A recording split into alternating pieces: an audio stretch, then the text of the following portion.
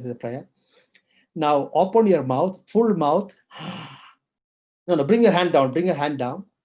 Okay, in your heart, and then open your mouth and breathe. And close your mouth and breathe through your fingertips. Release through the fingertips. Breathe 3 times. And breathe out through the fingertips. One more time. Can you feel some pulsing in your hands? Can you feel something in your hands? It definitely feels different, sir. Definitely. Yeah, never tried that before. Yes. Bring your hand like this. Okay, left hand in top of your forehead. Left hand, yes. Right hand on the heart. Okay, and then slowly lift your left hand up and right hand down.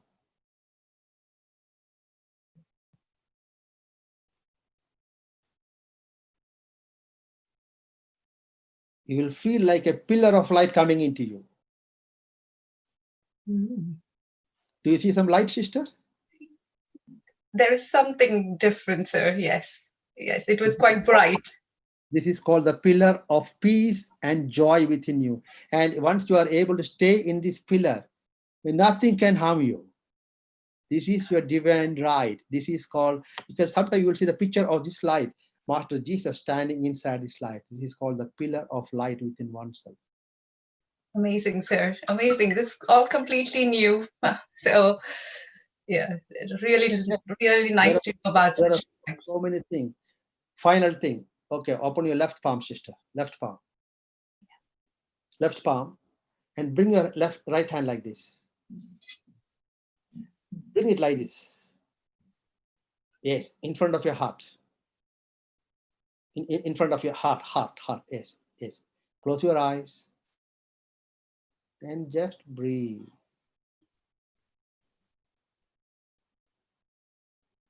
You'll feel so much stillness in 1 minute.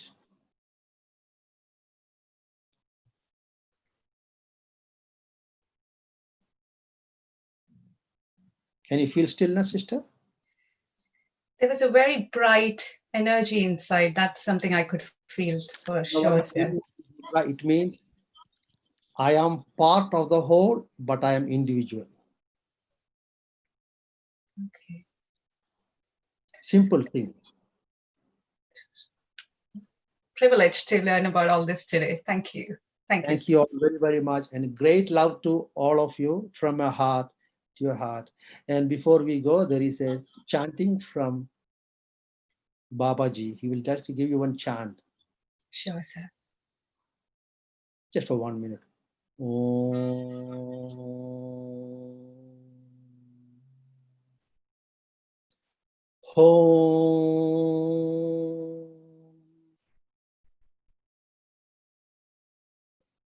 Sir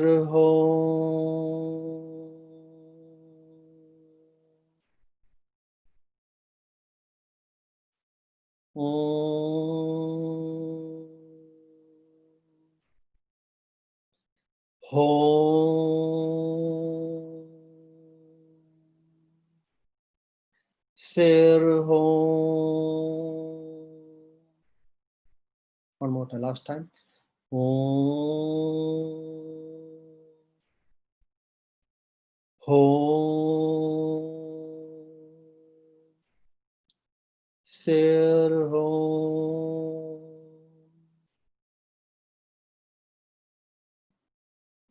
Now bring your hand like this, thumb touching the ring finger, both the hands. Yes. This mudra means the 3 part within me, the Son, the Father, the Holy Ghost. I am joined with the 3, the soul, Atma, Paramatma, Mahatma joined together. I am a 3-part being, and all 3 parts are joined within me. Om, O-M, Om, H-O-M, Home, Sir Home. It also means heaven and earth, and I am in the center, and I am balanced in both these worlds. And I hold this balance within me. Namaste to all of you. Thank you. Thank you, sir. Thank you.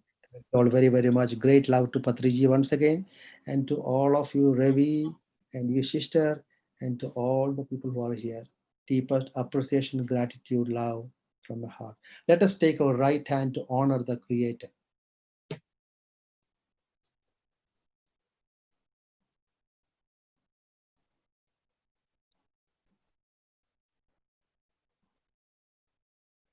Thank you and namaste.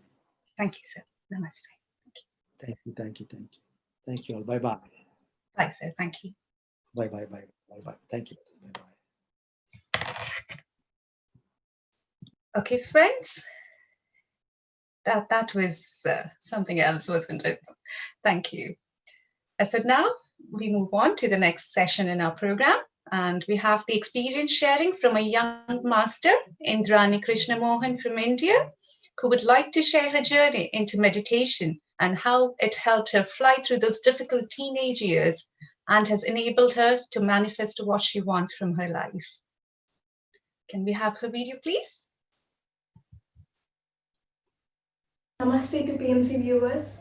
My deepest gratitude to my Guru Brahmarshi Pitamaha Patriji. My name is Indrani. I am from Tadipatri. Today I am here to share with you how meditation helped me in my life. So there is a myth that meditation is for old people.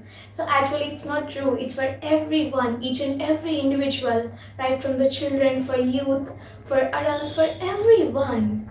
So I started meditation from the childhood. So I daily practice this meditation. It helps me a lot.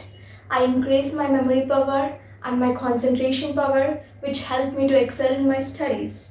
I was in so much of awareness, I can understand each and everything that the teacher says. So this helped me a lot to gain so much of knowledge from the school, from the college. So, and again, there is a change in my attitude. I was so positive. I only speak positive words. Whenever the negative thought comes to me, I change it into the positive. So I was in that much of awareness that whatever I speak, whatever I think, I have so much of control over it. So as I know, we attract things in our life. So I started transmitting the positive words, the positive thoughts, and I always think of what I want in my life. And also the main thing that I learned from this meditation is acceptance, accepting each and everything as it is. So actually when I was age of 16, so I was very ill and I was in the hospital for 2 days. Those 2 days were a miracle for me. I accepted everything, whatever happened in the hospital. So they were injecting injections for me, they were taking many tests. Whatever it might be, the tests, those injections, I accepted everything. I was like eagerly seeing what's happening for me. Oh, is this thing happens in the hospital? They will do like this or they will do like that. So I started accepting each and everything that's happening to me. And from that awareness, which was there, so I learned that I came to know that my body speaks. My body listens, and I started communicating with my body. So I started communicating with each and every part. I came to know each and every part of my body. So how they are, how energetically they function. So our body is nothing but the divine being, the divine instrument where our soul enters and walk in. So there's so much of learning from meditation. I started accepting the things, and right after that I started practicing meditation for 6 hours a day, which brought many changes in me. So within a month I was cured. Whatever the illness I have, I was totally cured, completely cured from that illness. So again after that I started reading the books, the power of subconscious mind, about the secret. So I came to know about many things. The gratitude, I practice the gratitude daily in my life, not only for the persons but also the things we use. I was so much thankful for each and every one in my life, for each and every objects in my life. So like that I came to know that we create our own reality. So whatever the good, whatever the bad, everything, each and everything was created by us. So that was a reminder for me that I want to take charge of my own life. I am responsible for my own life. So instead of blaming on others, this was happened because of you, this was happened because of that person, I started taking my own responsibility. I started taking my life into my own hands, and I changed my life whenever it is not right. I started learning things from whatever happened. So whatever it is, it's a good or bad, there is a lesson in it. There is a beautiful lesson.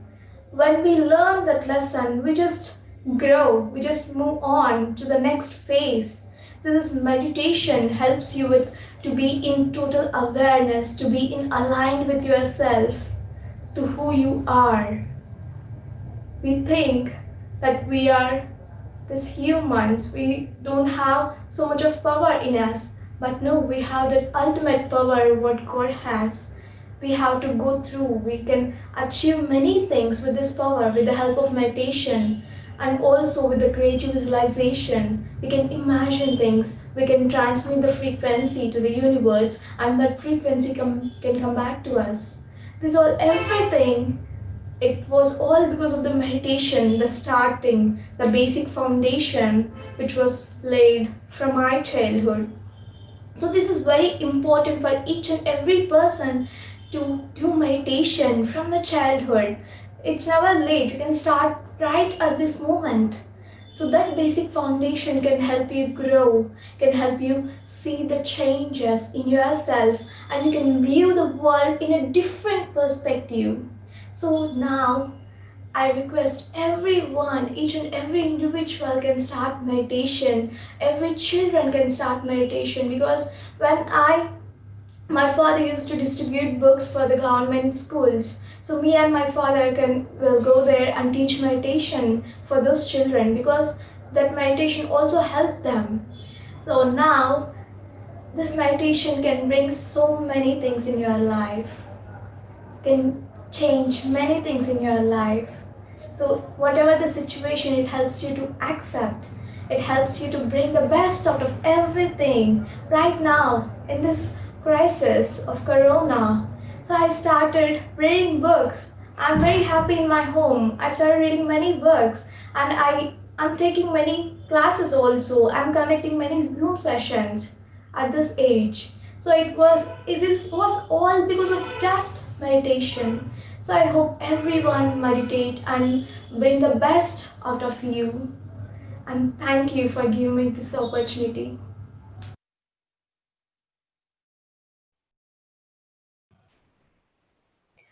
Thank you, Indrani. That was a very inspiring video. Hello, Patri sir. And for all, hello, sir. And for all those who have missed me in the earlier session, I'm Swati. I'm from Basingstoke, UK. I have been practicing Anapanasati meditation for the last 5 years. Since then, I have had a string of beautiful experiences and learnings. I have realized that my need is automatically taken care by the cosmos when I enrich others' lives with meditation. I have been spreading and teaching meditation in the UK for the past 2 years. It is my pleasure today to welcome you to Master Achyuteya Atreya. Atreya is a budding artist learning Carnatic flute from Master of Vidwan Venugopal Hemminge from the age of 6. He has quickly advanced in playing flute and is able to render alapas and kalpanaswaras from various ragas within a short span of time. He is also learning Carnatic Okal from Master of Vidwan Tirumala Srinivas and is greatly inspired by these legends for the past 3 years. He has done many solo concerts and flute ensembles in various parts of India. He is also the recipient of various awards and scholarships. Now, let us sit back, relax, and enjoy this meditation session with a divine flute. Please sit as comfortably as possible, my dear friends. Remove your spectacles if you have any. Cross your feet and clasp your fingers. And let us gently close our eyes. Let us observe our natural, peaceful breath. Over to you, Master.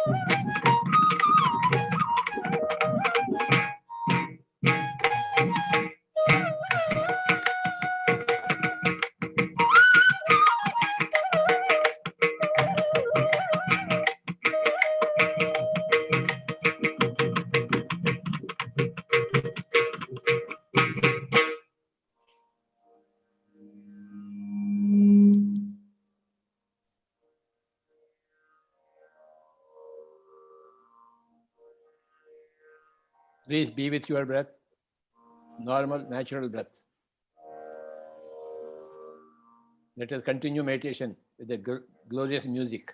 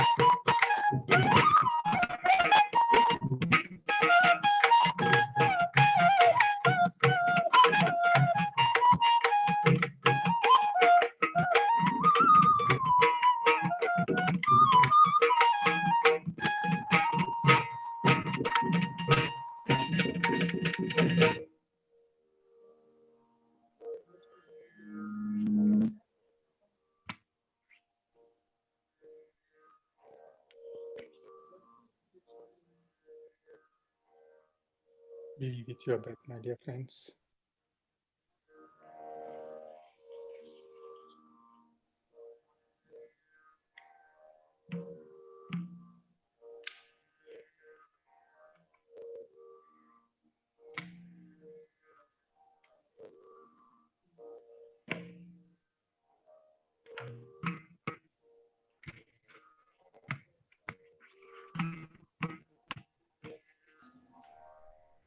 No thoughts whatsoever. Be with your normal, unnatural breath. No thoughts whatsoever.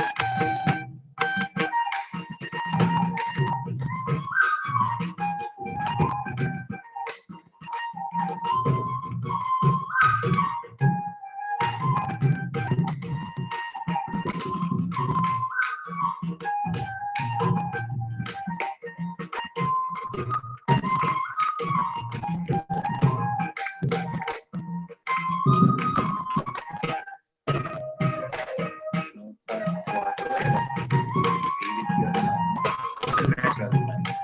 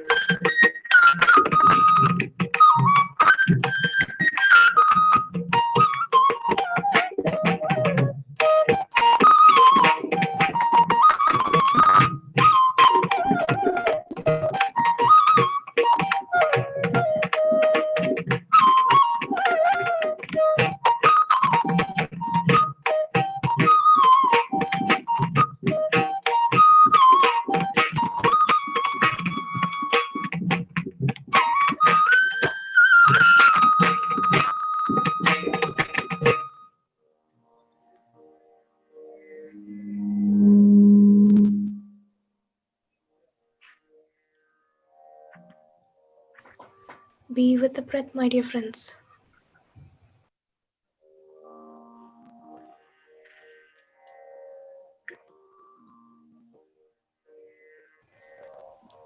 No thoughts and only the breath.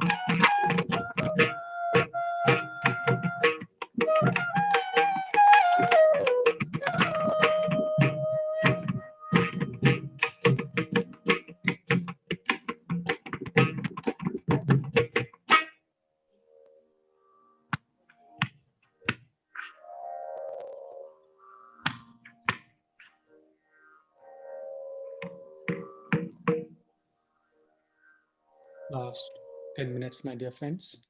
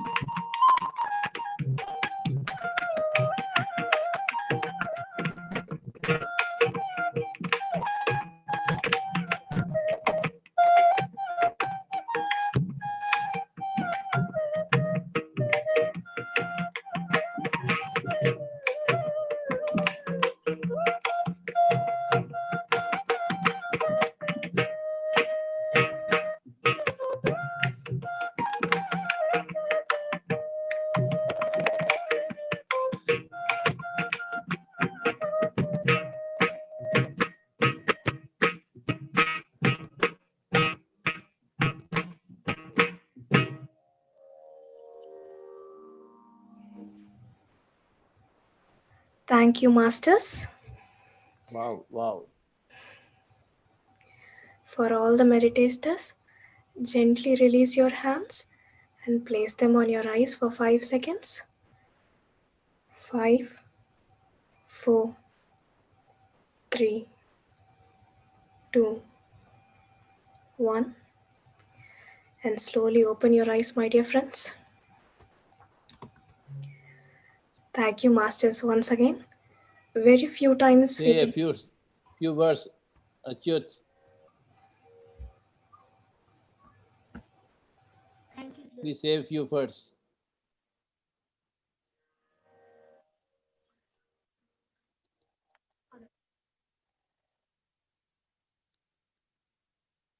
You played so very beautifully. Thank you for Pyramid Valley International for providing this opportunity.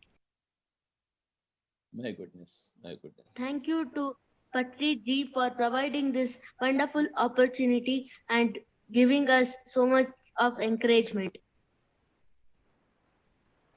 Both of you, thank you very much. So,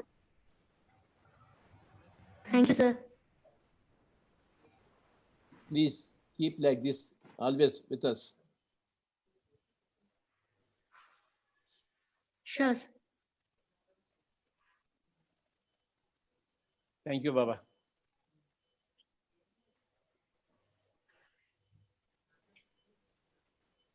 Yes, What a Madhu. wonderful music, Master Achyut and Master Atreya. Thank you for taking us all into a musical meditation journey. I'm so amazed to see your passion that will inspire many across the globe. Thanks once again, both. Namaste, Patri sir, and welcome Ladan to the Digital Meditation Summit UK. It gives me great joy seeing you. I would like to thank all the viewers across all the platforms. Dears, I'm Madhu, living in Germany from past 3.5 years.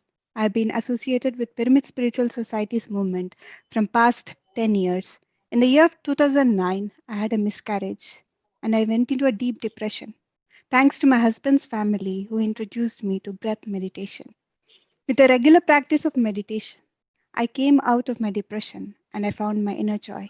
I've realized my purpose of life in the year of 2010. Since then, I'm sharing the beauty of meditation to one and all. So, friends, let me move to the next speaker. It's a great pleasure for me to introduce Ladan. I was fortunate to meet this sublime master when we were living in Egypt. She's an internationally respected teacher of metaphysics, a life coach, and a healer. She was also one of the prominent speakers in GFSS, Global Festival of Spiritual Sciences hosted by PSSM in Pyramid Valley International, India. She was always drawn to the mysteries of life, the universe, the mind, and the soul, and the presence of the higher intelligence behind creation. A shift in her personal life happened almost 30 years ago. She's a master of metaphysics, ancient Egyptian knowledge, and sacred geometry. Her passion lies in assisting seekers in attracting abundance and peace into their lives. This revealed to her the truth that we co create the reality we live in. She has extensively researched the role and functioning of the chakra system within the human body. This led her to uncover the link between the chakra system of all life and how one is influenced by the energies of another. She will be presenting on chakras of the fifth dimensional living. Friends, please join me in welcoming our wonderful master, Ladan. Ladan, over to you. Thank you, dear Madhu. Hello, everyone, and namaste, dear Patriji. Namaskar. my name is Ladan Universal. The name Universal was given to me by Spirit, and it's really about carrying the unity consciousness. And this is what I practice, and this is what I bring into my speech. So a warm welcome to you all, dear ones. I'm going to talk to you about the poetry of energy. The inauguration of our 13 chakra system. As we all know, energy consists of light particles and sound particles, and everything is made of energy. Our environment, our physicality, our energy field, everything we come across, everything that we touch is made of energy.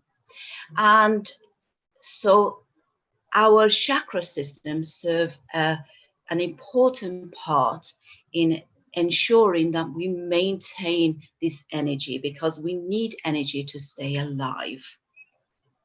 So our 7 chakra system, which I'm going to refer to as our 3D chakra system, serve a great purpose. Our 3 lower chakras, our root chakra, our sacral chakra, our solar plexus, help us to get through everyday challenges. And these are to ensure that we are warm, we have a roof over our head, we are clothed, we are able to have food and water to maintain our physicality. It helps us to meet our sexual desires. It helps us to make friends. And it creates a relationship between us, our inside, to the external world. Once this concept of basic needs, our survival needs are met, and it becomes an everyday routine, we're then able to step into the bridge. And this bridge is our heart chakra. Through our heart chakra, we are able to feel duality. So we experience sorrow in order to experience happiness. We experience hatred, revenge, in order to experience love. We experience betrayal in order to understand what is trust. So this is the purpose that our heart chakra fulfills. Once we're able to understand the difference between what feels good and what doesn't feel good, we're then able to pass across this bridge and access our higher chakras. So our 3-dimensional higher chakras have enabled us to realize that there's something bigger than just everyday life itself. And this bigger thing, this bigger entity, we've come to know as God. However, our 3D reality has made us believe that this God is totally separated from us. I know that when I was growing up, I was made to believe that God is an old man sat on the clouds and watching every move that I'm taking. And if I take the wrong move, if I make the wrong step, then God would punish me and I would be the sinner. So our 3D chakras enabled us to experience duality. It allowed us to learn, allowed us to become more intelligent, to become more aware. And the more aware we became, the more we wanted to learn, the more intelligent we wanted to become, the more creative we wanted to become. All of these extraordinary desires and passions pushed us to our next level. Our 3D living, the state of what we now know was our limited state of existence, was our first step on our ascension path.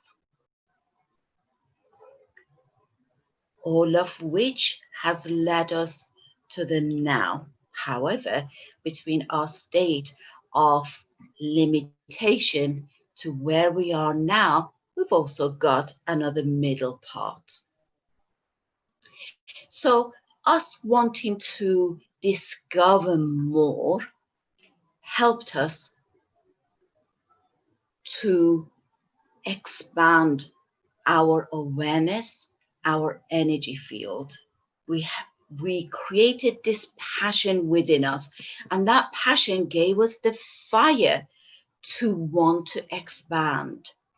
This expansion, this unique expansion within us, within individuals, needed an upgrade in our chakra system.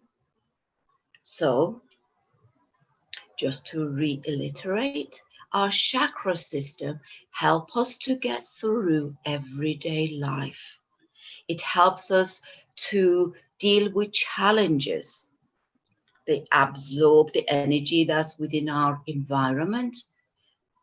Our chakra system integrates those energies, and then it transmits those energies back into our environment. So the energy that our chakra system receives, absorbs, transmits, it's like a fuel for our organs. It's like a fuel for our endocrine system. So that's how it becomes so crucial for us to have our chakra system.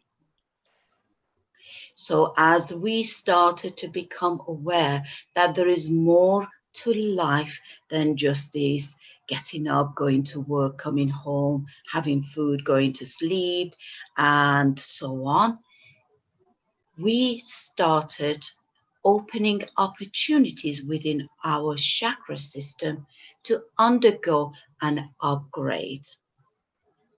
So our chakra system started to evolve.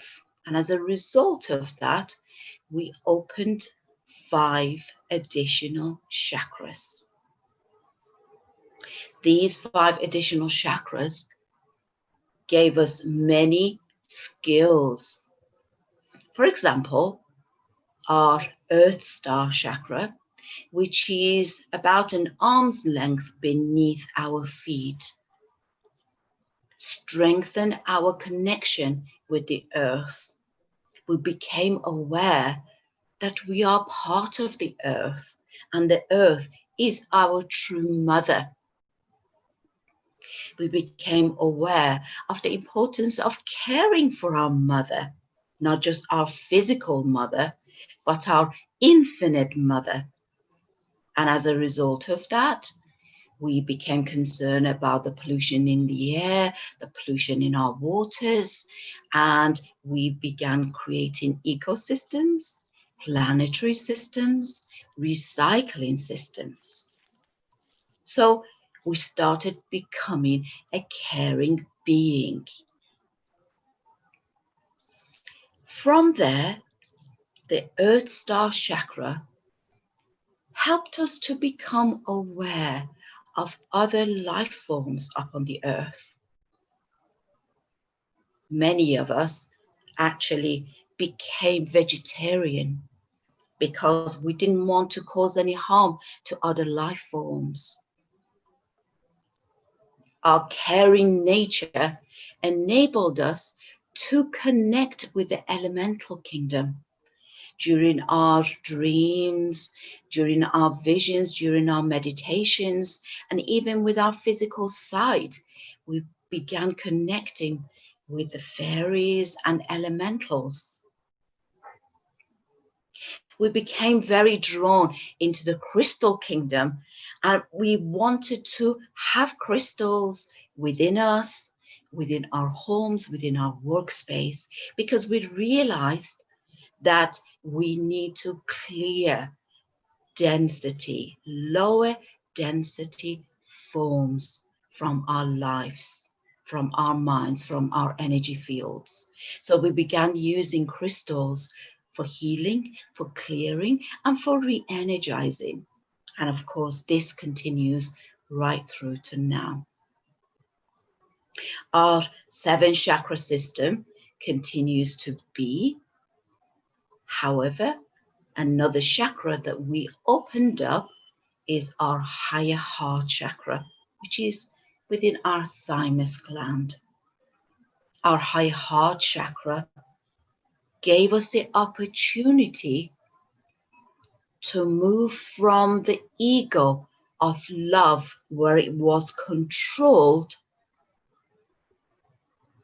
so that we would give our control to others in order for others to love us, into the concept of unconditional love, the love that has no conditions. We experience loving for simple act of loving. And that was very evident from the fact that we started growing for ourselves. We started taking care of our forests. We became aware of what was going on in the ozone layer, in the Amazons, and so on. So the idea of judgment, judging others for their actions, started to gradually peel away. We opened another chakra, which is called causal chakra, which is directly at the back of our skull. Our causal chakra enabled us to visit our previous lifetimes and to complete any unfinished businesses. So we no longer needed to experience karma. Our causal chakra enabled us to clear our karma. And at the same time, entry through this gateway of our causal chakra enabled us to bring forth the wisdom, the knowledge, and the skills that we gained in our previous lifetimes. So we started recognizing the inner mastery skills within us. We then opened our soul star chakra, which is around 6 inches above our crown chakra. Our soul star chakra actually acts as a funnel for receiving cosmic light. And it waters it down in a way so that it's compatible for our physicality. On the opening of our soul star chakra, we became aware of the hidden soul. And through our meditation practices, through our visionary practices, through our healing and energy work, we allowed our soul to surface, and we reconnected with our soul purpose. We realized that we are here for a greater purpose. So this gave us the will to move forward. Our stellar gateway chakra, which is about an arm's length above our crown chakra, is the doorway to accessing cosmic light. Through our stellar gateway chakra, we became connected to the true God, not the old man who sits in the cloud. We started experiencing divine love. Our stellar gateway chakra connected us, or I should say, reconnected us to our higher self and our I am presence. Many of us, from this opening of this chakra, we began channeling information from the higher beings from on high. We connected with the spirit world. We connected with the angelic world. We connected with our brothers and sisters from the star planets. Once we got the taster of this fourth dimensional chakra and what it could do for us, how much more expanded we became, we wanted more.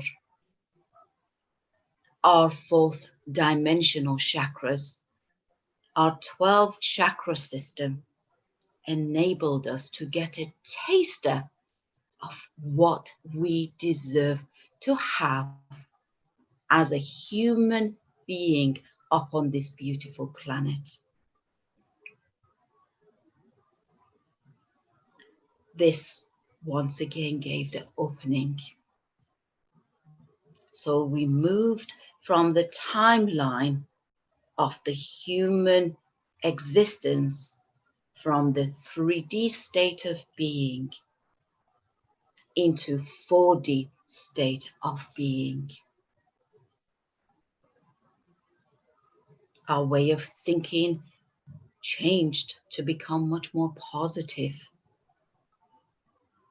A lot of us began recognizing the laws of the universe and understanding that these laws are put into place by our Mother, Father, God to help us find the way to our own truth, our own mastery, and to experience divine, absolute, infinite joy.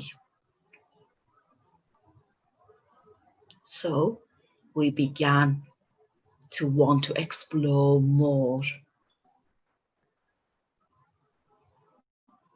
We began to investigate more because we'd already had a taster of our connection with our I Am presence. We had little droplets of the liquid light from the heart of Mother, Father, God. And we became thirsty for that. We wanted more. Our desires to reconnect fully with the primordial source pushed us into our next stage of evolution. We took a few more steps upon the ascension ladder. And as a result of that, in order for us to be able to exist in harmony with our new energy field, which is much more purer, much more higher than before, we needed another upgrade in our chakra system. Our 3D evolution into our 4D reality also enabled the earth to rebirth herself. In 2012, she took her rightful place as a 5th dimensional planet within our solar system. So as we all know, whatever happens within the earth, we also receive that. Whatever that goes on with us, our Mother Earth also receives that. So as the Earth's frequency shifted into the next octave, we once again upgraded our chakra system. So can you please put the 2 slides up for me, please, so I can demonstrate how these chakras have happened. Thank you.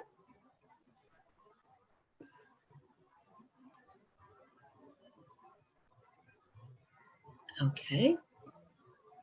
Okay, so this is our 4th dimensional chakra system. Thank you.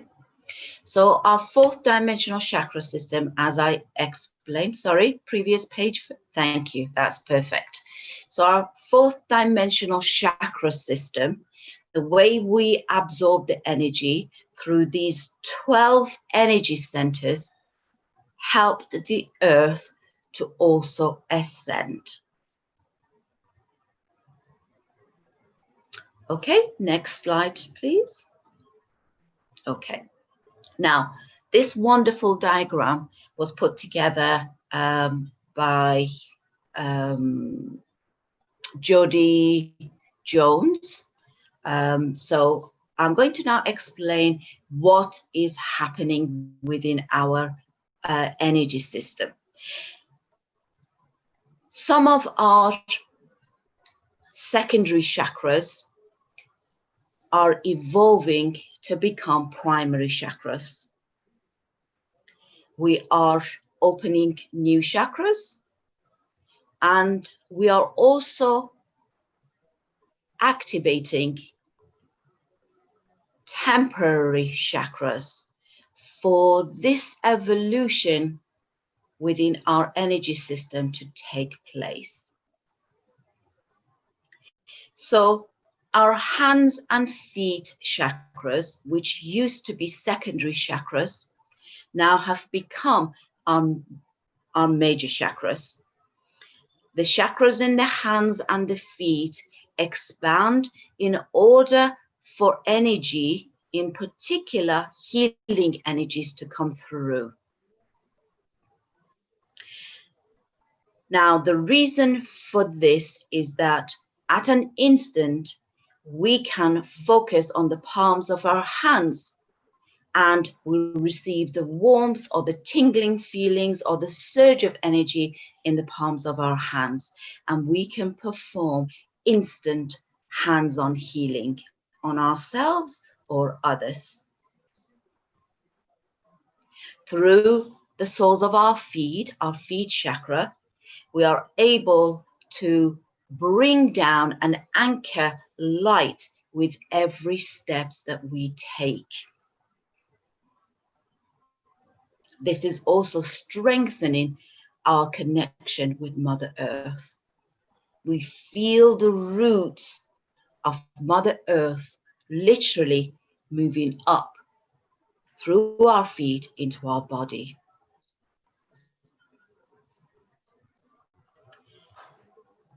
Some of the changes that have happened within our existing 7 or 12 chakra system is that our heart chakra has descended down into our root chakra. And as a result of that, we now know what is self-love. We now know how to practice self-love. And we no longer allow our bodies to be used for desires. This concept of self-love has also changed the way we meet our sexual needs. It's no longer about desires, but it's about a divine unification.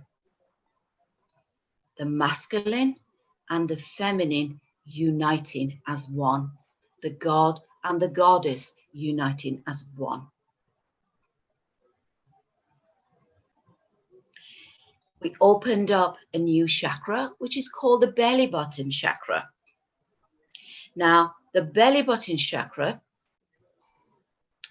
was created in order for us to create and open our sun center chakra.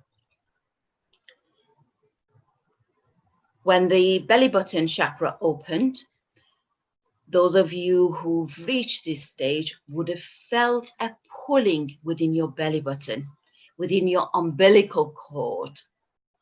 And that's the adjustment within the belly button.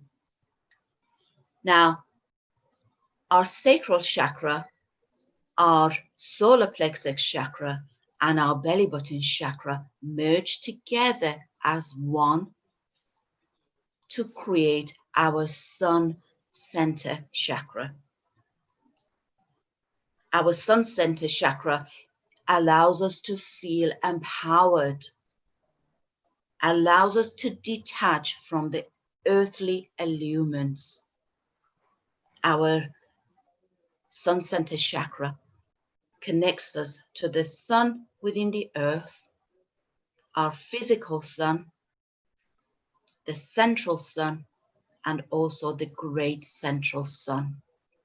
So within this area, we hold the divine will. It is through this chakra that we're able to fulfill our soul purpose.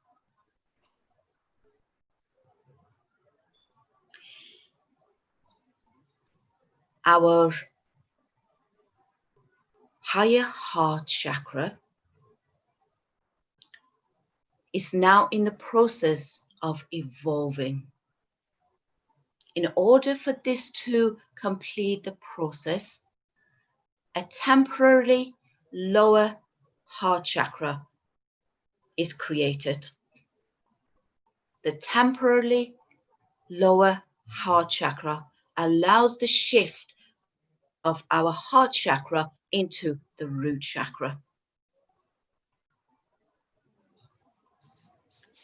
Our higher heart chakra, once it transited into universal love chakra, it then absorbs the lower heart chakra.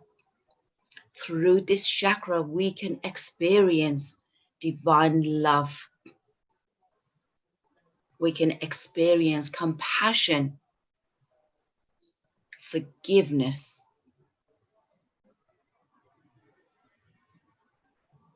Our throat chakra evolves into being our spiritual communication chakra. It connects with the soul star chakra and merges its energies. Through our spiritual communication chakra, we begin to speak our truth. We begin to experience the act of silence. Once this chakra is fully open, we're able to speak in tongue, the language of light. We're able to communicate in telepathy.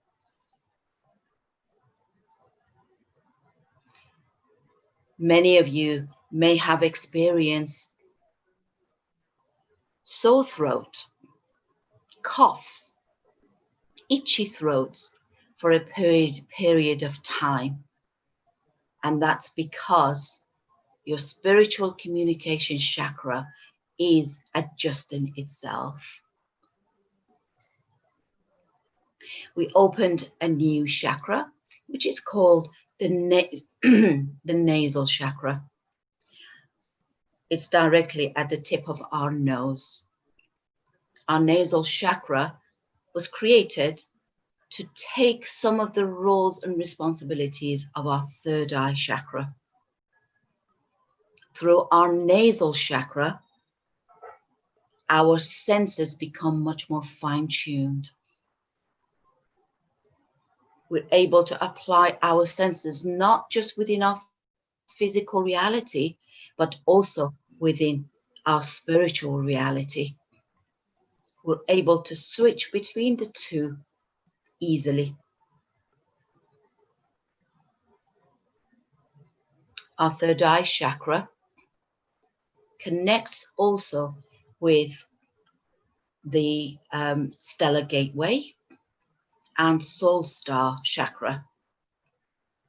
but its new responsibility focuses primarily on vision. And through this chakra, we're able to experience our multifaceted state of being. Through our fifth dimensional chakra, we're able to experience being in one place in different dimensions at the same time. We experience teleportation. We experience time travel. Our dreams become much more profound. Our journeys become much more profound. Our meditations become much more vivid and much more colorful.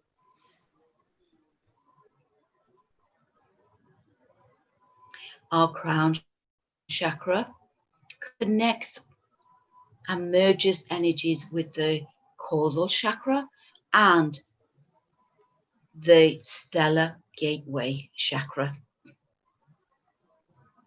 Our crown chakra starts to expand, and many of you may have felt some pressure on top of the head or some tingling. And that's a result of the expansion of our crown chakra and the merging with the causal and the stellar gateway.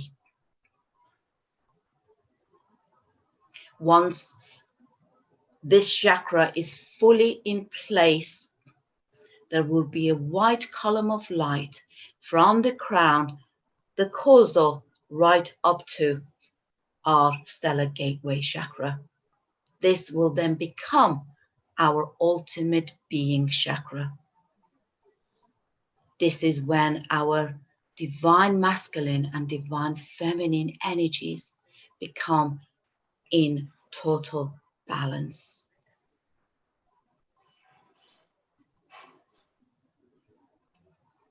Okay, thank you for this diagram. So, we know we are changing. Our body tells us that. Our emotions, our perception tell us that. We know we are ascending because we're becoming much more aware. We know that we are evolving because we are no longer interested in material world. So why is it that we are still trying to hold on to the old ways of being? We're holding on to that with all of our lives. This is all because of the state of the mind. We need to shift our way of thinking in order for the mind to become aligned with this magnificent holiness that is going on within us.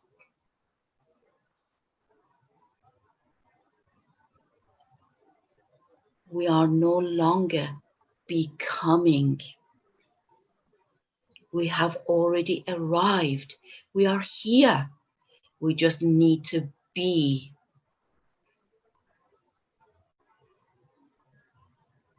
Our chakras give us the keys to access the universe.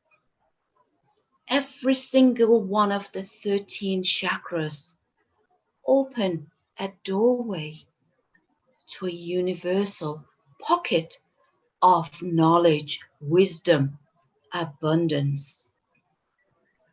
We need to tap into these chakras and find the answers within us. Our chakras enable us to no longer suffer from ill health because they can do instant healing. Our chakras enable us to no longer experience lack because they tap in to the universal abundance. Our chakras enable us to live a life in peace. So all we need to do is allow the mind to attune itself so we can be the artist to paint the life that we are so worthy of. We need to be the creator to create heaven upon the new earth. We need to be the alchemist that create the body that lives for as long as we wish it to. We need to be.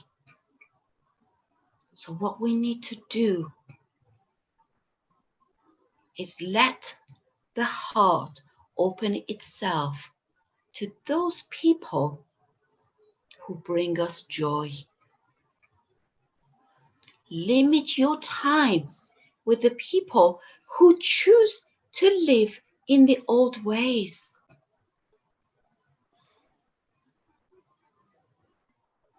Through your daily meditation, visualize your heaven upon this new earth. Know what is your paradise. How does this paradise bring you joy? There are no fears in the universe. So tap in to the positive aspect of what the universe brings you.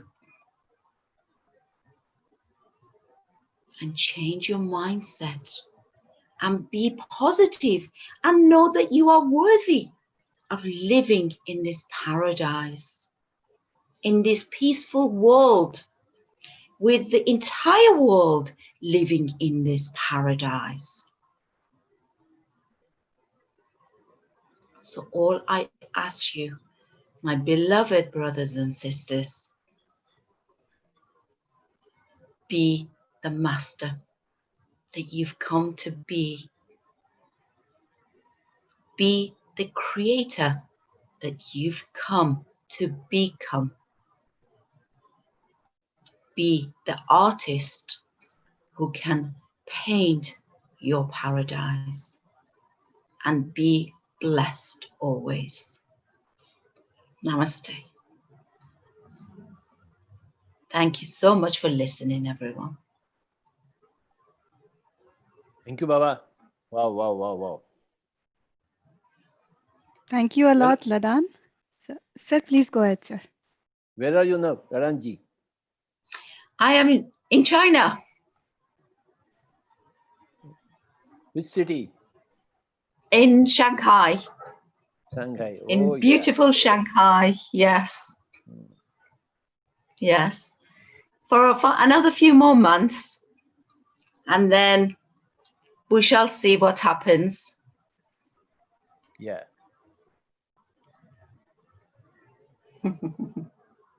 Yes. It's great to connect with you once again, dear Patriji. My goodness. You explained the third dimension, the fourth dimension, the fifth dimension chakra system so very beautifully. We have expanded our knowledge.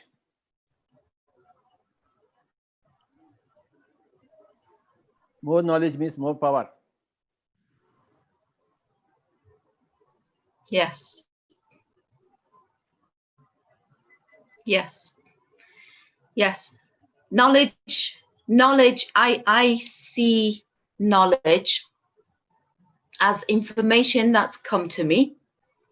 And if that information resonates with me, then that becomes my truth. However, if I don't apply that knowledge, that just becomes a book on the bookshelf that's getting dusted.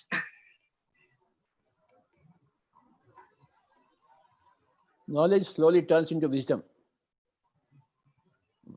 Wisdom is helping others. Your knowledge has helped us.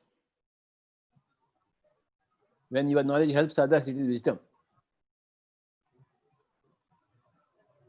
Knowledge automatically is getting converted into wisdom. More knowledge, more compassion. Yes.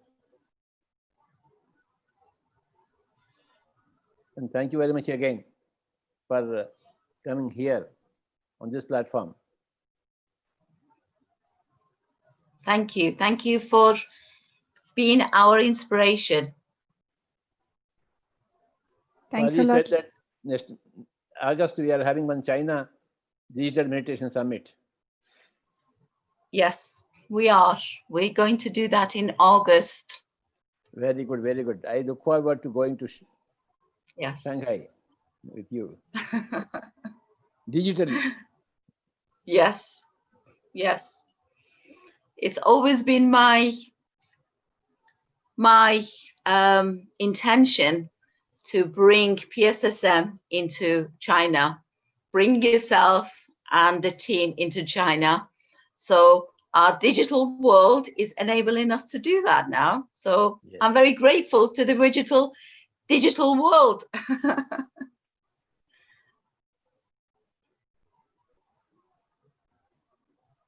The digital world is like going to another dimension. We are sitting at home and talking to you. We are sitting at home and learning from you. It's a total new dimension for our existence. Thanks to Corona.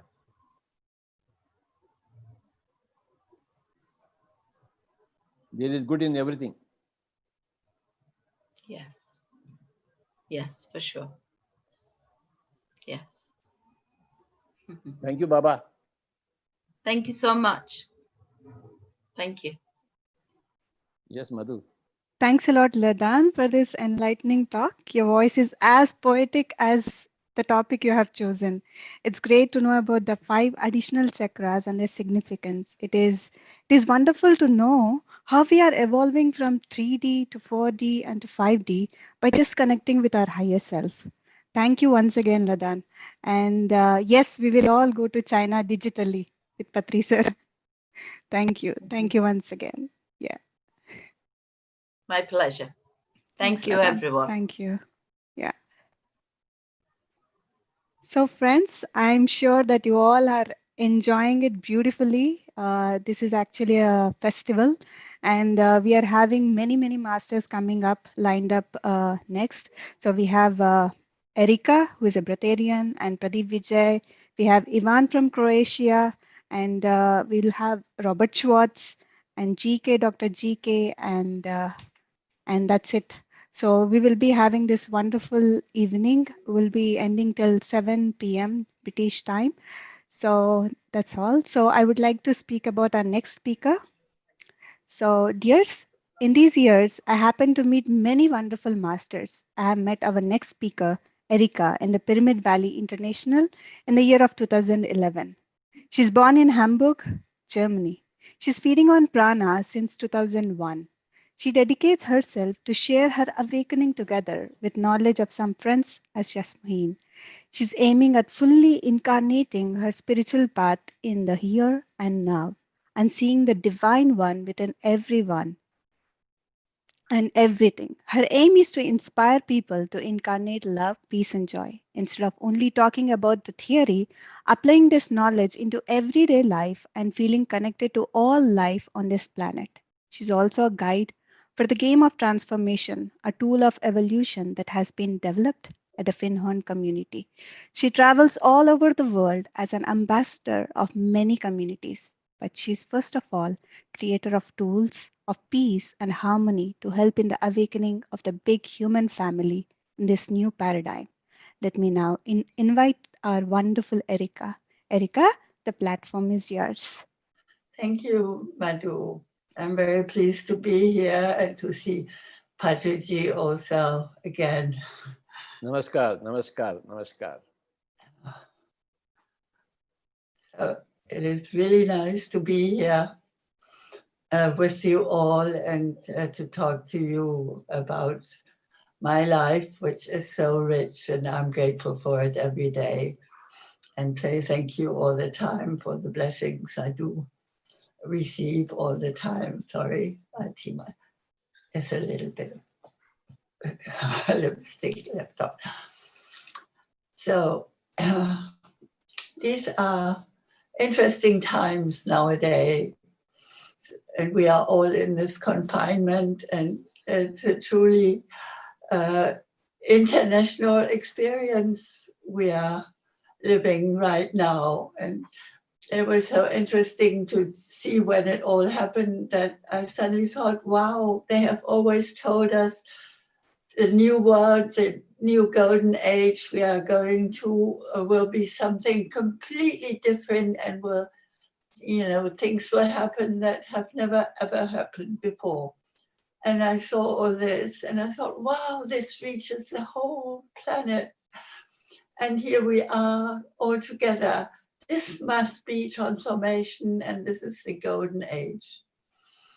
And it was really, for me, such joy. And I could feel this joy in spite of all the strange things that were happening to us. We had to live in confinement at the same time.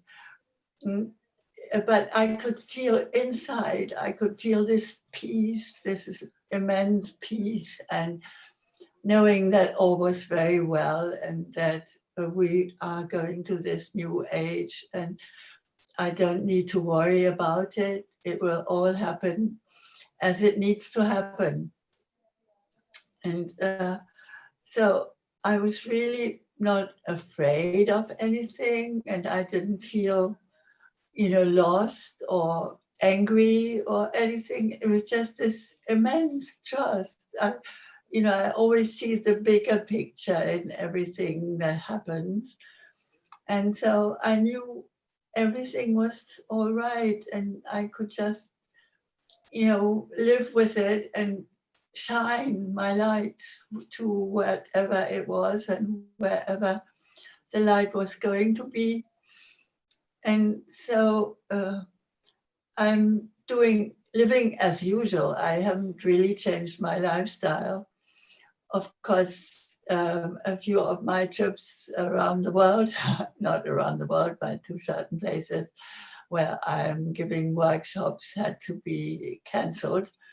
And I had to stay at home, and I stayed at home and all by myself at the beginning, and later on I was meeting other people also since we could walk in the forest, and I live very close to the forest. So I was walking the forest every morning for between 1 or 2 hours, and really in contact with all of life, to know that we are all connected and we are all going through this experience together, and really encouraging the people also to, be present in the moment. That was the thing which seemed the most important one.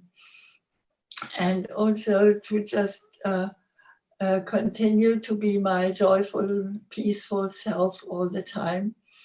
And also I have one group in Brussels and one group in Liège in Belgium also, once a month, each of them. And we agreed to have virtual meditations together once a month also. No, once a week. In fact, yes, we had it on twice a week, in fact, we did the virtual meditations and joined together to support the movement that was going on. And so I didn't feel lonely or anything. And I also have a big family in Germany, but I could not visit them either. I was going at Easter to Denmark with them and couldn't do that either. But we connected by telephone every day. So I've been with them, and there was a wedding in the family I couldn't go to either, but we still connected all the time. So it was a very interesting new lifestyle. And I enjoyed every moment of it. And finally, I have now also reunited the groups, the monthly groups. The Brussels group has rejoined. Some of the people were still a bit afraid and did not come, but we included everyone in our meditation and our talks. So it was easy to be there. And I also went to Liège for the meeting there, and there were only 6 people, but still it was nice to meet everybody again and be together. And perhaps I should also talk a little bit about my breatharianism. I have been a breatharian since 2001, and it's been very important for me to know Jasmuheen finally there. In fact, it came to me simply, I suddenly realized that I was always happy and I didn't need anything from outside anymore to be happy. I had everything inside me and I was always happy. And all of a sudden I also realized that I wasn't hungry and thirsty anymore. And that was really incredible because I had never heard about anything of that kind. And I didn't know what to do with it. So I asked around my friends, has anybody heard about somebody or so? And finally, one of my friends said, don't you know Jasmuheen? I said, no, who is Jasmuheen? And he told me that it was the Australian woman who was teaching that. And I thought, oh, I must meet her then.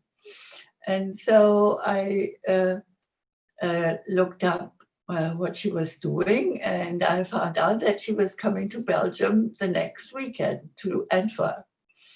But I was going away that weekend, and so I couldn't go and meet her.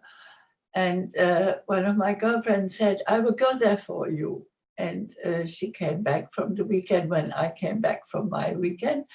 And she said, you must meet her. She's really fantastic. And here is an invitation for her first international retreat in Australia. And in fact, I was going to Australia at that moment, but I didn't go to meet her originally, but I was going to meet the Aborigines because in all my travels around the world, I have met many Indigenous people. I was always interested in their culture and to find out whether they were still practicing their wisdom nowadays. And so I was going to meet them, and that was the same week. And so I decided I was going to meet them and Jasmuheen sometime later. And then 2 weeks before leaving, I got a message, an email, saying, unfortunately, the event with the Aborigines had been moved by 1 week. Could I still come? And I had planned for 3 weeks in Australia. And I was free that week then, and I could meet Jasmuheen and then do the week with the Aborigines and also to meet my niece who lives in Australia. So that was perfect. And, you know, I realized once the, the person is ready, then the master will turn up and you find the right people to get what you need in your life. And so finally then I got to that place, and I was a day late because my plane connection had not worked out, and they were in meditation, and I looked at Jasmuheen and I thought, oh, I know her. She is my sister. And then afterwards, when I connected with her, she confirmed that she had had the same impression. And so I spent the whole week with her, and we also had a meditation, is this for me? And I didn't get a reply. And I thought, okay, if I don't get a reply, I will not go for it for the time being. I just was already a vegetarian. And during the time there, I became, I started eating raw food. And so that was even, going further than just vegetarian. And it felt good to do that. And then I started inviting her to Brussels, and she came the first year, and nothing happened for me. I still was sort of eating raw food. And the second year, she came back, and then a week before, I had the feeling, now is your time. And then I stopped eating already before she arrived. And when she was there, it really felt perfect. I was sure this was the thing I had to do. And so since then, that was in 2001, I have been a breatharian, and really, it was not difficult for me at all. It was just, it seemed normal, to do this. And much, much later, somebody told me, well, she was a shaman from Lemuria, from Hawaii. And I met her through Cryon. And she said, you already have been a breatharian in past lives, and in different countries. You were already in China and in Tibet and in one more country, I can't remember which one. And each time you have, in one life, you have lived a couple of 100 years. So that was why it was so easy for me to become a breatharian. And out of the breatharianism and all my spiritual training I have gone through, I have always felt connected to all of life. And I always, was considered the bigger picture and saw the divine one in everyone and everything. And really living this life in connection with each other, in love, peace, and joy. And this seemed always normal, and I loved everybody all the time. And being born in the Second World War still, I was born in 1936, so I'm 83. But it doesn't feel like that at all. I feel so young. And I always feel ageless. But I do feel it feels good to be an old soul. I have also memories of other lives that I have been in, and I have also been Hildegard von Bingen, who was a nun in the Middle Ages, and she was the one who created the first convents in Germany in the Middle Ages. And I had always felt connected to her. It was at one point, a friend of mine organized a festival, and he said, everybody needs to incarnate one personality. And I said, yes, I come and I will be Hildegard von Bingen. And all of a sudden I realized what I had said, and I thought, wow, I was always sure that this was my destination somehow, but I had never said it openly. And so at one point I had also asked one of my meditation teachers, do you think I could be her reincarnation? And he said, oh no, she was so fantastic. She didn't need to come back. She has done so many things.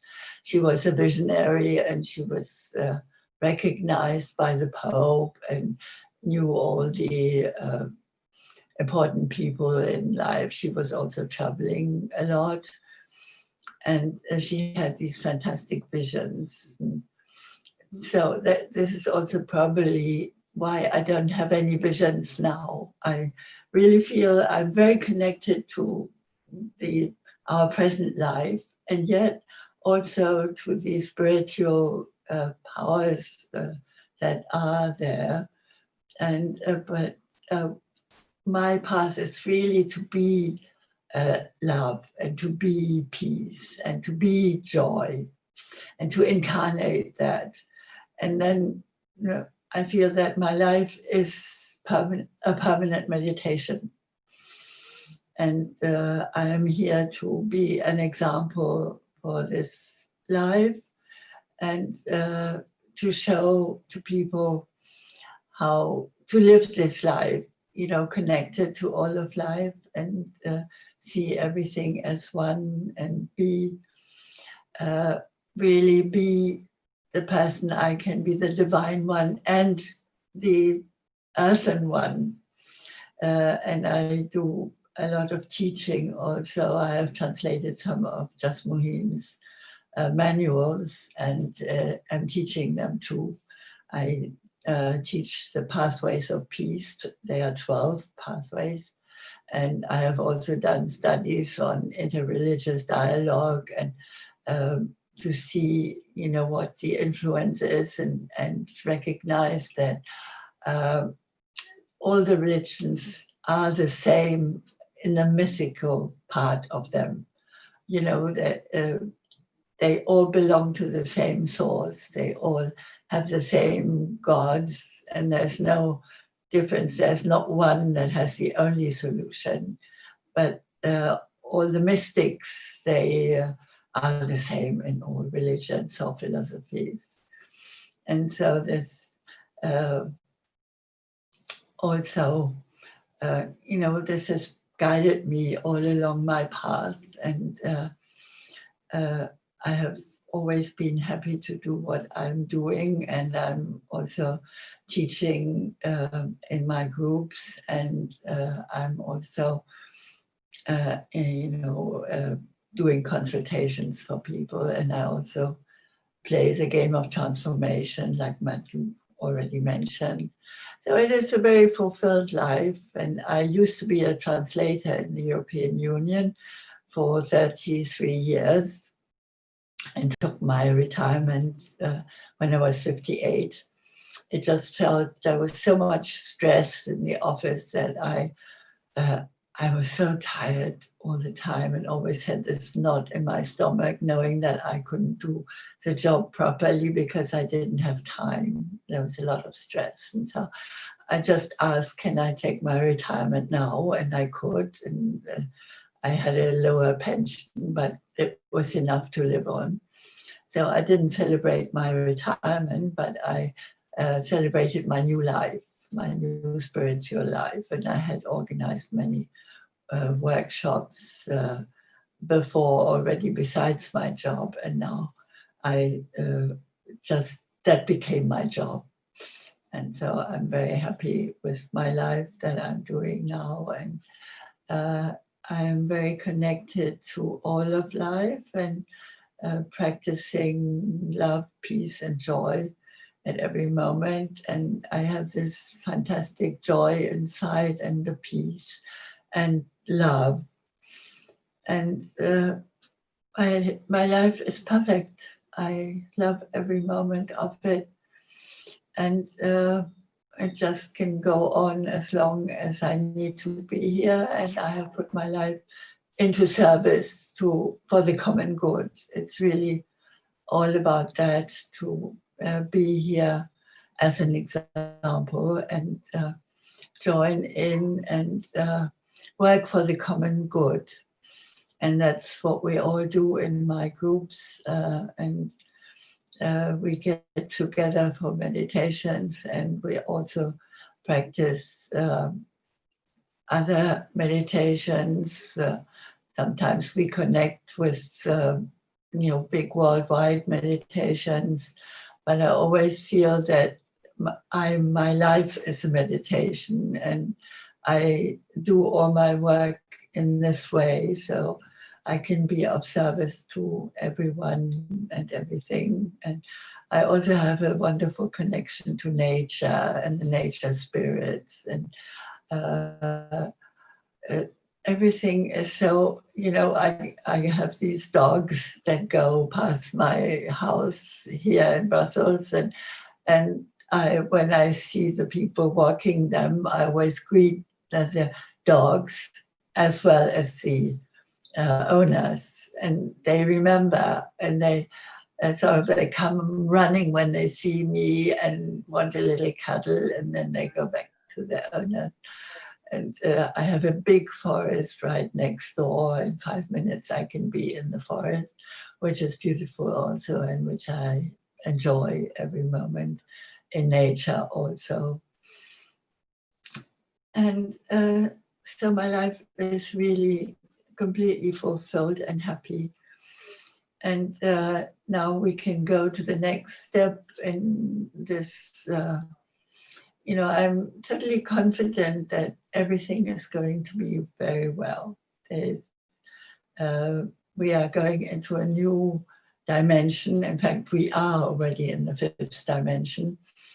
But there are still certain things that need to change. And after that, everything will change. You know, we will not have a hierarchical world anymore. Everybody will take responsibility for themselves and their surroundings, and there won't be money anymore, and we all work together for the common good. And we will have not really governments, you know, that there may be different shifts from different countries getting together. We may not have certain organizations, including the European Union and NATO and all that. It will be a different world, but it will be a world where we all work together for the highest good and for the good of all, and not have this difference that there are a few people, 1%, who have all the money and so many people are dying of poverty. This will be also free energy, and we will enjoy every moment together and live together in peace and joy and love, of course. And it's the great love, the divine love, which I also see in everyone and everything. So, you know, being connected all together, and we will get new education systems also, because I have many grandnieces and nephews, and I'm already great aunt 8 times. I didn't have any children, but my sister had 4 children, and there's a big family that has come out of it. And my sister died of cancer a couple of years ago, and her husband died also. So I am the senior of a big family when we all love each other. And I'm looking forward to be able to go and see them again. So in many respects, I have a wonderful life and enjoy every moment of it, and will just continue as long as I have to be here. And I also had said, you know, I would like to be to testify of the big changes that are here now. So I'm very happy to be here and live all the experiences that are here for us.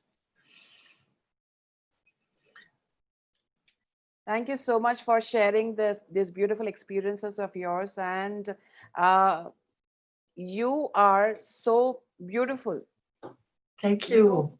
You are an embodiment of beauty. You have such beautiful thoughts, such beautiful words, and a beautiful vision for the future. And you have actually shown it to us while we are sitting on this seat, and you have shown it to us how the future is going to be. And it is so brilliant that you are envisioning the future to be that. And I say amen.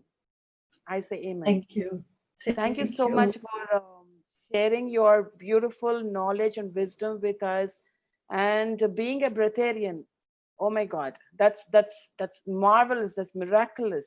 And thank you so much for being with us and gracing us with your presence and showing us a beautiful path and showing us what true beauty is.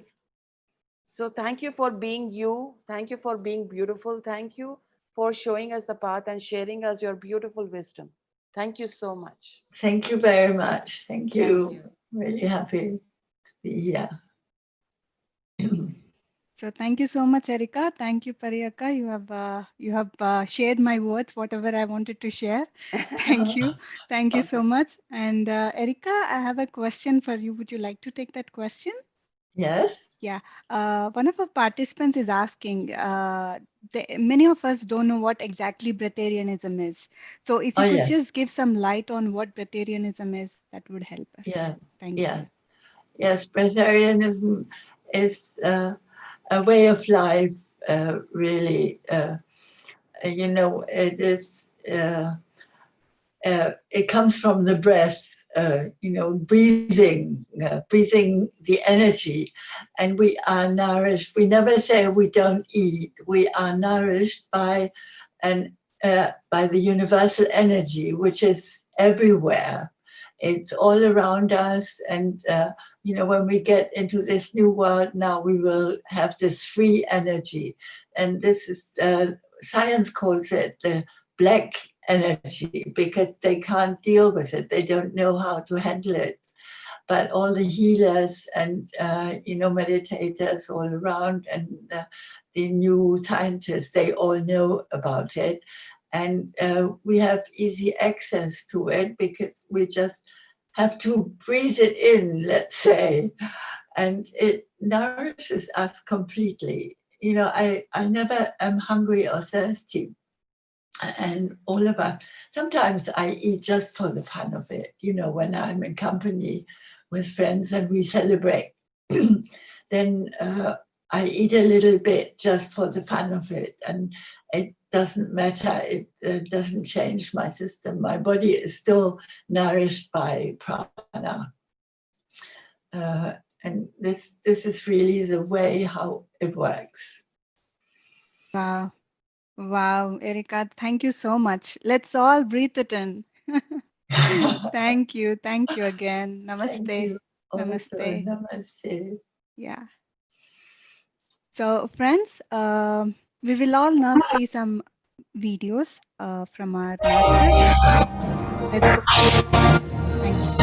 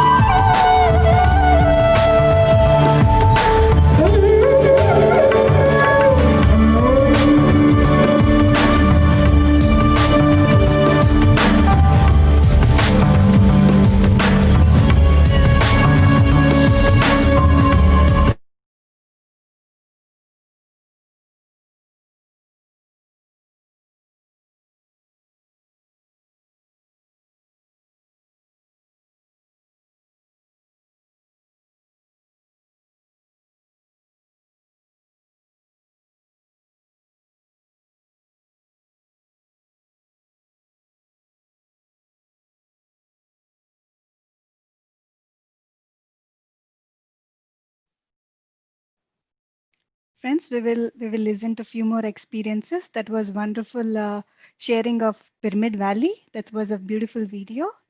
Have patience, friends. So just wait for one more minute.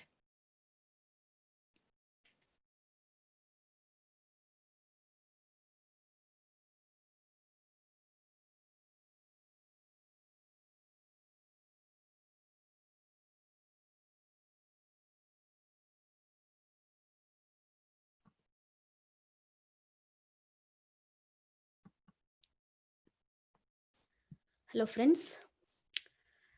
Let's sit in meditation for 2 minutes.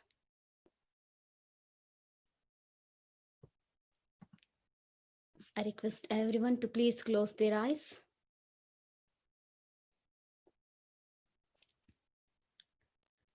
And sit in meditation, my dear friends. Meditation is all about calming your mind. Just for 2 minutes, keep observing your normal and natural breath.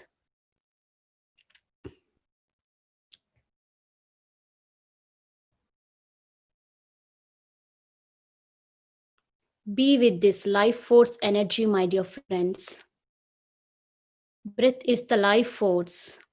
It is the prana.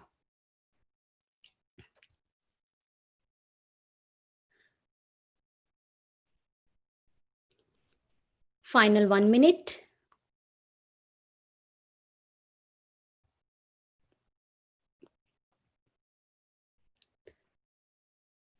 Start focusing on your incoming and outgoing breath, my dear friends.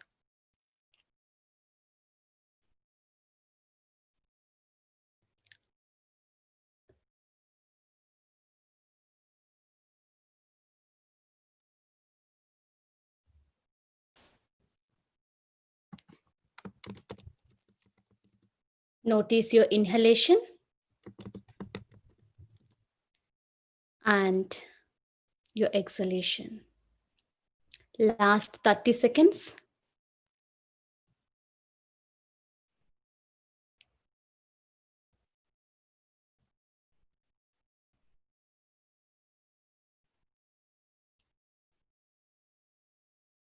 Okay, friends.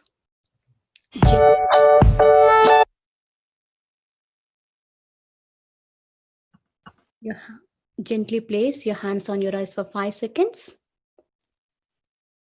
And you can slowly open your eyes now. Thank you.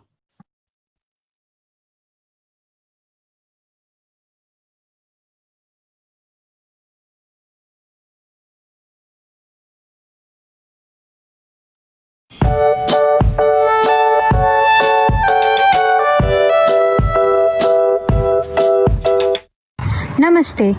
This is Padmavati from Manchester. I have been meditating for 20 years. Pyramid Meditation Foundation UK is organizing Digital Meditation Summits on June 7th from 7 a.m.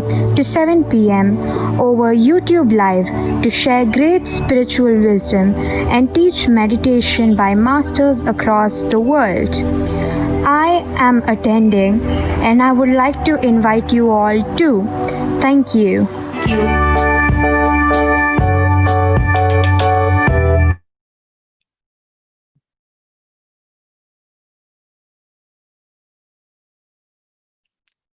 Thank you, Pari ma'am. Thank you, Madhu. Thank you, Sri Lakshmi, for the quick meditation. Hello, friends. Namaste. I'm Gayatri from Spital, UK. I'm working as Senior Manager in an IT firm. I welcome you all to the Digital Meditation Summit UK. Hope you all are having wonderful time. My journey to go within has started since the day I have joined Pyramid Spiritual Society's movement. It is an honor and wonderful opportunity to be able to transform myself by being part of this great big PSSM family. I'm benefiting a lot with wonderful meditation sessions, wisdom sharings, spiritual science workshops, and my perspective towards life has completely changed. Today, it is an honor for me to introduce Pradeep Vijay and Navneet Kaur to all of us. Pradeep Vijay is Indian-born, Australian citizen. He has completed his master's degree in Australia, Melbourne. He has entered the path of meditation in the year 2008 and is also a certified meditation teacher. He is current custodian of the 144-facet Divine Crystal, which was given to him in a ceremony that took place in Pyramid Valley in the year 2014. He has conducted numerous Divine Crystal meditation sessions, spiritual science workshops in more than 30 countries so far. It is his mission to spread vegetarianism, promote pyramids, and teach meditation to the seekers of the truth all over the world. During his crystal meditation sessions, participants have experienced huge cosmic energy flow, galactic energy codes radiating from the divine crystal. It activates heart chakra and reminds us of our true human potential, that of unconditional love, compassion, and ultimately taking us into oneness. Navneet Kaur is born and brought up in Singapore. She was introduced to pyramid meditation in the year 2011.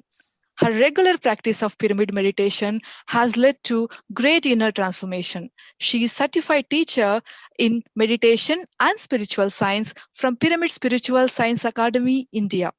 After leaving her job in 2014, she dedicated full-time service to spirituality and serving people. She has been leading pyramid meditation sessions in Singapore from past 8 years and also designs and conducts workshops and spiritual programs along with Pradeep Vijay. So friends, let's all utilize this opportunity and please join me in welcoming Pradeep Vijay and Navneet Kaur. Over to you, sir and ma'am. Namaste. Namaste. Namaste all. Namaste, Baba. Namaste, sir. Oh, namaste, Patri sir. Yeah, Navneet, start. Oh, so I'm very happy to be part of this event. I believe, hope all of you can hear me. So I'm very happy to be part of this event, really grateful. And my journey started in 2011. It was during this period that I was experimenting with many techniques of meditation and spirituality. And I will say that pyramid meditation is one experiment that has never left me. And why this experiment never left me? Because results have been so profound, so phenomenal. I will say results I started seeing immediately within days of doing meditation. So I first saw a lifestyle changes. So lifestyle changes, I became from non-veg to vegetarian. This was first lifestyle change. I started seeing changes in my emotions, looking at emotional patterns, why I'm reacting to things. Started doing more witnessing, less reacting, more witnessing.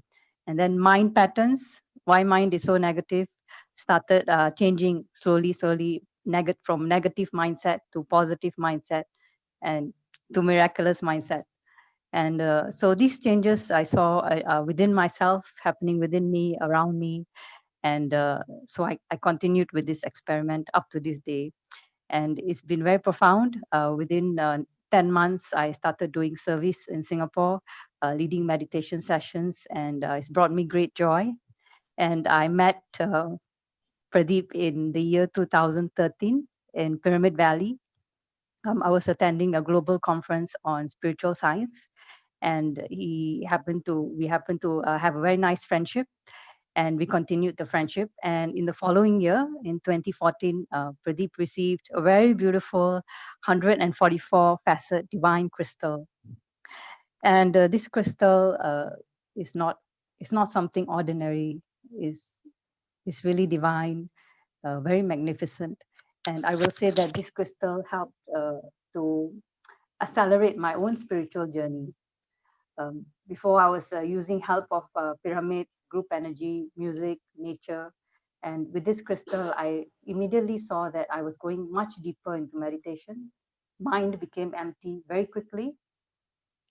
And it's like I could feel like the energy, the energy like it spirals. It's like energy around me spiraling, and it was phenomenal. And in the year 2014, we used to organize in Singapore many classes of spiritual masters. And I had the opportunity to organize a class of this very great healer. He's an amazing gifted healer. His name is Reverend Alex Orbito, and he's from the Philippines. And every year we will host his sessions in Singapore. And through his sessions, of course, we promote pyramid science and pyramid energies to everyone. And in 2014, I introduced Reverend Alex Orbito to Pradeep. And in 2016, Reverend Alex was supposed to come to Singapore. And for some reason, he couldn't make it because of health issues. And it was during that time that Pradeep said, we should meet this great healer. I feel I need to meet him. So in 2016, we reached out to his assistant, his secretary. Her name is Marika. And it was a very interesting phenomena, because what I observed is we were trying to reach out to his secretary, Marika, and she was not ready to meet us. But one day, she started seeing the number 144 in her dreams. Everywhere she looked, 144. So when I told her that, yes, Pradeep has 144 facet crystal, he's the custodian and it's a very powerful crystal, she immediately said, yes, why don't you come over to the Philippines and conduct crystal meditation during our annual retreat? So, dear friends, in December 2016, Pradeep and myself, we attended, we were guests at this retreat, annual retreat organized by Reverend Alex Orbito in the Philippines. And it's a very remote area, about 6 hours away from Manila. And it was during this session, there was over 60 participants gathered in this annual retreat. And most of them were French-speaking people in Manila, and we are teaching them how to do meditation. So we had a time slot for 2 sessions. We were supposed to do crystal meditation. And everyone had such amazing experiences with this crystal. People were falling off their seats. Some people were in tears. They went very deep into meditation. And these are people who just did meditation for the first time, doing Anapanasati. And they had really amazing experience. And they after that, after doing 2 sessions with them, it was a 1-week retreat. And we did 2 sessions, but they wanted more sessions. So we did more sessions with them. And at the end,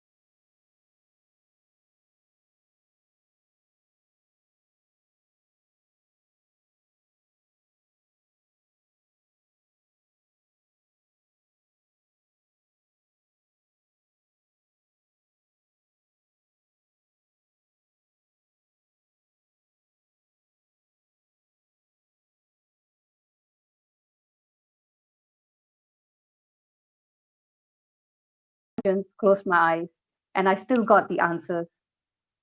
So I'm really so grateful that this crystal has been part of my journey.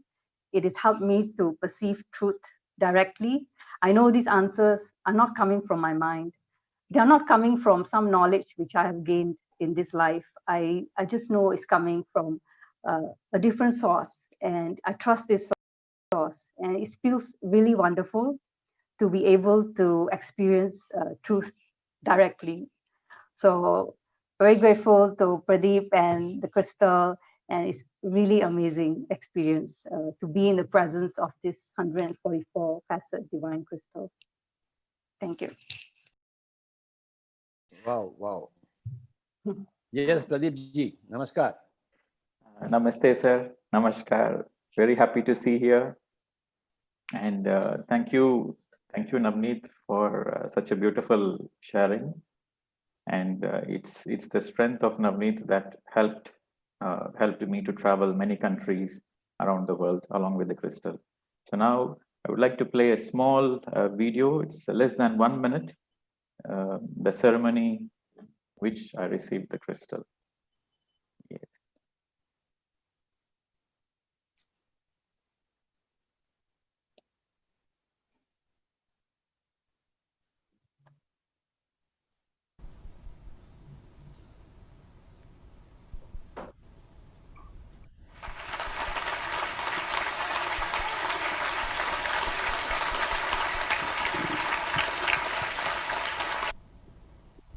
I request everyone to close their eyes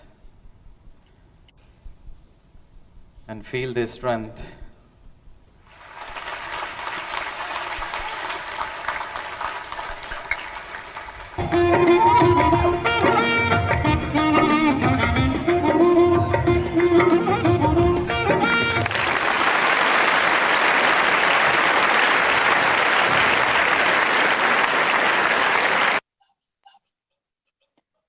Yes, friends.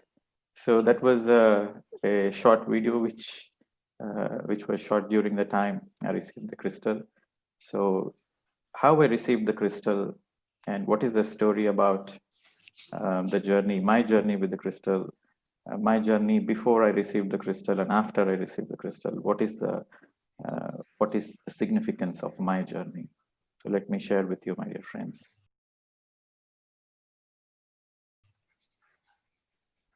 My name is Pradeep Vijay. I was born in the year 1982 in India, and I did my engineering and I migrated to Australia in the year 2005. I did my MS there. I finished my MS, I got my PR, and I was into a job. So everything was fine in my life. When everything was fine in my life, that's when there was a deep void within me that I want to know something beyond the physical, something all this beyond the materialistic. So I want to know what is eternal happiness, how to get eternal happiness. And so that search of how to be eternally happy, because in spite of all materialistic things, something was missing inside me. So I was looking for that something missing, because without that something, I'm not fully happy. And so in that search, I went to many ashrams, I went to many teachings of meditations, but nothing satisfied me until I saw the video of Patriji. It's the video, the title of the video is Apo Deepo Bhava, so which means be a light unto yourself. So that's the first time I'm seeing Patriji. That was in the year 2008. So that's the first time I saw him. And he said, if you want to know the truth and if you want to be happy, just you need to follow your breath, close your eyes and observe the breath. You know the truth and you will be happy. And you will understand who you are, what you are, and your purpose of life. So that really inspired me. And I said, okay, let me experiment. So I started doing experiment, observing my breath. And that experiment led me into an intense practice, because doing for half an hour gave me such joy. Doing nothing, I was not doing anything, just being with my breath. Just being with my breath, I was so joyful. And that was a validation. Yes, I need to continue. I need to see what is the depth of it. if this has so much profound experience, like what is the ultimate end of the meditation? I want to see the ultimate end.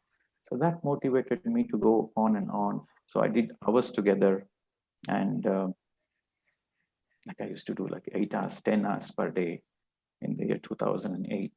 So I started in the month of July. So July, August, September. So for 3 months, I did intense meditation. And after that, I came to know that Patriji is coming to Melbourne. And I want to meet him physically because I never met him physically.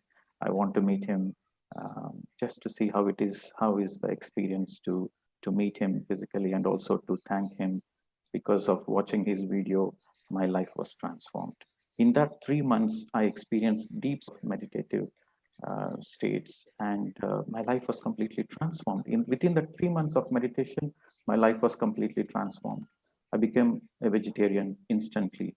Like nobody asked me to become a vegetarian, but my consciousness didn't allow to eat meat anymore. And I started seeing things much more clearly. My awareness increased, and I can clearly see that my patterns. I can see my patterns, and I can see all my limitations. Like before, I used to have a lot of limitations, that I'm an Indian, I'm an engineer, I'm this, I'm that. I used to have a lot of labels on my head, and everything went off. I started experiencing me as a pure consciousness, as a pure energy.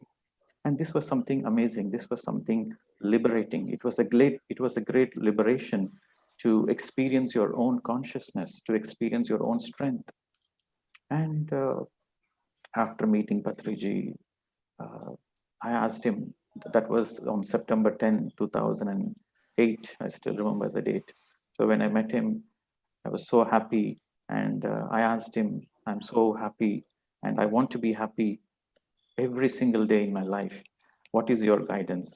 He said, you need to do 3 things. If you meditate, and if you read spiritual books, and if you share your experience and listen to others' experience of other senior masters, you will be happy every single day. You will celebrate your life. And that's the mantra I catched on. And from there on, there is never looking back. So like this journey continued 2008, 2009, 2010. It continued for 3 years. I really did intense meditation.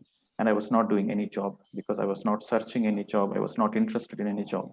So for these 3 years, I was doing only meditation and reading books. So in the year 2010, there was this internal guidance that I need to be in the middle path. I need to be in the society, because I was completely shut off from the outside world, doing only meditation for 3 years. So then this guidance came that I need to be in the middle path, and I need to be in the society. I need to be like a normal man. Then only I can contribute anything, if at all, to the society. So with that guidance, I applied a job. And the very first job I applied, I got an interview call. I got the interview call. And before going to the interview, I sat in meditation. And in the meditation, I got the guidance that you do the interview. And that was a bit strange, because I'm going for the interview, but I'm getting the guidance that you do the interview. But I followed my guidance. And when I went to the interview, I didn't let the interviewer ask any questions. I was asking all the questions. Like, tell about yourself, tell about your role, tell about the company, tell about the platform the company is being using, tell about the tools you are using, and tell about the work profile, and tell about the work culture. What all the questions I can ask, I asked all the questions. And to my surprise, the interview finished in 10 minutes, and the interviewer never asked a single question.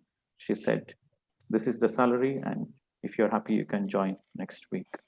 So I was a bit surprised, like meditation can get you a job with the guidance. So in my journey, in my meditation journey, I don't have any third eye experiences. I don't have any astral travel experiences. I don't have any metaphysical experiences. All my experiences are what to do in life, like what to do in the physical life. So getting the job is a very such experience. So like that, it went on, and life is wonderful. I was doing the job, and half the time I do the job, and half the time I teach meditation. I travel to nearby countries like Australia, New Zealand, Malaysia, Singapore, Vietnam, all the neighboring countries. I used to travel and teach meditation. It was in the year 2013. It was in the year 2013. I got in contact with my star friends. I got in contact with the Galactic Council, and they started guiding me what to do next. And they said, in the year 2014, you will be doing full-time teaching meditation. You will quit your job and doing full-time meditation. And in the year 2014, in the month of July, there was a lady called Nina Brown. She's from the United States. And she wrote an email. I don't know her, I never met her, but she got my contact, and she wrote an email saying she received a message from the Galactic Council and she needs to speak to me. And we connected over Skype, and that's the time she showed the crystal to me, and she said, this is a very special crystal, and the Galactic Council has instructed her to hand over the crystal to me, and I will be the new custodian. And it was a bit strange for me because I don't know anything about crystal and I don't know what it's all about. But I just went with the flow, because I'm a kind of a person who don't reject anything. I just wait and see and just go with the flow. So I said yes. And so she came, Nina Brown came all the way from US to India to Pyramid Valley, because her instruction, her guidance was to come to Pyramid Valley and to hand over the crystal to me in the presence of Patriji. Like Patriji and Nina Brown together, they have to blend the masculine, the divine masculine and the divine feminine into oneness consciousness, and they have to gift me the crystal inside the Great Pyramid. So that was the instruction she got.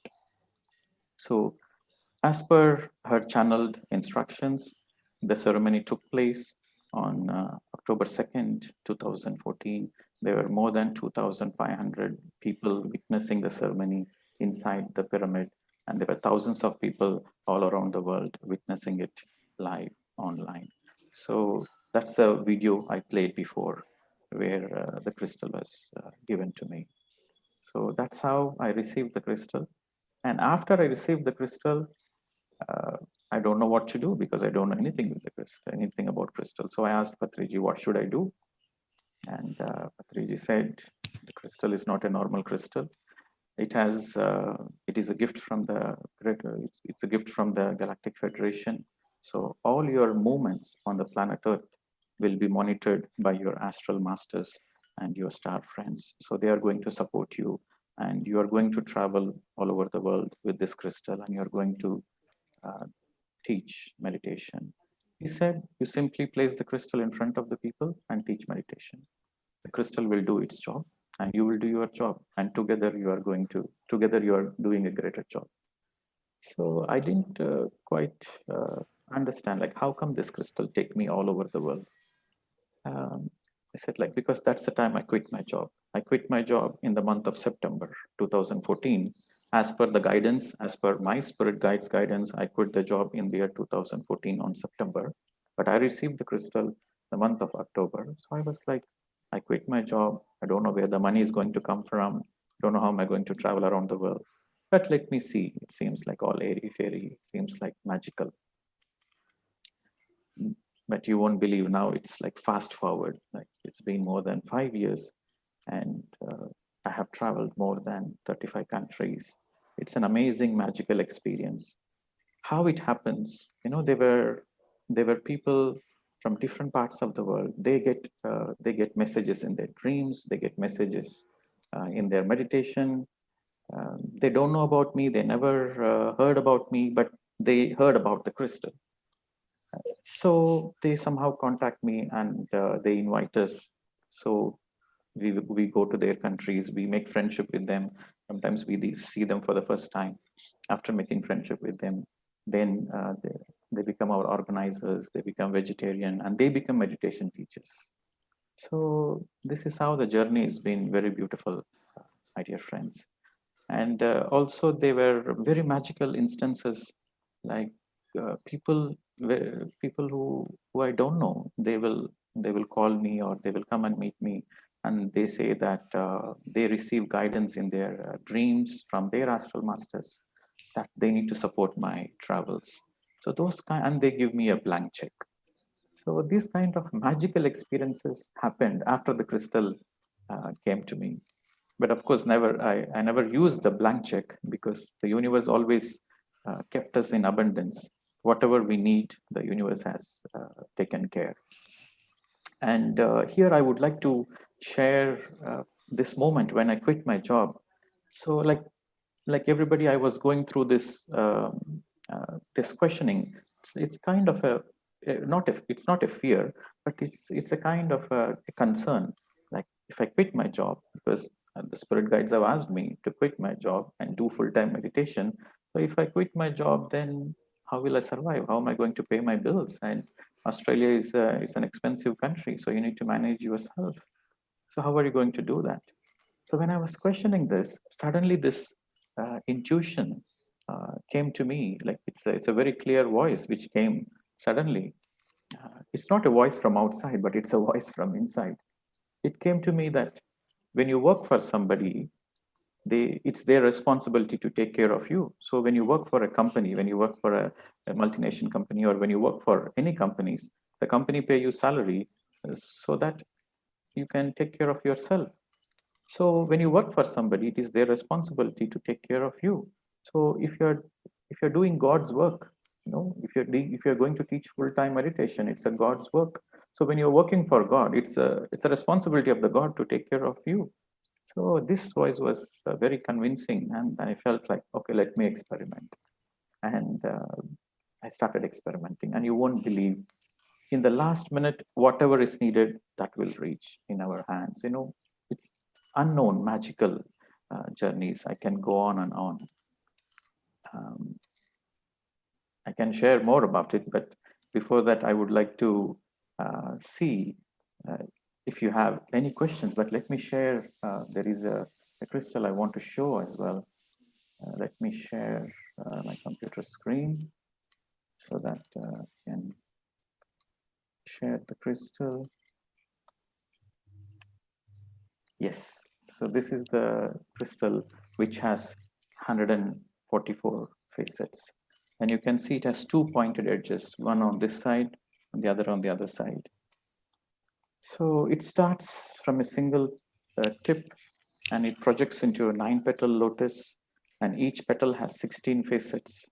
So 16 into 9 is 144. So the crystal has 144 very fine carved facets.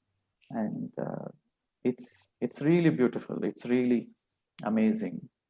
And my personal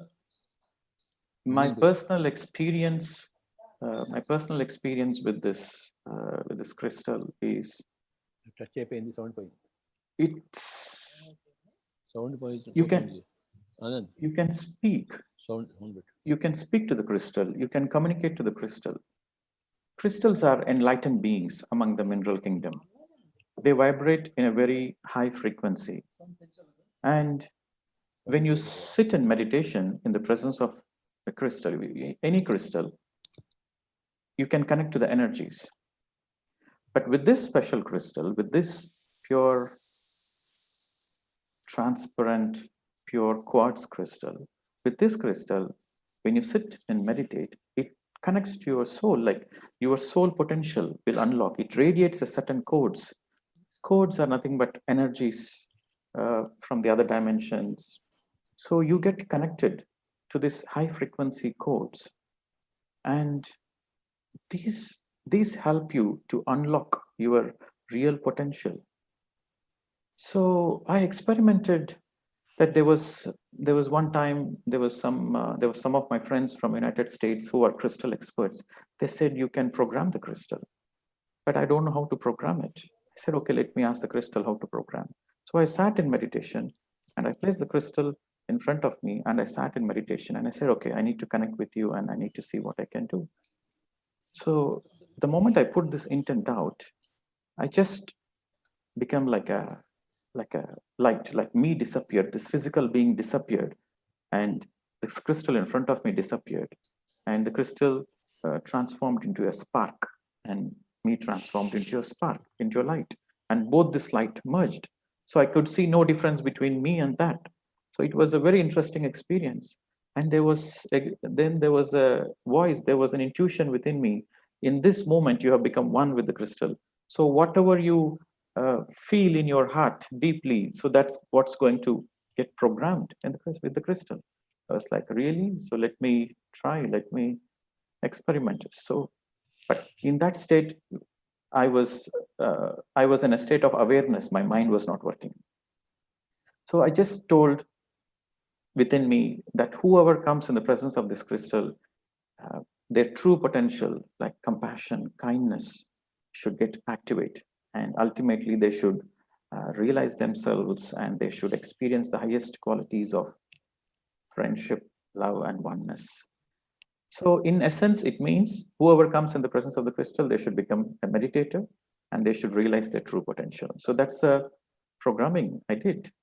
And I did experiment with this also. To my surprise, people who come in this presence of the crystal and who meditate, it becomes very easy for them to become vegetarian. And it also takes them into deeper states of consciousness in their meditation journey. So friends, this is my journey with the crystal.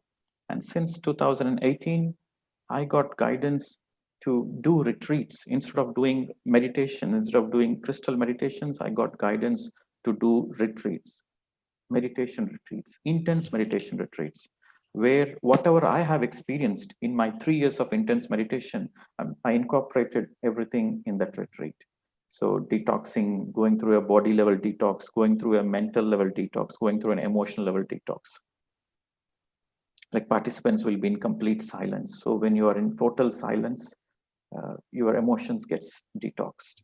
And if you are taking only juices, then your physical body goes into a detox.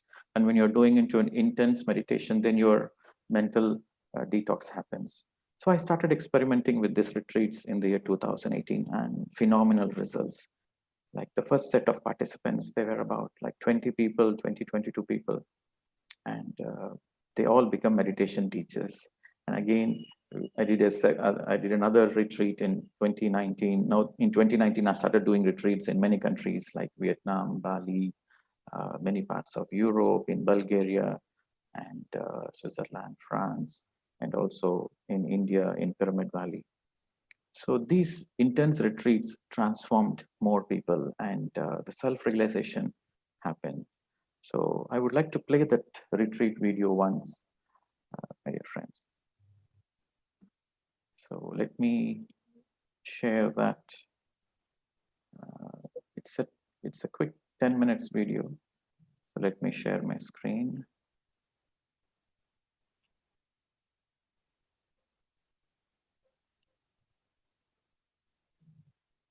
Just a second. I think I have to go through this. Let me do the sharing again.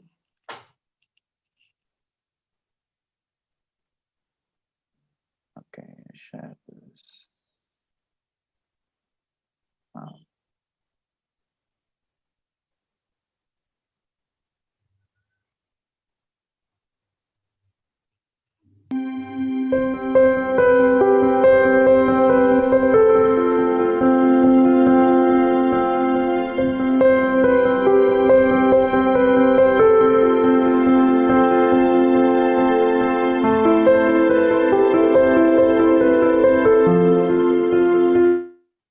Sorry, I think I have to ask the help of the organizers to play the video. Can I request the team to play the video, please? Yeah, Pradeep, I think you were doing it right, actually. So go ahead. Yeah, can you see the video? Yeah. I mean, you just closed it. You just stopped the sharing, but otherwise it was good. Okay, because I couldn't see. Oh, all right. So let me do it again. So it take just a few seconds. Okay, I'm going for the share.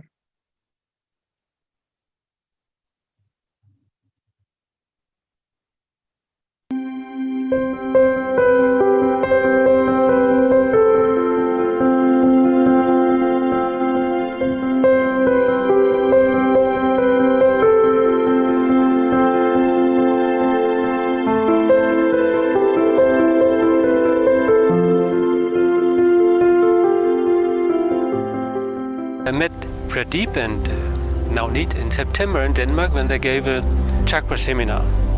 Totally precise timing of the universe to be here, and the lectures and the meditations. I made friendship to my breath. So I feel rich, I feel just gifted by the universe. There were many lessons to learn. That's what I came for, to learn. Yes, I feel in a way like newborn, and grateful for this. Thank you. It's such a wonderful retreat, and it is specially designed for the seekers who wants to go deep within and realize the self. I could really go deep within.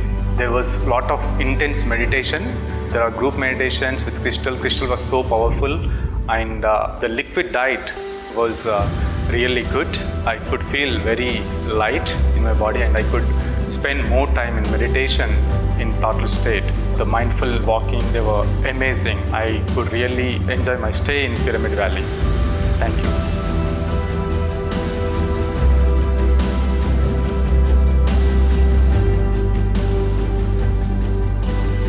I'm currently in Pyramid Valley International. This is my second visit. The last visit was 2 years ago, and I've immediately turned to a vegetarian. I feel a lot more lighter. Before this, I couldn't share my experiences, especially in terms of spirituality. I have so much fear in myself, but right now I'm able to stand in front of the camera and talk to you about it. I'm very proud of myself. The benefits of meditation in my life is that I felt calm, and I'm conscious and mindful of the things I'm doing every single day. You guys have to visit this place once in your life.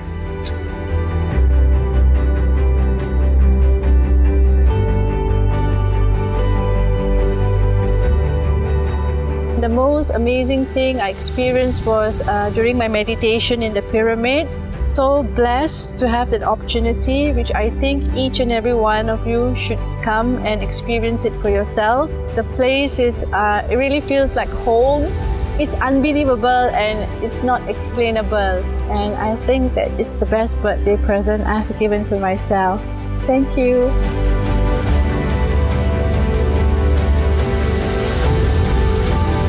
I came here on an intuition. I told myself, okay, you need to go. And so I came here in Pyramid Valley, and I love the landscapes here. It's very pretty, beautiful, and the food is amazing, very delicious. I found myself again, and I want to say that I will recommend this trip to everyone who wants to live a transformation. Great organization. The retreat was perfect, and I really enjoyed it. Thanks to Navneet and Pradeep from the bottom of my heart.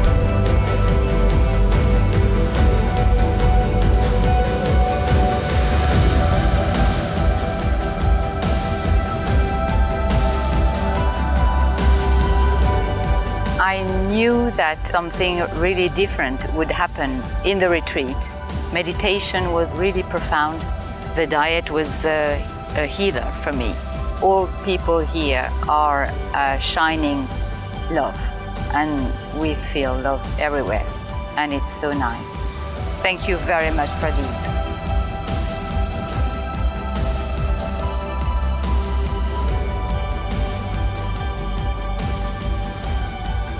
It is a beautiful place for all the spiritual seekers who are trying to identify themselves. There are nature spots. There is a Zen garden for meditation. You have a hill on which you can do nature meditation. Regarding the retreat, it was one of the beautiful experiences you can have at least once a year. It completely detoxifies you at various levels, physically, emotionally, and spiritually as well. It takes you to the next level of consciousness.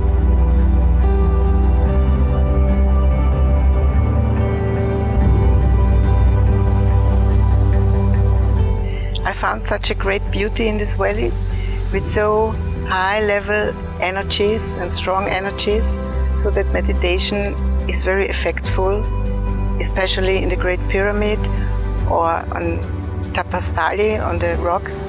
And Pradeep is a very awesome, wise and humorous teacher for us all. And it was a great and marvelous journey for me. I'm so blessed to have been here. I think life will never be the same like before.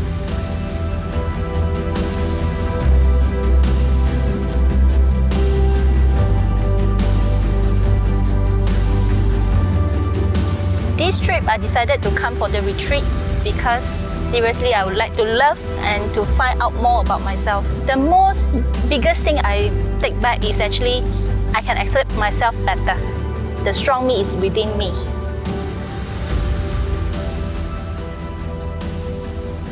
I really like to be here and to be a part of this self-realization process. Pyramid meditation in connection with crystal meditation and with a big crystal is the most effective way to find your own. And this is a real good experience.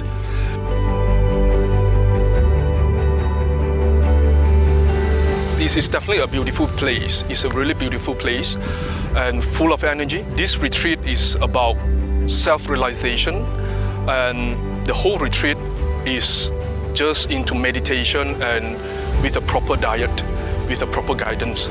Every day there's different experience coming from every moment. Personality in terms of angle and all those has been very well controlled. I feel peace. I'm not an angry man like I was before, and that is something that really benefited me a lot.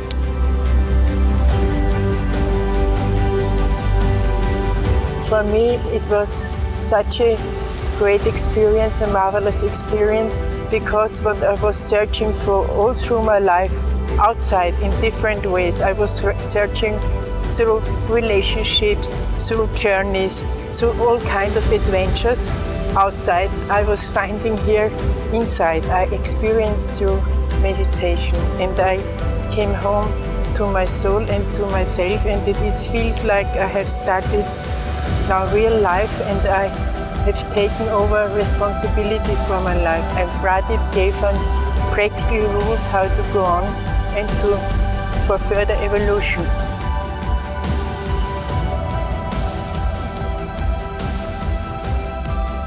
Wonderful pyramid behind me.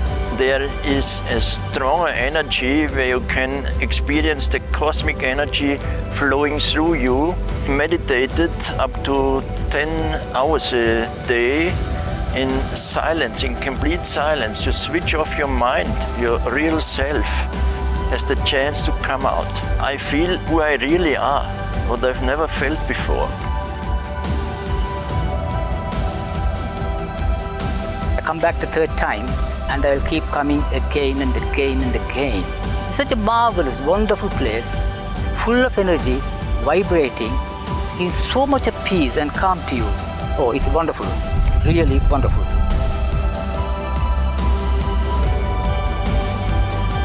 I came here for find more energy with the pyramid.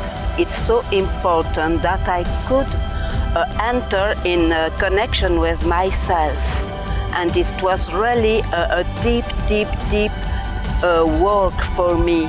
And really, I thank everybody here.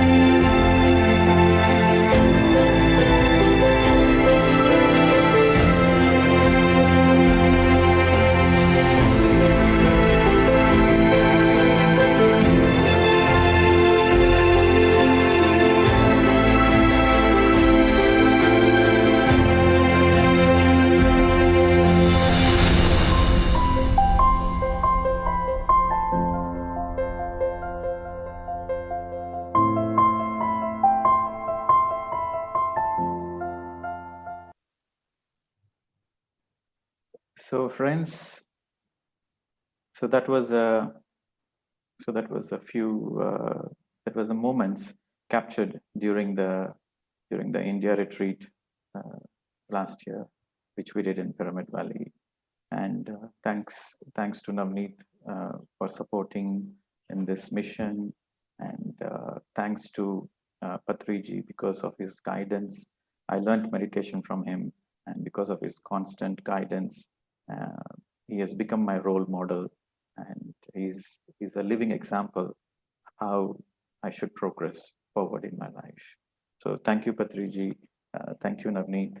And thank you, Ravi Kiran and the entire team of London for giving us this opportunity to share our experience with the Crystal Journey. Thank you. Wonderful, Pradeep. Really amazing video you made it. And Thank I have you. seen Pyramid Valley and I have met some people over there who came for your retreat. It's wonderful work you are doing for the spirituality. Wherever you go, you create a wonder. With Crystal, really, I had a good experience and great experience, I can say. Really, I'm very happy with you and with your partner. Thank you. Thank you. Thank you very much. Thank you, Patri ma'am. Thank you, Ma. Thank you. And wow, thank you so much, Navneet ma'am. It's so great to know about your lifestyle changes with Anapanasati meditation. And also amazed to know that with this divine crystal meditation, you were able to go into deeper meditation very quickly and could clearly feel energies during the meditation. Thank you, Pradeep sir. Yeah. And thank you. And thank you, Pradeep sir. It is so great to know your journey into meditation and how you met Brahmarshi Pitamaha Patriji and your experimentation with Anapanasati meditation. You are inspiration to us all to start doing intense meditations.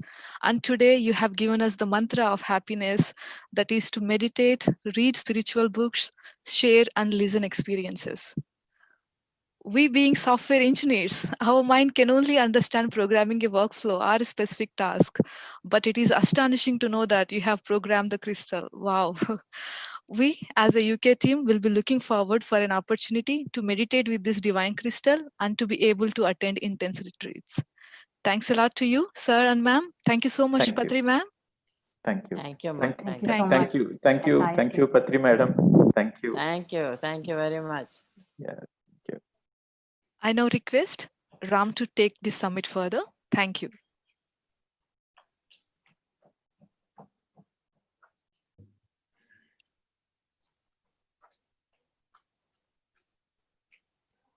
Namaste, everyone. Namaste, Patri sir, Patri madam. And namaste, Ivan. Welcome to Digital Meditation Summit, the first international digital summit organized by Pyramid Meditation Foundation, UK. Hello to all masters and spiritual seekers watching this summit across various online platforms. Friends, myself Ram, living in Germany since 3.5 years. My journey into truth realization started in the year 1999 when I learned breath, Anapanasati meditation. It's all started due to my curiosity and soon turned into a life-changing journey where I moved from confusion to clarity. I realized my life purpose in the year 2010, and since then, I have been sharing meditation practice to everyone I meet. I'm so fortunate to be associated with PSSM, through which I got to meet numerous wonderful masters. Our next speaker is one such, Ivan Bava from Croatia. He's an awakened master of non-duality and surrender to the flow of life. A disciple of Satya Sai Baba, visited Pyramid Valley International, Bangalore in one of his visits to India, and then also hosted Patri Sir sessions in Europe. Ivan Bava, an international lecturer, therapist, and life sciences teacher with his School of Awareness and Spiritual Mastery, established in Spain, Slovenia, and Croatia. Every month, he teaches hundreds of students practical tools for a conscious and advanced life as a master over your own mind, emotions, and body. Since 2011, Ivan traveled extensively, giving thousands of lectures, workshops, and healing sessions. In his work, he has seen that there is a huge inner struggle and lack of acceptance of oneself.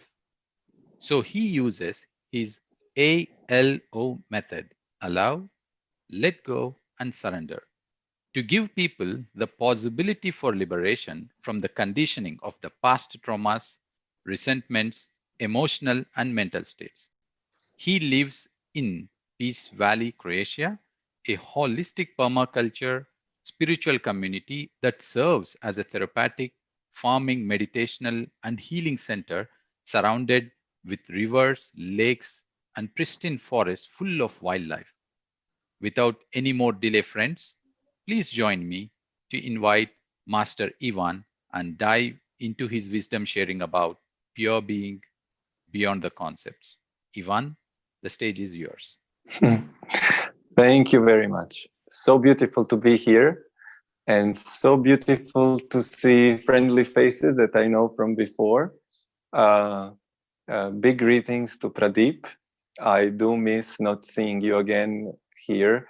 It was wonderful to be with you and Crystal together. And thank you so much for sharing that video from Pyramid Valley, because it holds a special place in my heart. And without Patri-Sir and without Pyramid Valley, my life probably would have taken a bit different turn. And eternally grateful for everything that has happened there and all the guidance that comes from the truth when we are able to rest in the truth. Greetings to all from the Peace Valley in Croatia. We are enjoying a beautiful, beautiful sunny day. I spent a lot of time in my garden. You know, gardening and working with the land and with the plants is like a Zen practice. Just like the lamas in Tibet and in Nepal make those mandalas from sand, and then later they destroy them to have no attachment to the fruits of their labor. When you work with the land or when you work with the grass, you realize that whatever you make, in a few days, it looks like you have not done it. You have to do it all over again.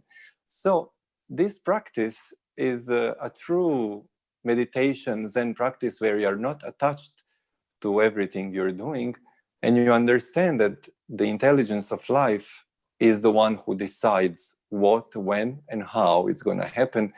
And you're just there as a little servant to the universal force. So I invite everyone, if you have an opportunity, really do something like that with your hands and realize the spiritual message that comes from each encounter with the nature. As the topic of my today's conference is the pure being beyond the concepts, I would like us to go into it immediately. If it is beyond the concepts, then we might realize that it is probably beyond the words, because we describe concepts with words. And in our meditation in spiritual communities and the world, we do like to describe the spirit and intelligence of life and the pure consciousness in a way that is understandable. We like to share it, discuss it, describe it. And in some moment, we do need to realize that it's not possible. We can have metaphors about it because our mind needs to have an understanding, a grasping. But eventually, all of it needs to fall off, because the consciousness itself is beyond the mind, and the mind at the end cannot grasp it. It can think about it, it can have a concept, but it will never really perceive the truth.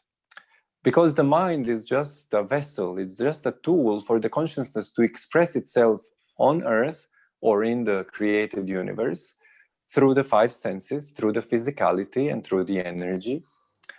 And to go into the pure being, beyond the concepts, we have a starting point that is different from conventional religions or conventional spirituality that we were used to in past centuries, which is not what we are living today.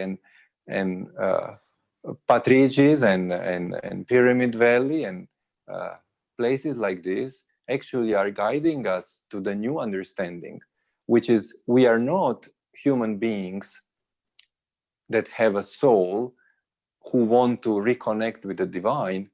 We are actually divine consciousness that condenses itself into a condensed form of light that we would call a soul. And then with this soul takes on a human body to express itself, to show itself, to put itself into the world and show what is a God, what can a God do. So if we go like that, we realize, oh, I'm not a human being who has a soul and who wants to come back to God. I'm actually the divine consciousness who has put himself into a form of a soul, and then through the vehicle of human body is here on earth to show what is a God, to show the qualities of God, to show these qualities of love and peace and truth and non-violence to all.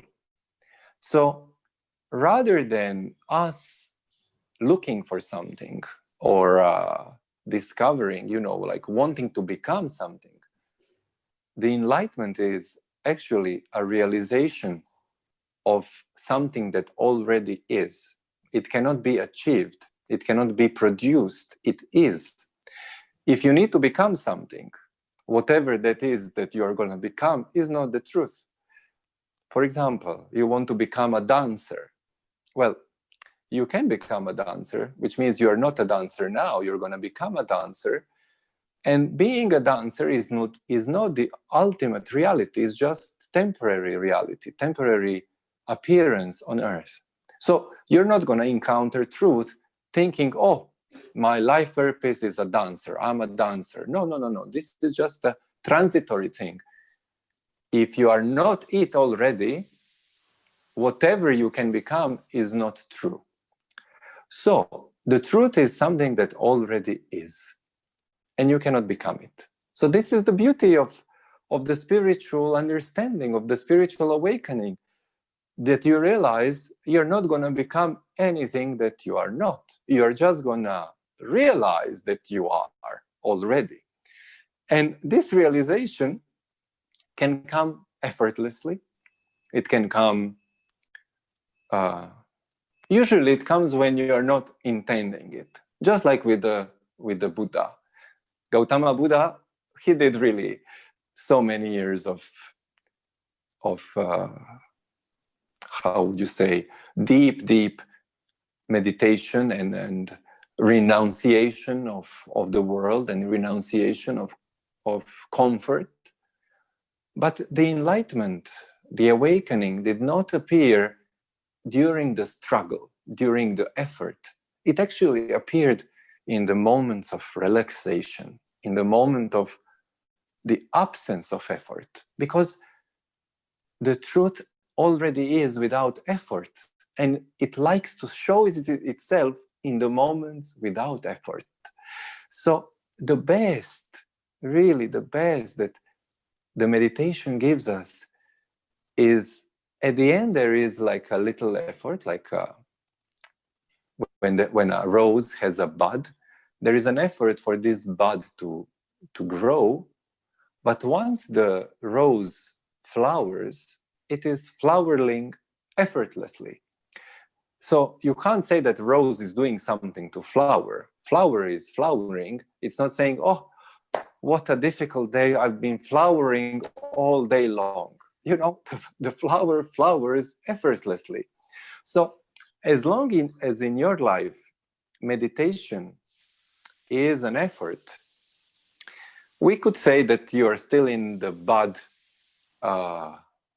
moment. But the bud is going to turn into a blossoming flower without doubt. So it is guaranteed. There is no risk of you not flowering. But once the flowering starts, it is effortless. And this is the beauty. So the truth is effortless. And the truth is beyond everything I'm now saying, actually. We could say that it is meaningless what I'm saying, because I'm not describing the truth. I'm describing everything that it is not. But I would like you now to use these moments, because if you are interested in the pure being through your mind, let's now give the opportunity for the existence to demonstrate itself.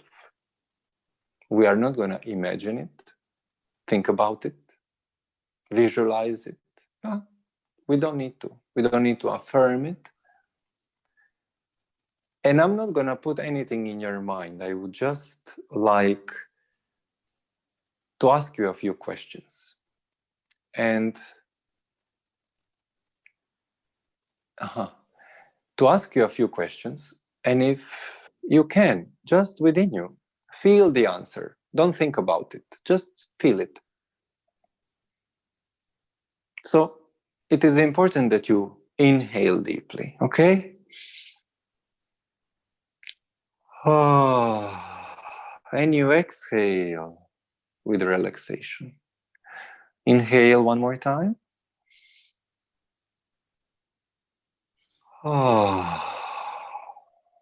And this sound is very important because, believe it or not, in your head you have 3 brains, and each brain has its own mind.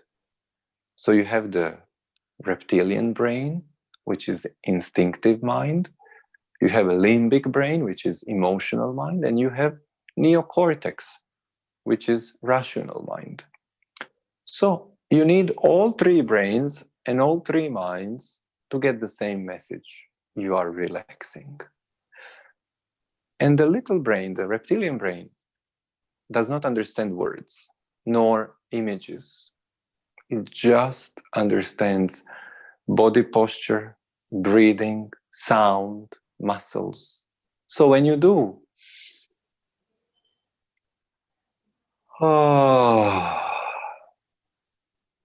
this sound and exhalation and relaxing of the muscles send through the nervous system message to your reptilian brain that you are safe, you can relax, everything is okay. And this is very important because the mind is obscuring the image of the truth, because mind is like a mirror, and the mirror needs to be clean for the truth to reflect itself.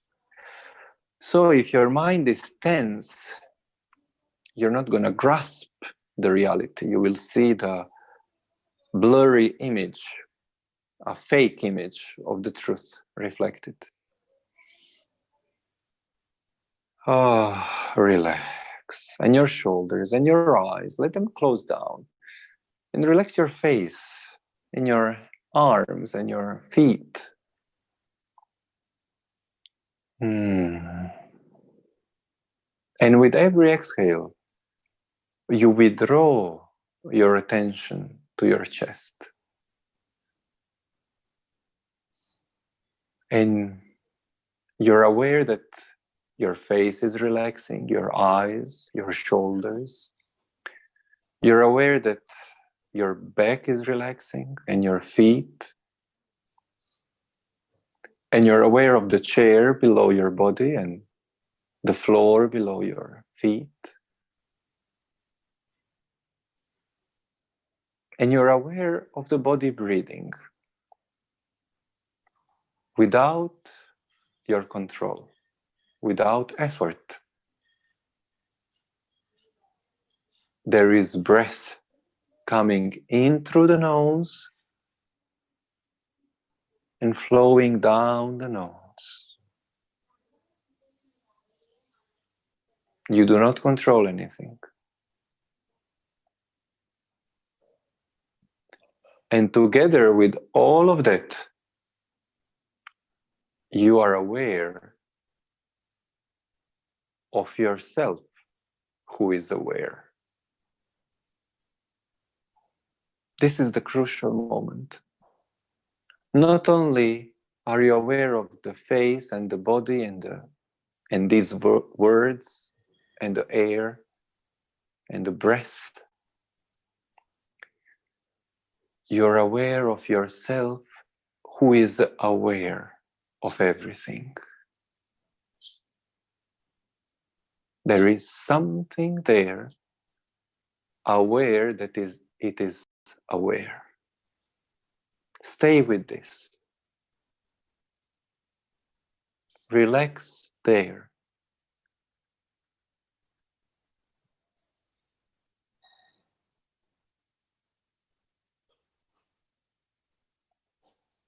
And I'm going to ask you just a few questions. So just become aware of the answer. If you didn't have the eyes to see anymore, would you still exist?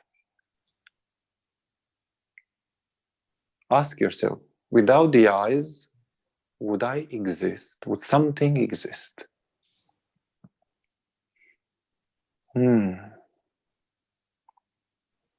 Yes, without the eyes, something keeps existing. Well, focus on this which exists.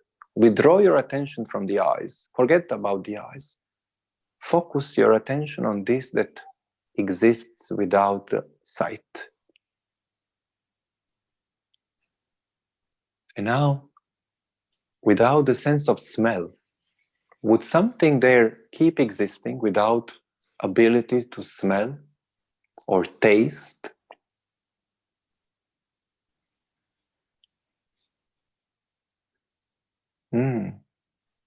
Well, withdraw your attention to this that stays, even if you lose smell and taste.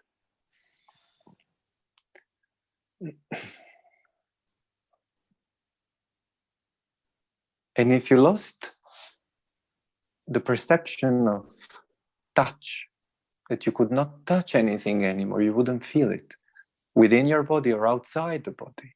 If you lost any perception of equilibrium, balance,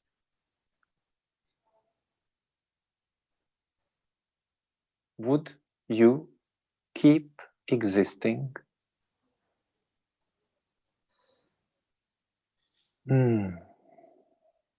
Please relax into this that is, without touch, without smell, without sight, without taste.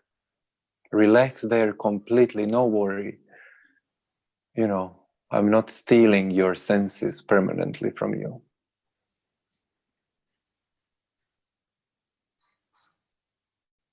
And then, if you even lost your ability to hear,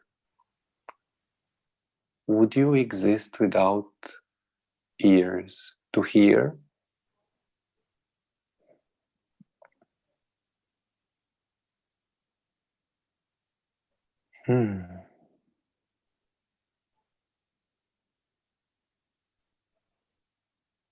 So now, something remains, and you're completely resting with all your attention, with the entire awareness on this isness, on this being that is. something is by itself.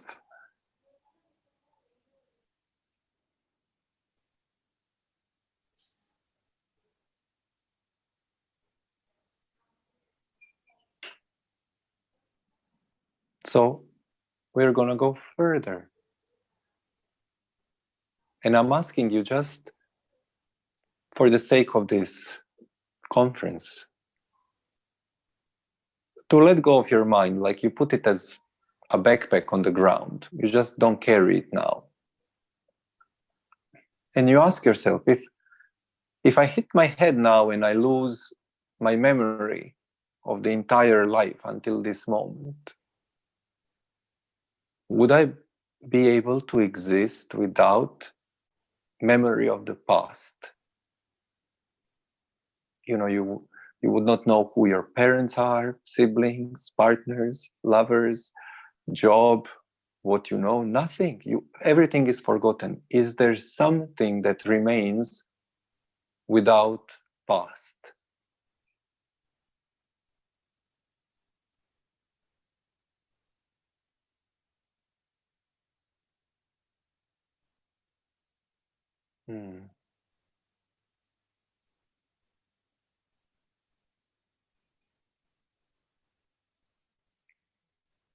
And secondly,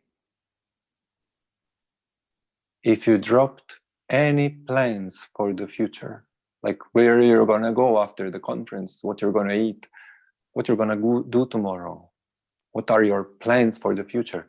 If you forgot all of that, you leave it on the side. Can you exist now without any of that future?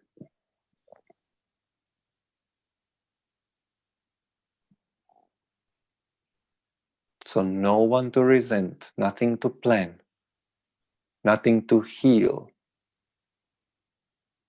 nothing to forgive, nothing to worry.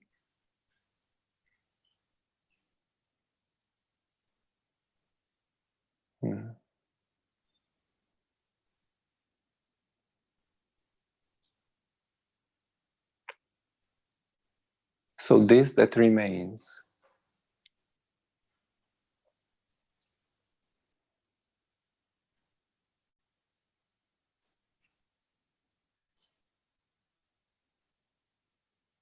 does it have size, like half a meter?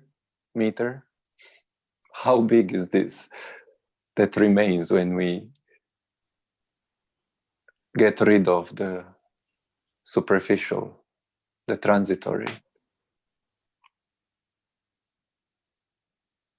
Or is it sizeless? I don't want you to think about it. I just want you to be aware of what is being shown. Something is showing itself. And the mind is beginning to grasp it.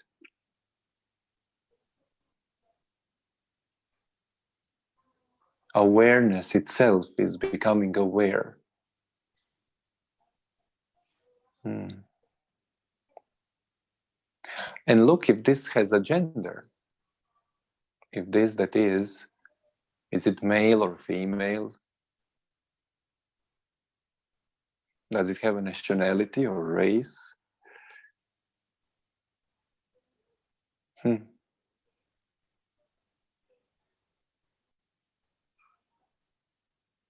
Yes or no? Does it have like cultural background? Habits? Even a religion? Does it believe anything? This is very interesting. Does the being that is being discovered have like religious beliefs of any sort?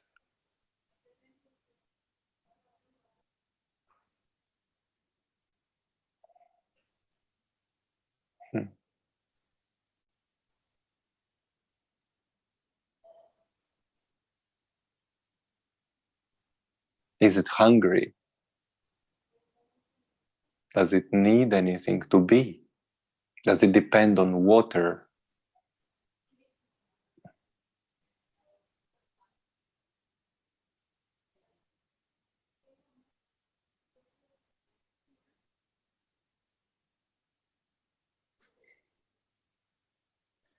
And very importantly, can you lose it when you get up from your chair and we finish the conference? Is it going to disappear?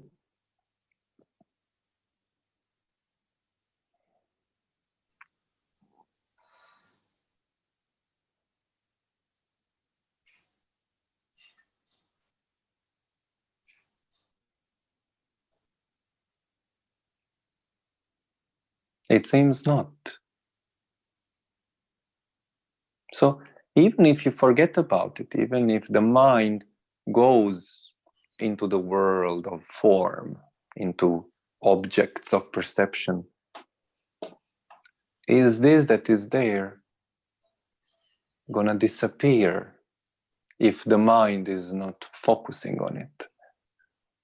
Does it even depend on the mind to be?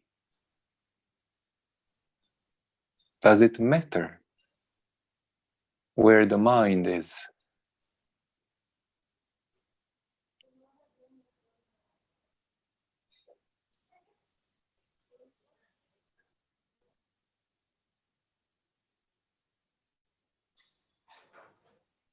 It only matters for the expression of it through the mind, but not for its own existence. So if the mind forgets it, there is no expression of the truth. But if the focus is with the truth, there is the expression of truth. And then it is experienced in the world by others and by you.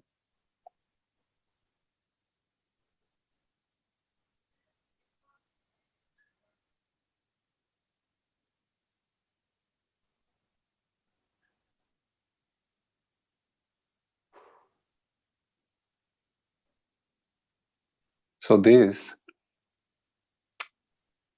for me, is why we meditate.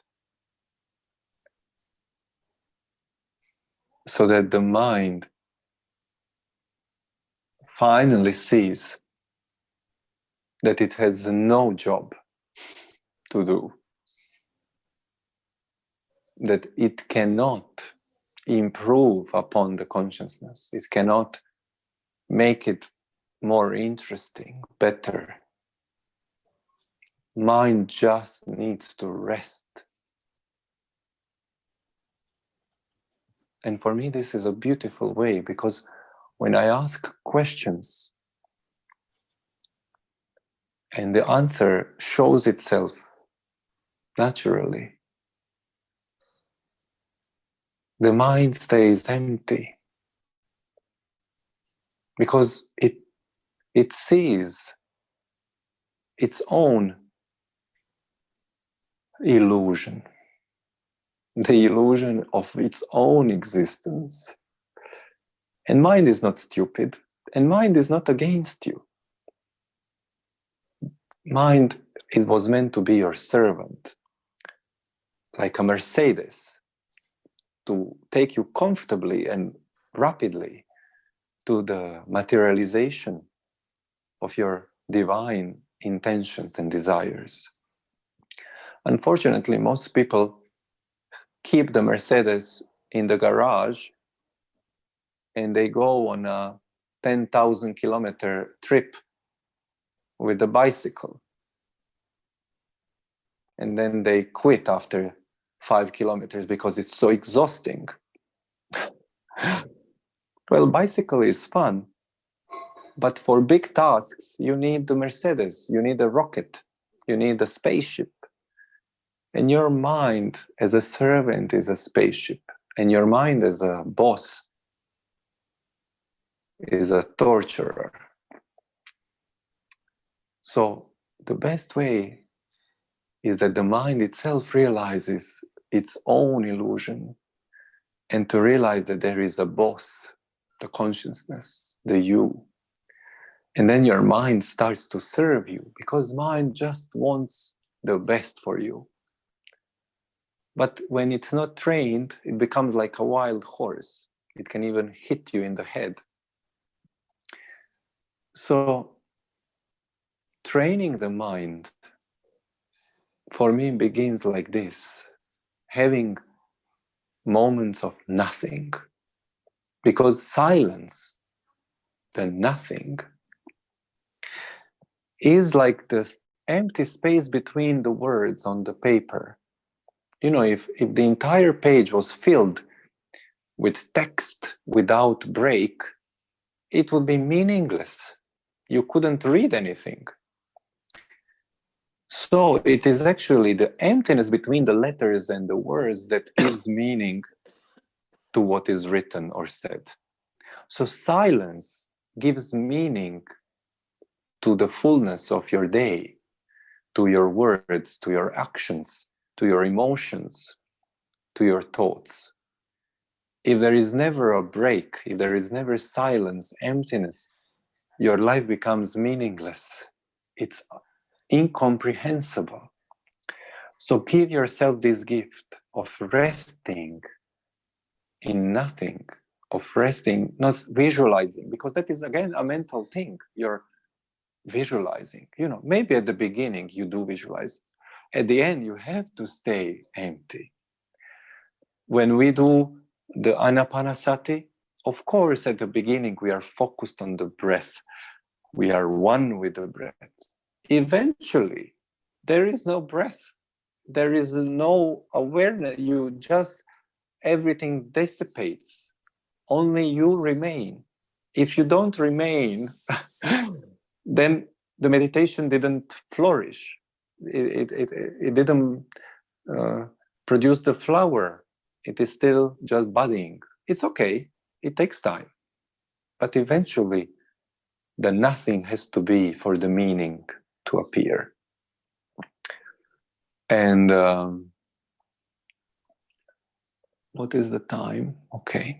I'm just looking that I don't go over and to leave some moment for you to ask a few questions. So the silence is the place, is the space from where everything comes out. I wonder now, and maybe you can write to me, is whether you managed to, Patri sir, namaste, whether you managed to perceive with going through the questions and realizing that when you drop the five senses, the hearing, the seeing, the smelling, that remains something, an awareness that is by itself. And when you realize that this is there and that it has no shape, no color, no religion, no nationality, no age, no gender, you realized this is where we are one. This is like the fingers of the hand. On the surface, on the outside, they're separate, but here they're unified. So 5 fingers, but 1 hand. So when you withdraw attention from 5 senses, you come to the power of the fist, you know. I just make a joke, like if somebody hits you with the open hand or with the closed, what is gonna hurt more? So when your attention removes the dispersion from the 5 fingers into the one, this is the power of the spirit. This is the power of consciousness. And if you're looking for the one, that is it. This is from where these words are coming out. There is only one space from where everything comes out.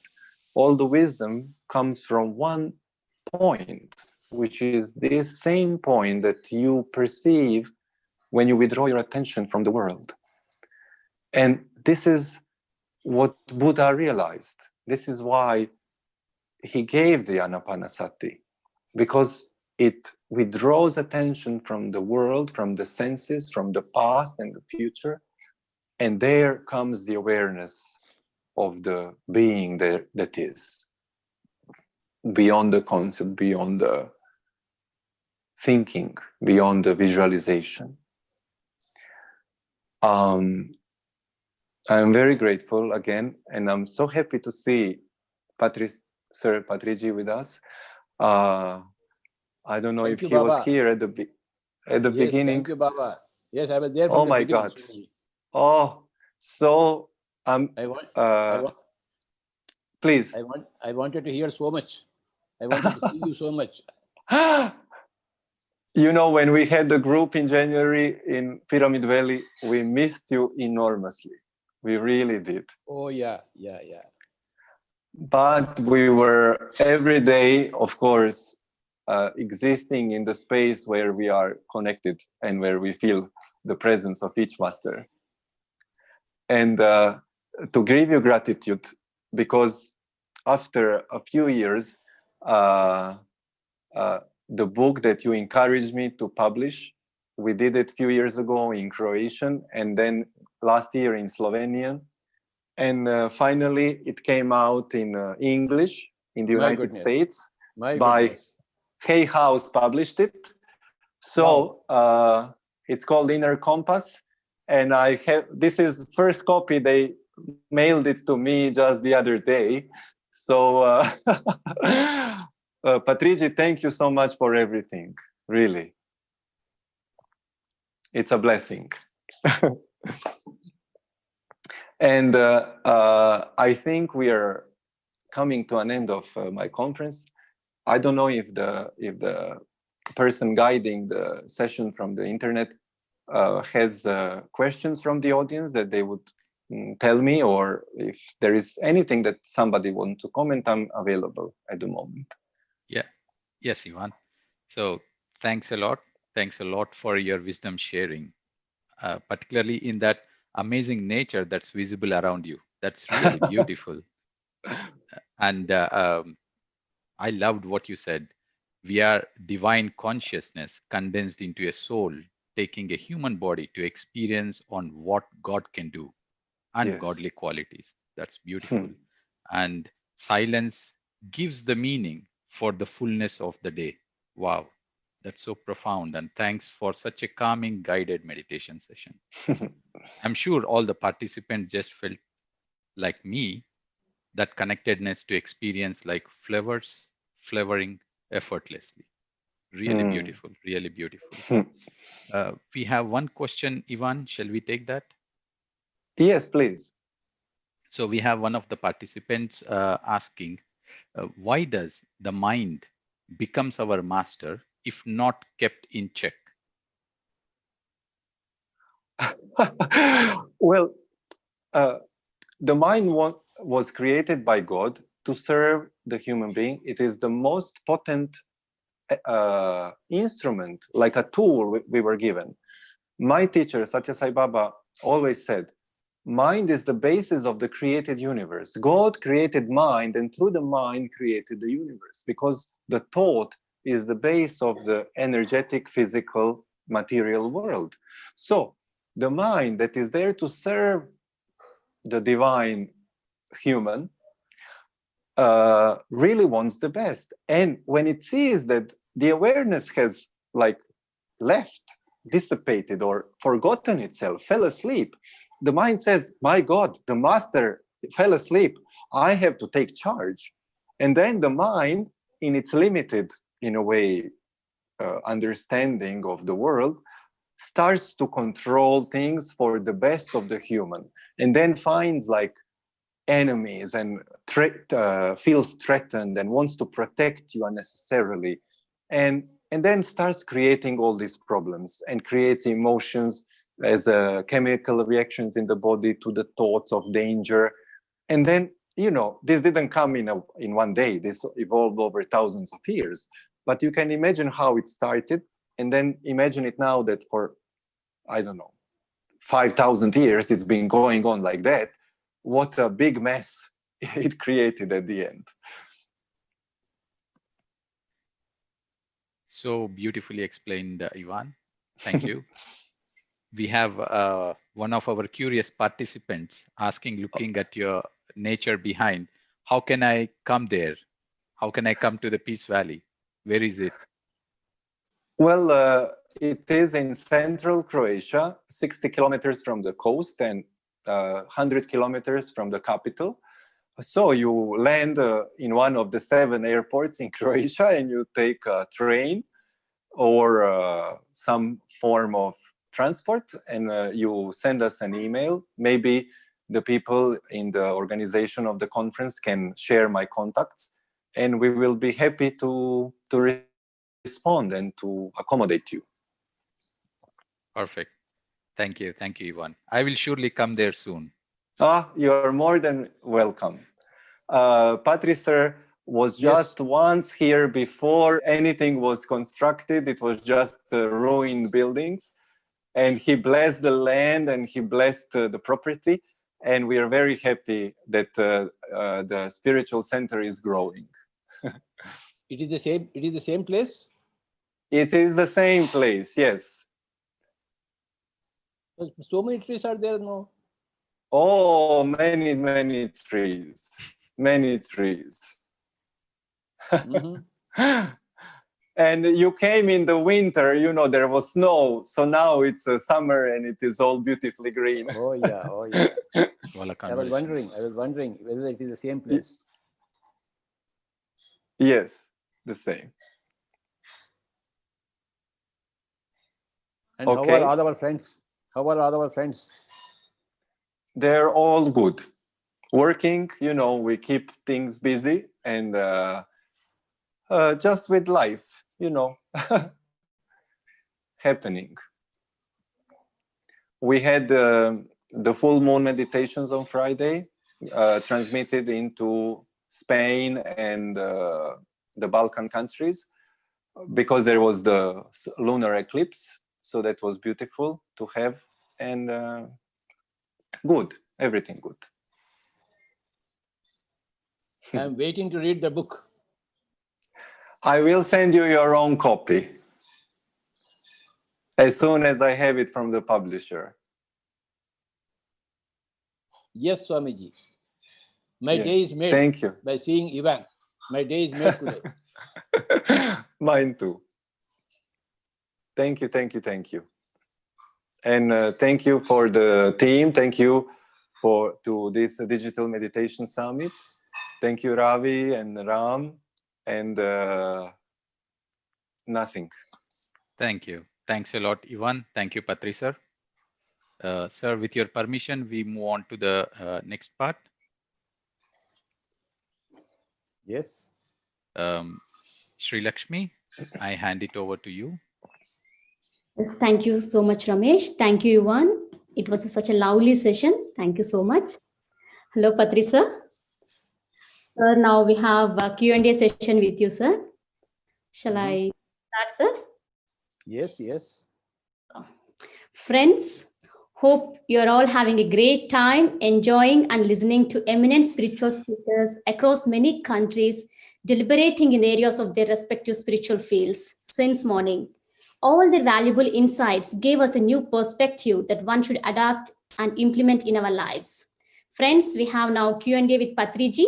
Utilize this wonderful opportunity to post your questions to Enlightened Master and get clarified and clarify your doubts. We will try to accommodate all your questions considering the availability of time. Few people will be selected to speak with Patriji also in live, and you can share your experience too. And sir, we have first question from Vinila from Norwich, UK. Namaste, Master. I heard words like Earth is shifting from 3rd dimension to 4th dimension. I would like to know more about this from you, Patri sir. What does the dimension mean in spirituality? How many dimensions are there? How does a shift take place and how does it affect us? Thank you, sir. Yes, we are shifting from a 3D point of view to a 4D point of view. When we overcome time, we go into the 4D. When we lose the time consciousness, we go into the 4D. So the 4th dimension is the time dimension. So as long as we are thinking in terms of our body, 70 years, 80 years, 60 years, 20 years, you are still in the time concept. But when you enter spirituality, you are an eternal soul. So you come out of the time concept. When you come out of the time concept, you have changed the dimension. You have gone from third dimensional reality system to a fourth dimensional reality system where time disappears. So when you go to the fifth dimension, the space also disappears. In the three dimensional, we are bound by a time and space. The time boundary will not be there in the fourth dimension, and the space dimension will not be there in the fifth dimension. So the whole earth is transitioning, and along with the earth, all the humanity is transitioning. And if you are doing some yogic practices like meditation, you are transitioning faster, much quicker, because you are adding your own momentum to the general evolution, general vibration existing in the Earth planet right now. Because of the photon band, Earth is entering a high energy zone. Therefore, it is easier for us to meditate now compared to a few years earlier. The Earth is changing its dimensional base, which can be assisted by our meditation. The more we do meditation, the faster we go into a higher dimension. There is no end to dimensions. There are n number of dimensions. The more you do meditation, the more you go further and further. There is no end to the furtherness. Thank you, Baba. Thank you, sir. We have next question. She is Pradeep from UK. She's asking, sir, our past karma and desires define the life we currently live. And there is a concept of law of attraction, which says you can manifest whatever you ask or believe.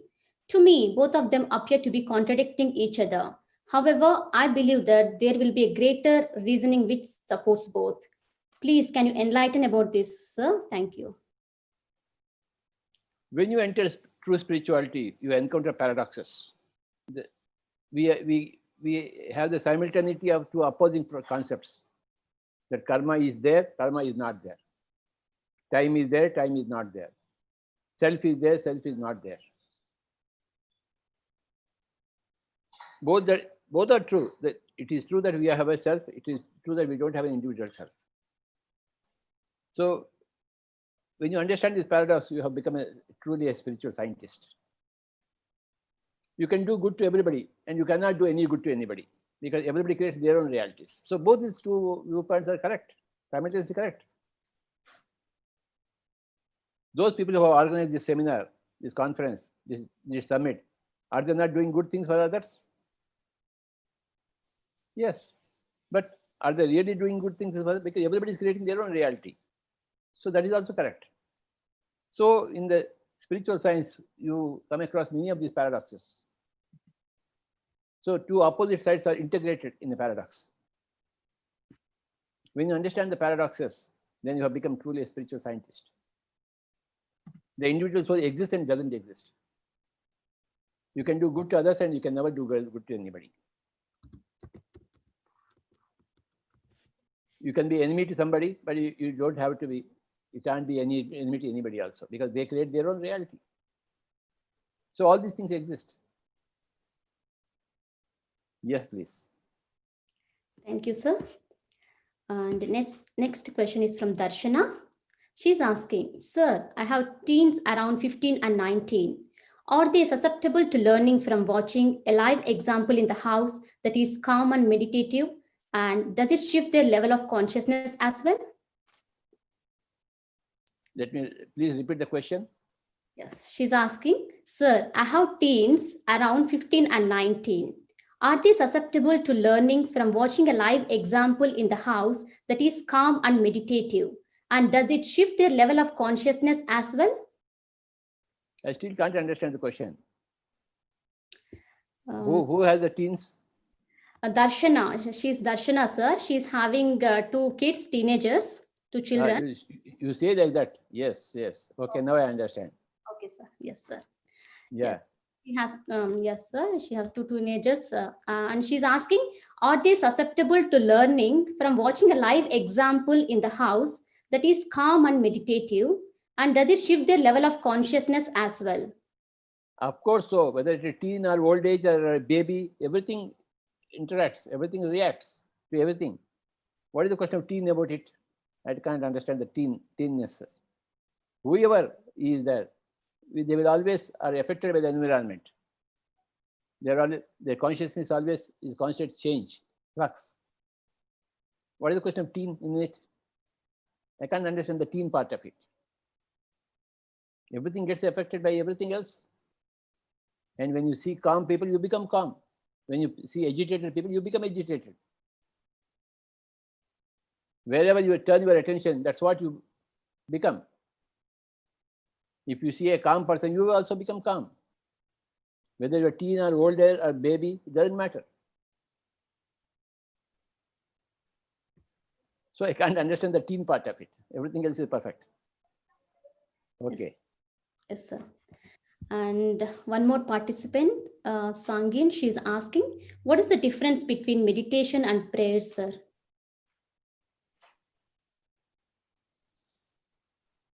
Prayer is one-way traffic. You send some signals to the universe. Meditation is a two-way traffic. You send some signals and you receive some signals also. Prayer is one-way traffic. Meditation is two-way traffic. The universe interacts with you, gives you messages. In prayer, you are oblivious of the universe which is giving you messages. In meditation, you are in a silent state where you receive the messages. In prayer, you are not exactly in a silent state. You are only sending your requests. You are not receiving anything. So we have to give up prayer and go into meditation to receive, to be able to receive. Okay, sir. Thank you, sir. So one more question. Is vegetarian diet or the vegan diet is best for spiritual growth? Which diet is best for spiritual growth, vegetarian or vegan diet? I've been a vegetarian all my life. And for the past 10-15 days, I've been a vegan.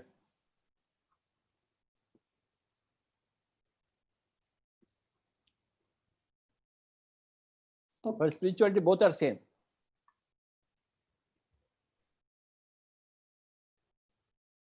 Vegetarian is a must. Vegan is your option. Your style. Your choice. Okay, sir. Thank you, sir. One more question is, sir, I'm doing meditation. I'm doing a lot of meditation, like 7 to 8 hours of meditation daily, but I'm having a lot of fears without any reason. I'm fearing without any reason, sir. Could you please answer this? That is normal in everybody's life when they start meditation. In Kshira Sagara Mantana, Hala Hala comes first, then Amrit comes first, second. When you are learning music, apaswaras come from your mouth, then only suswaras come. Melody will come afterwards. Straight away when you have started learning meditation, melody won't come out of your throat. All kinds of wrong voices come. But finally, as you practice and practice and practice, melody comes in. Same thing with meditation also. All the fears are there in a more intensive way when you start your meditation. But as you progress, keep to your practice of meditation. It's a lifelong process. You will come into good notes in your music. You will be free of fears in due course. It takes time and a lot of practice, intentional practice, commitment to meditation practice. You will come out of all your negativities, fears, phobias. Yes. Thank you, sir. Another question is from Nalini from UK. I would like to ask Pitamaha Brahmarshi Patriji that Anapanasati method, is it from Mahayana or Hinayana tradition of Buddhism, sir? It is from Buddha. Buddha was neither Mahayana nor Hinayana. Buddha was Buddha. Afterwards, so many things have come.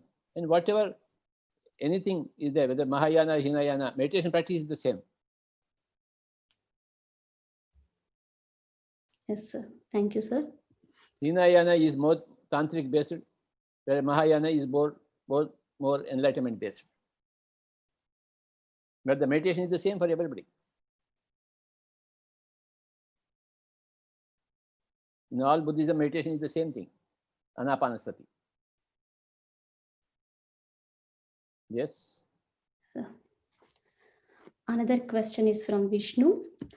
Sir, do we need to stick to the life plan that we have designed prior before taking birth, or with free will can we change our life plan now?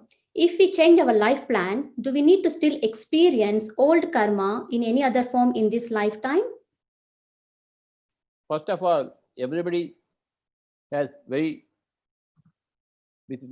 great awareness and alertness, with great design, they design their lives. So why do you have to change here? As if you know what you have designed. First of all, find out what you have designed. Then you won't change it. That idea of change will never come to it. You will commit yourself to your life design. Your question is wrong.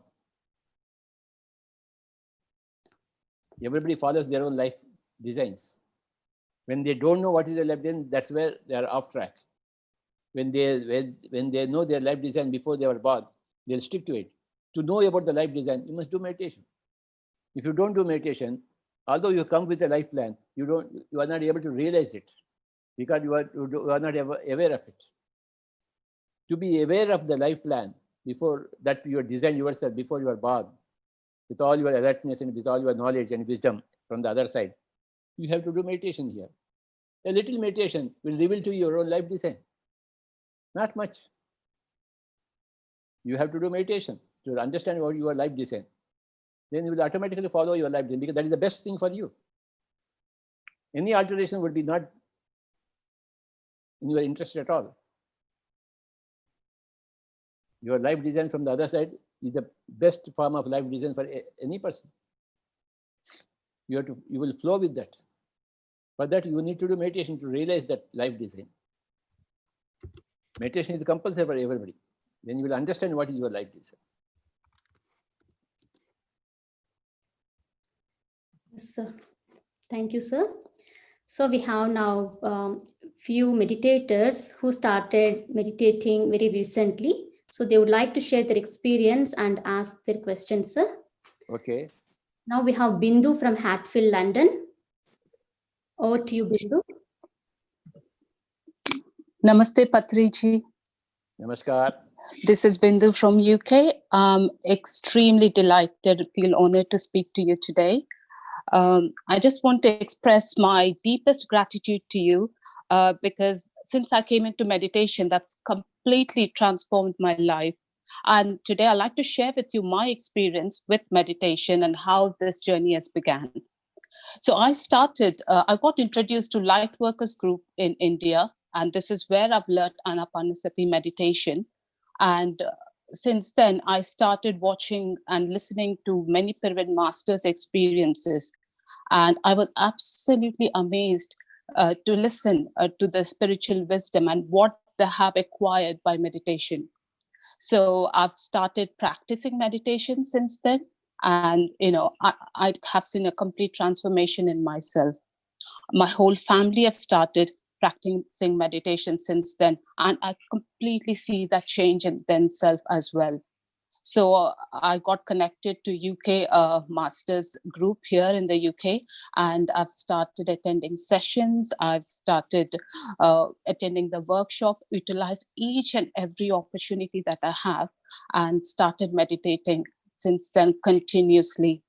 I've attended Chandra Sir's 40-day corporate training, which has given me so much of confidence to take this to the outer world as well. So since then, I started teaching meditation to the workplace. I work for a very large, one of the largest retailer here in the UK, And I'm extremely grateful that I had this opportunity to teach and spread meditation to many people who does not even know about meditation. So this has given me so much of confidence, and I really believe that this is something I could actually take forward as well. In this journey, I've started reading many books that were suggested by PSSM, and I was absolutely amazed to see how spirituality and science have come together. I was absolutely delighted to see there's a completely different world called spiritual science out there, and I was very much looking forward to get more and more wisdom from that. So myself, as a part of voluntary organization, I'm a trained Bal Vikas teacher.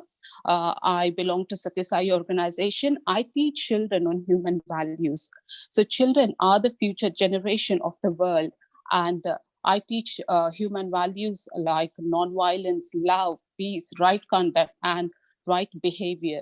So henceforth, the vision I see to myself is how wonderful if we can integrate human values and spiritual science together, the children would be able to build their own future.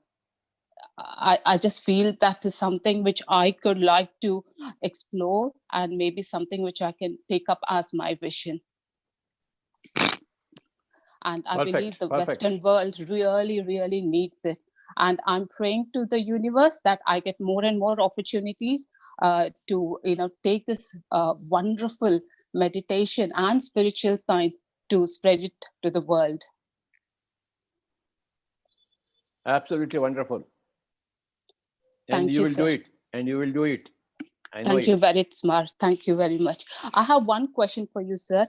It's only been 6 months since I've started meditation, and I've seen this huge transformation in myself, and I'm able to spread meditation. But whatever knowledge I've learned up until now, I just feel it's just a drop in the ocean. So my question to you, sir, just wanted to understand what would be the best way to accelerate my spiritual journey?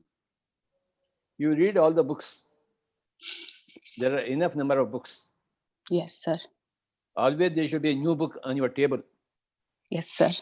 By a new master, by a new spiritual scientist. Yes, sir. That is the way to broaden your view, your vision. The broader your vision, the better is your work in serving others. Sure, sir. So books are the best way. And what about meditation, sir? How many hours do you think I should be meditating? 1 hour is enough. Okay. I'm doing that, sir. Thank you, sir. It's enough. That's slow and steady wins the race. You don't have to hurry anywhere. okay. Thank you, sir. Thank you. Take your own time. Be cool. 1 hour of meditation, 1 hour of reading books, 1 hour of Sajjan Sangatya, listening to other people's meditation. Enough, 3 hours. 1 hour of dhyana, 1 hour of sadhyaya, 1 hour of Sajjan Sangatya per day. That's a very cool business. Thank you, sir. Enough. Yeah. Sure, sir. Thank you very much, sir. My deepest Absolutely. gratitude to you, sir. Thank you. Welcome, welcome. Thank you, Bindu. Thank you so much for sharing your experience. And sir, Bindu, Bhagya, Kula, there are few members in our UK team who will be present in all the sessions organized by all our pyramid masters. They will be listening to all the sessions 24/7. Thank you so much, Bindu. And we have with us now Kavita. She's from Basildon. Over to you now, Kavita.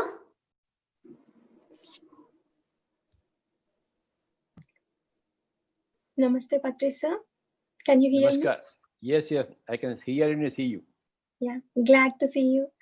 I'm Kavita, software engineer by profession and a blogger. So recently I started.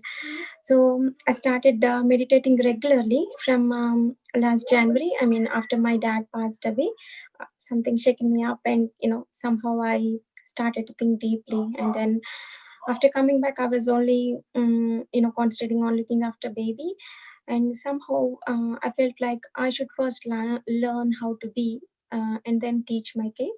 That's how I started my meditation. During meditation, I became more aware.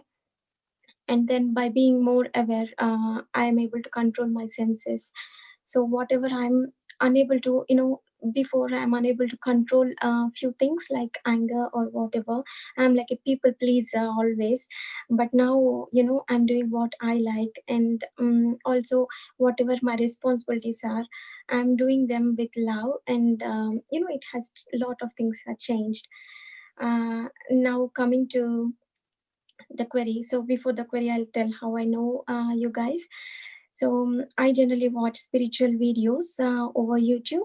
Somehow, so mostly like Sadhgurus and other spiritual masters. So one day there is a Ramana Maharshi's video posted on PMC UK. So one of the Nalagaris discipline was explaining that, and I got so touched. And after that, there are few videos which are really so good. And during my meditation, during this period, my meditation time also is increased a lot. And then I started getting a lot of experiences, but I don't know the meaning of them because I'm with like a zero knowledge on spirituality. So I wanted someone to ask, but I don't know whom to ask, because never before there is some kind of this channel who can directly do this selfless service. Somehow I got, from that PMC channel, I got PMC UK contact, and then from PMC UK contact, I got Sirisha's contact. So just in 2 weeks, I think I know Sirisha from, not Sirisha, Sri Lakshmi from 2 weeks. So there are different experiences, but it takes time. So I will might not share everything. But there, one day there was, like a feeling of an image where I could see it is some kind of serial actor kind of thing. But then that day, later in that day, I was interested in watching the spiritual things, and I was just searching about enlightenment people, and I saw Moji Baba, and Moji's and his face were same.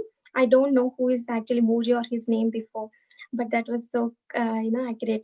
And Ramana Maharshi, Papaji, and then Moji, all these are following the same philosophy, and that is the philosophy really I'm touched with. So so I started meditating. There were no expectations initially, but then when I'm getting different kind of experiences, I always wanted to know what they are. Somehow Sri Lakshmi used to answer few of them, and today she gave a chance to directly ask you. So one question, so there are like several questions mixed up.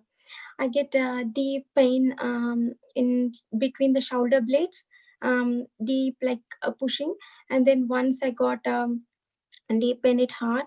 And then everyone said during Paurnami we get energy from the universe, but for me it's like something here, it is pulling upward a lot. So I know something is good in meditation, but I don't know what the meaning of that is. Can you explain a little bit about chakras, and also help me refer, what book is good for me to read at this moment, because I have other duties like family maintaining and baby. So I want to just get just one book which can suit my present situation. Thank you.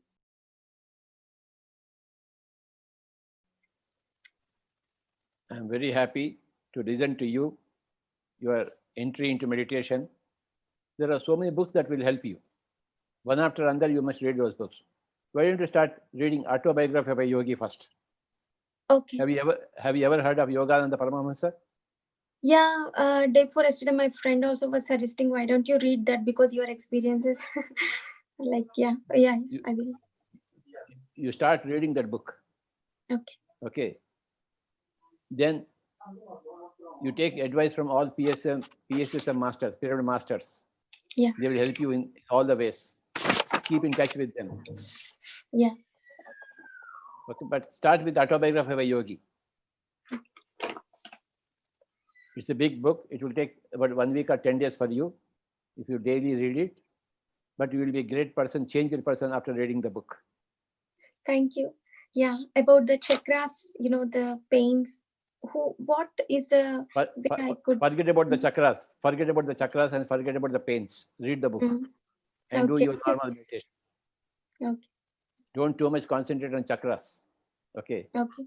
No, when something is happening during meditation, after that I wanted to know what it is. You cannot know what it is. Hmm. You cannot know what it is. You don't have to know anything at all. Just continue meditation without trying to analyze it or understanding it. Okay. Okay? Don't waste your energy unnecessarily. Okay. Whatever needs to come to you, the meaning will come to you automatically in due course. Yeah. You don't have to run behind it. If you run behind it, you will never get it. Okay. Do normal meditation and just note down the experience in meditation and forget about it. Okay. Yeah, I'm noting down all my experiences. That's all. There the matter ends. Yeah. And go to the next meditation. Go to the next meditation. Go to the next meditation. Next book. Next book. Next book. Listen to the next master. Next master. Next master. That is an ongoing process. And after some time, you would have accumulated a lot of wisdom, and you would have become a master automatically. 1 hour of meditation per day, 1 hour of reading books per day, and 1 hour of listening to other masters' experiences per day. 3 hours, along with your responsibilities of family, and along with your job. These 3 hours are a must. Yeah, most of the audios I listen while doing house chores, and yeah, definitely. I wake up early before them. Yes. Yeah, and do meditation. Yeah. Anybody who comes into meditation will automatically become a Buddha, Baba. It's not a surprise when you become a Buddha. It's a surprise if you don't become a Buddha. Every child becomes an adult, isn't it? But I know a little bit about meditation in past, but I was not very regular. But this time something is really supporting me a lot. I don't know what it is, but I could sense it. Like something is like driving me. Maybe my dad. What is supporting you is your own past karma from past lives. Okay. We are all supported by our own past lives, our own good deeds from the past lives. We are all come from holy lifetimes. And when we start meditation, all your past lives come to support you. When you don't enter into meditation, the past lives are there. You are bothered with the current lifetime. But when you started your meditation, the past lives come to you, come to your help and support. And that's how you feel a lot of support from your own system. It is not your father or you are not for your teacher or anybody. It's your own past life that has come to support to your own current effort. That is the fact for every person. Right? Yeah. Thank you very much. Thank you, Kavita. Thank you so much. So, sir, we have one last final question. It is from Sean from Scotland. And he's asking, one second, sir. What's the question? Sorry, sir, I missed the question. And it's okay. Yes, sir. Sir, 1 second. Yes, sir, I found it. Sir, we practice meditation to be in present moment, but based on our present moment, we have to think in future. How to control this, please, sir? Yes. Being in the present, you must take care of the future. You must plan for the future, target the future, have a goal in the future, and then work towards that goal in your present time. You must forget the past, but you must be in the present and care for the future, form the future. Your current thoughts will manifest the future for you. So you must take care of your present thoughts, which will form your future. And you must actually plan for your future, for your own golden future. You must target it. That's correct. Yes, sir. Yes. Thank you so much, sir. It was such an enlightening session with you. Thank you so much. Now we have Rob Squares with us. So I pass over to Srilu. Please introduce him. Thank you, Sri Lakshmi, and thank you, Patricia, again for such an insightful discussions on a number of subjects, which I think as meditators and as starting off on that journey, we all have that. Thank you, sir, again. And with your permission, I now move on to the next session in this program. And I'm extremely delighted to introduce our next speaker, Mr. Rob Schwartz from US. Rob is a certified hypnotist and regression therapist who offers past life and between life soul regressions to help people understand and heal the life plan they chose before coming into incarnation. He also assists people with spiritual guidance sessions and contact of a deceased loved one's regressions. Rob is also an author of 2 groundbreaking books. One, Your Soul's Plan, about discovering the real meaning of your life you planned before you were born. And his second book, Your Soul's Gift, which is about the healing power of the life you planned before you were born. Working closely with several mediums and channels, he has now explored the pre-birth plans of many, many people. He has learned that events in their lives are neither random nor arbitrary, but rather part wisely conceived and intricate plan, a plan they themselves bravely designed. I now welcome Rob, who is going to talk about the soul's plan. The stage is all yours, Rob. Thank you. It's a pleasure to be here. And I'd like to thank Ravi. Welcome, sir. Welcome, sir. Thank you. Thank you. We are all very happy to see you here in flesh and blood. Thank you. I appreciate that. I want to thank Ravi and all the conference organizers for inviting me to participate. It's a pleasure to be with you today. As was stated in the introduction, I'm an American hypnotist specializing in something called a between lives soul regression, which I'll talk about a little bit later. It's a form of hypnosis in which you can find out what you planned before you were born, why you made those plans, how you're doing in terms of fulfilling your plan, and how you can better fulfill your plan. And I'm the author of 2 books, Your Soul's Plan and Your Soul's Gift, the premise of which is that we ourselves plan our lives, including our biggest challenges, before we come into body. And that's what this talk today is going to be about. I'm going to share with you what I found in my research, the main reasons I have discovered why we ourselves plan great challenges for ourselves before we're born. I want to start this presentation by sharing with you, and let me say the website is yoursoulsplan.com. And if you go to the books pages there, you can actually read large excerpts from both books for free.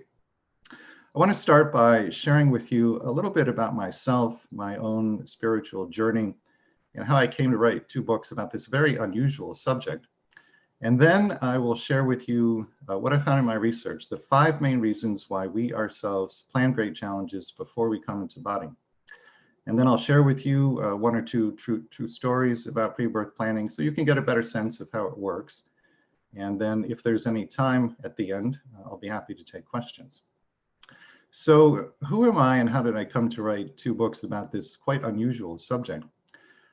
For me, the path to writing Your Soul's Plan and then later Your Soul's Gift started in Chicago back in the year 2003. And at that time, I was self-employed as a marketing and communications consultant, basically doing different forms of corporate writing. I have an MBA and was in the corporate sector doing this kind of work. I found this work to be deeply, deeply unfulfilling. I used to say to people at the time that I had the feeling if I fell off the face of the earth, my clients would hardly even notice that I was gone. They would just plug somebody else into that role and carry right along. But at the same time, I had the distinct sense that there was some kind of plan to my life, something that I was supposed to be doing, but I didn't know what it was, and I didn't even know how to figure out what it was. Now, it's important for you to understand, I come from a very conventional background. I grew up in a conventional suburb of Cleveland, Ohio, in the United States. I come from a conventional family. They might not like that description, but I think we were. And I have a conventional education based on the scientific method. So back in 2003, when I was having what you could call an existential crisis about my life, my first attempts to resolve it were very conventional in nature. The first thing I did was just to go for career counseling. And I took the Myers-Briggs inventory, which probably some of you have heard of. I found out that I'm an INFJ personality type. And while that was interesting, it didn't tell me what to do with my life. So then I went to a lot of my friends and family and I said, you know, I'm very unhappy doing this corporate work. I feel like there's something else I'm supposed to be doing with my life, but I don't know what it is. What do you think I should do with my life? That, it turns out, is not a good question to ever ask another person. About half the people I asked literally shrugged their shoulders and said, I don't know. And the other half advised me to do whatever they were doing for a living, which, as you can imagine, was not tremendously helpful. So when that didn't shed any light on the matter, I thought, okay, got to think outside the box here. What can I do to figure out my soul's plan, so to speak? And this idea came to me, go see a psychic medium. Now, again, I come from a very conventional background. Mediumship is not part of that background. I wasn't even sure if I believed in mediumship, but I thought, why not? You know, invest an hour of my time, a little bit of money, and if nothing comes out of it, there's no harm done. So I did this for the very first time in my life on May 7th of 2003. The reason I remember the date is that this was the day on which my life changed. The medium started the session by introducing me to the concept of spirit guides, which I had never even heard of at that point in my life. And she explained to me that a guide is a highly evolved non-physical being with whom we plan our lives before we're born and who then guides us through our lives after we come into body. And through this particular medium, I was actually able to talk with my guides that day. Now, they said a lot of amazing things to me that day, one of which was they said, you planned your life, including your biggest challenges, before you were born. And I will tell you, I just shook my head and I said, why in the world did I do that? And they said, you did this for purposes of spiritual growth. Now, coming as I did from such a conventional background, I probably would have dismissed all of this as some kind of hallucination on my part, except that the guides then went on to tell me what all of my biggest challenges had been without me telling them anything about myself. And they were able to explain in some detail why I had wanted to have those very difficult experiences. So as you can imagine, if you're talking to beings who know literally everything about you without you telling them anything, that gives them a lot of credibility. So when they introduced this idea of pre-birth planning, I was listening very, very closely. Now, I can't overstate to you the impact that this perspective had on me. In the days and weeks after the session with the medium, I thought about this constantly. And the effect that it had was that it allowed me to review the course of my life and, for the first time in many instances, see a deeper meaning or a deeper purpose to the most difficult things that had happened. And for me, that created quite a profound healing. So I realized I was onto a concept that could bring a similar kind of healing to other people. And it was at that point that I first started to think about writing a book on the subject. Now, within a very short time of the session with the medium, I started for the first time in my life to have spiritual experiences of my own. And I don't have time today to share all of them with you, but I want to share one, which to this day is still the single most profound spiritual experience I've ever had. Only a couple of weeks after the session with the medium, I was home in my apartment, alone in Chicago, Illinois, just having an average workday. And I decided to take a break and go for a walk. So I'm walking down the sidewalk in Chicago when all of a sudden, I was overcome by this feeling of overwhelming unconditional love for every person I saw. And when I say unconditional love here, I don't mean the kind of love you might feel for a parent or a child or a romantic partner. This was an experience of divine love. It was a transcendent experience. I remember it very clearly because the first person I saw after this feeling came over me was a cab driver. He was sitting behind the wheel of his cab waiting for a customer to come along. And I looked at this man who, of course, was a complete stranger to me, and just felt pure, overwhelming, unconditional love for him. And then I looked up and I saw a man's barber shop on the corner. I looked through the window and I saw the barber cutting a customer's hair. Again, two total strangers. But as I looked at them, there again was this feeling of pure, overwhelming, unconditional love. And then I turned around and I saw a young woman, a mother, pushing an infant in a stroller down the sidewalk. And there again, as I looked at them, was this feeling of pure unconditional love. Everywhere I looked, every time I saw another person, this feeling was present. Now, I had never heard of anything like this or read about anything like this, but I understood intuitively what was happening, which was I was in some form of enhanced immediate communion with my own soul. So it's as though my soul were saying to me, this love is who you really are. This is your true nature. And I believe that my soul gifted me with that experience that day, because much later, after I had looked at many, many people's pre-birth plans for the two books, Your Soul's Plan and Your Soul's Gift, I realized that every single pre-birth plan I had studied, literally every single one, was based on complete unconditional love. This was true even when great challenges were being planned. This was true even when quote unquote negative roles were being scripted for people. It was always based on total unconditional love. If I had not had that experience of myself as unconditional love walking down the street that day, I would still have found that same result in my research. But I think there would always have been this little voice at the back of my head saying, how do you know this is true? How do you know that every pre-birth plan is based on unconditional love? Well, I know it's true because of the experience I had walking down the street that day. It's because of that experience that I can say to you right now with complete confidence and complete certainty that I believe that we as souls are made literally from the energy of unconditional love, because that was my experience walking down the sidewalk that day. Now, within a very short time of that experience, something else quite important happened. I mentioned that I was living in Chicago. Out of personal interest, I had been going to meetings of the Chicago IANDS chapter. IANDS, I-A-N-D-S, the International Association of Near-Death Studies. This is a group for people who have had near-death experiences, the tunnel of white light, and so forth. I myself have not had an NDE, but I think it's a fascinating subject. And so out of personal interest, I have been going to their meetings.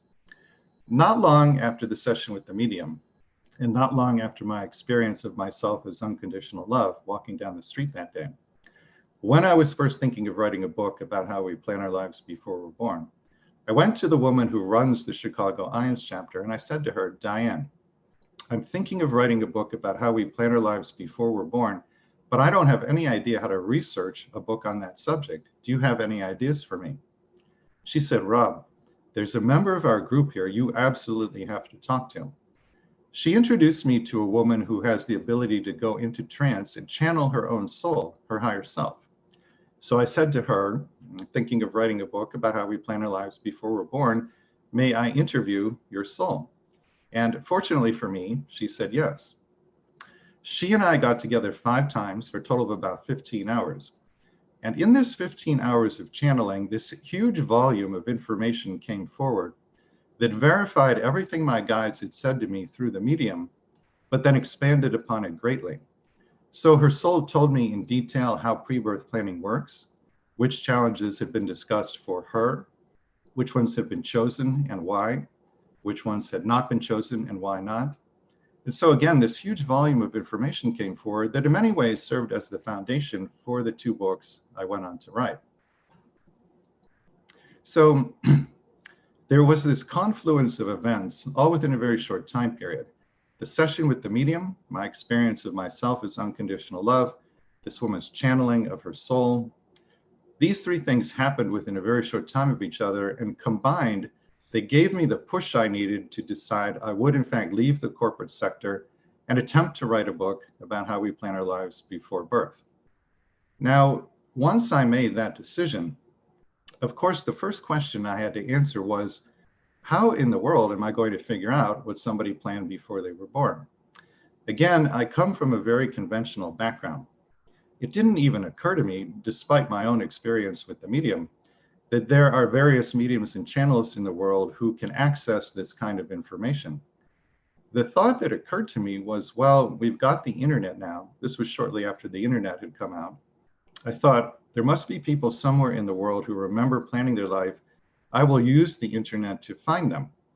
So I went to every spirituality message board I could find online, and I posted a notice saying, author, writing a book about how we plan our lives before we're born. If you remember planning your life, please contact me. And I start getting thousands of emails from all over the world. And wouldn't you know it, not a single one of these people remembered planning their current lifetime. They were writing in with stories about past lives on Earth, past lives on other planets, non-physical lifetimes. And these were fascinating stories. For example, there was a woman who recalled being an aquatic animal on what she referred to as the blue planet, which apparently was completely covered with water. But not a single one out of these thousands of people remembered planning their current lifetime. This went on for months. Finally, I began to despair of ever being able to write a book on this subject. And it was at that point that I metaphorically threw up my arms to the universe and I said a prayer. I said, "Dear God, if you want me to write a book on this subject, I will do it, but I need a little help here."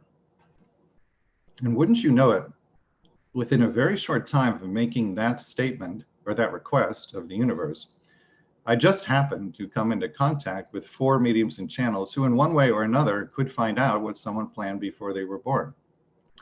One of the mediums in the first book, Your Soul's Plan, can hear the conversations we had with each other in the pre-birth planning sessions.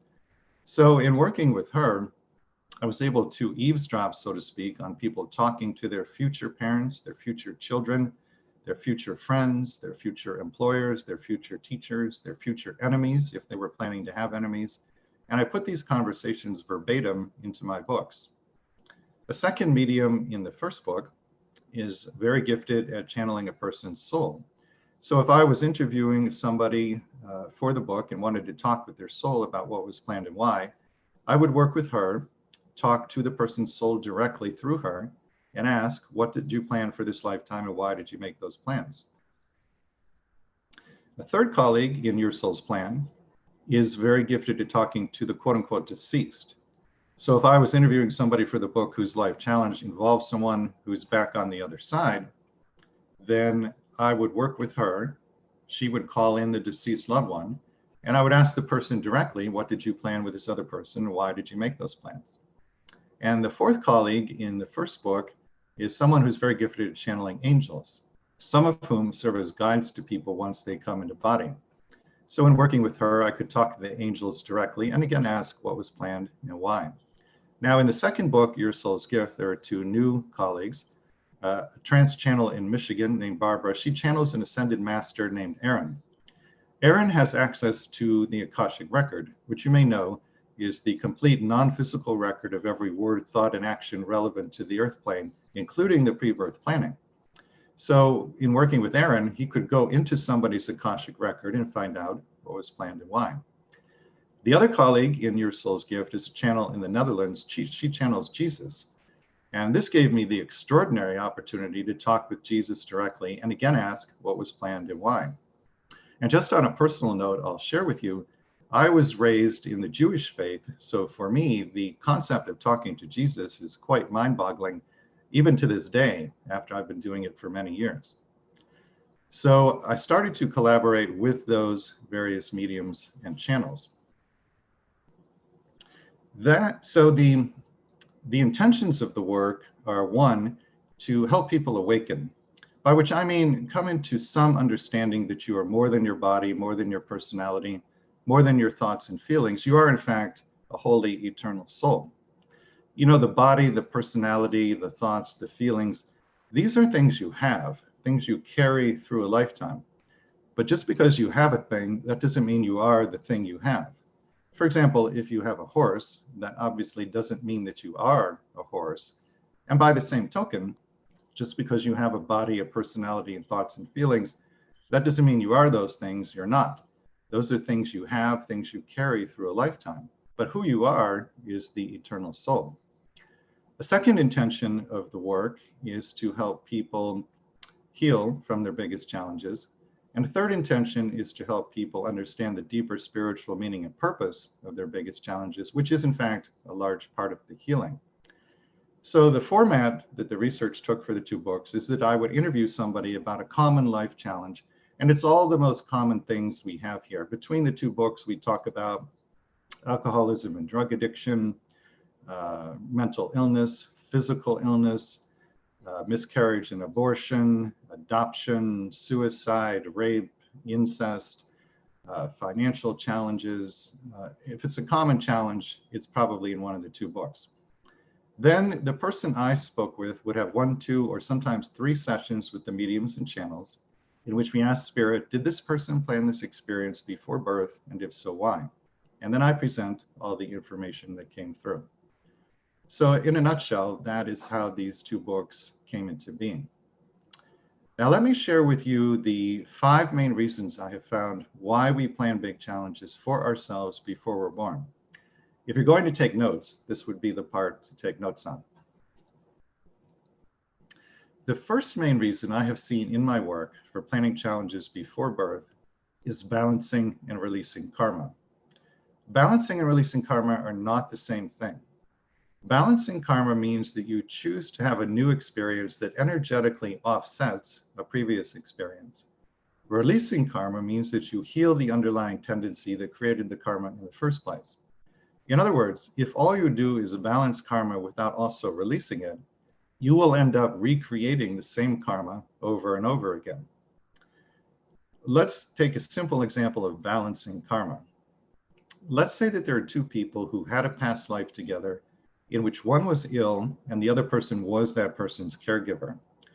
When those 2 people transition back into spirit at the end of that lifetime and have their life review, as we all do, they may have a sense of unbalanced energy around that relationship.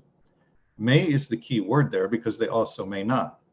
And they decide for themselves, we're complete with that relationship or we feel incomplete with it. They're not told by God or some council or some being external to themselves, you have karma here. They decide we feel complete with that or we don't. If they feel complete with it, then they go on and they plan a new kind of experience. If they feel incomplete with it, the feeling of incompletion, as I understand it, is the karma. So let's say they feel that way, what could they then do to balance the karma? Well, the easiest, simplest, most direct thing to do is simply to trade places. So now the one who is ill plans the life challenge of caregiving. The one who is the caregiver plans the life challenge of illness.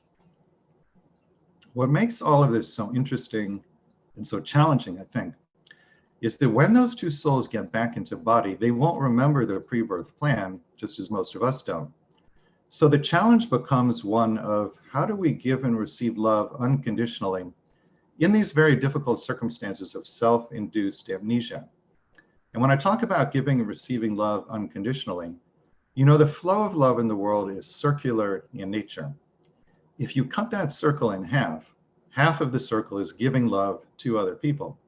This is what we all believe is a good thing to do, and we all try to do this, but it's actually only half the circle. The other half of that circle is receiving love from other people. So if you are someone who does not allow others to give love to you, you're actually blocking the flow of love in the world just as effectively as if you never give love to anyone else. And this, I think, is particularly relevant for a caregiving situation because, in my view, it's incumbent upon the one who is ill to receive love from the caregiver. That's reason number 1 for planning big challenges before we're born, balancing and releasing karma. The second main reason I have seen for planning big challenges before birth is healing. And let me share with you an example, a story from my first book, Your Soul's Plan. In Your Soul's Plan, there's a chapter about the pre-birth planning of deafness and blindness. The deafness story is a young African-American woman named Penelope. She was 24 at the time I spoke with her for the book. Penelope was born completely deaf in both ears. She and I worked with the medium I mentioned earlier who can hear the conversations in the pre-birth planning sessions. Now, because of Penelope's deafness, this session, unlike all the others I did, was done by Instant Messenger. So Penelope is in her home typing on Instant Messenger. I'm in my home typing on Instant Messenger, and Stacy, the medium, is in her home typing on IM. Stacy goes into Penelope's pre-birth planning session, and she hears the conversation Penelope had with her spirit guide when the deafness was planned. And what we learn in that conversation is that in the lifetime immediately prior to this one, Penelope had the same mother she has in this lifetime. And in that past life, when she was a little girl, she heard her mother shot to death by the mother's boyfriend. Now, she didn't actually witness the murder, but she heard the gunshots that led to her mother's death. As you can imagine, she was quite traumatized by that, so much so that it led her to take her own life in that incarnation. So Penelope returned to spirit with what you could call an energy of unhealed trauma, which now needs to be healed. In the pre-birth planning session, her spirit guide says to her, "My dear, would you prefer to be born deaf so that no similar trauma will happen to you again, and so that you can complete your healing from the last lifetime?" And Penelope responds, "Yes, that is what I want and what I wish to do." And then what follows is a fascinating dialogue in which she and her guide work out the details of her deafness. Just as an aside here, the fact that Penelope planned to be completely deaf, female, and African American is not random or arbitrary or coincidental. One of her pre-birth intentions was to cultivate or deepen in compassion in this lifetime. And she felt before she was born that this unusual combination of being completely deaf, female, and African American would put her in a lot of situations in which the situation itself would provide both the opportunity and the motivation to deepen in compassion. And this is in fact exactly what's happened.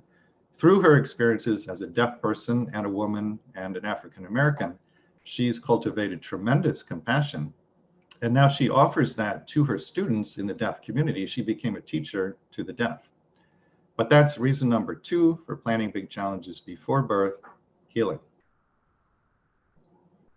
The third main reason I've seen in my work for planning challenges prior to birth is a desire to be of service to others. You saw that just a second ago when I talked about how Penelope is being of service. This component of service to others is something that I have seen in literally every single pre-birth plan I've ever looked at. It's always there in some form or another to one degree or another. Now, if you read spiritual literature, you've probably heard of the concept of oneness. This is the idea that there's actually only one being in the universe, and it's you, it's me, it's all of us. Each one of us is an individualized expression of the one. The way I conceptualize the orientation towards service is that it's a natural expression of oneness consciousness, which is our natural state of consciousness when we're back home on the other side. So in other words, let's say that you and I are back home in the non-physical and we're planning an incarnation together, and you perceive that I am literally you. It's not just an intellectual concept the way it is here. You actually perceive that I am you. Well, then, of course, you will want to be of service to me. And conversely, if I perceive that you are literally me, then, of course, I will want to be of service to you. So again, this orientation towards service, which is in everybody's pre-birth plan, is, I think, a natural expression of oneness consciousness, which is our natural state of consciousness when we're back home on the other side. That's reason number 3 for planning life challenges before birth, a desire to be of service to others. The fourth reason, and this could perhaps be the big reason out of the 5, is a desire to experience contrast. And let me explain what I mean by this. I shared with you earlier my experience of myself as unconditional love as I was walking down the street that day. The non-physical realm we come from, as I understand it, is a realm of complete unconditional love. So if we are made from the energy of unconditional love, which is what that experience showed me that day, and if we are in this realm of only unconditional love, that means that we do not experience any contrast to ourselves, which in turn means we don't fully understand or fully appreciate what it means to be a being made from the energy of unconditional love. So I think what the soul is doing here on the physical plane is that we have come for the experience of what you could call the not love, which we would all agree there's a lot of. Because through that experience, by the time you go home at the end of a lifetime, you have a much more profound understanding of what unconditional love is, which is another way of saying you have a much more profound self-understanding. Now, I realize this is a somewhat arcane concept, so to make it more accessible, I like to borrow an analogy from a book other than my own.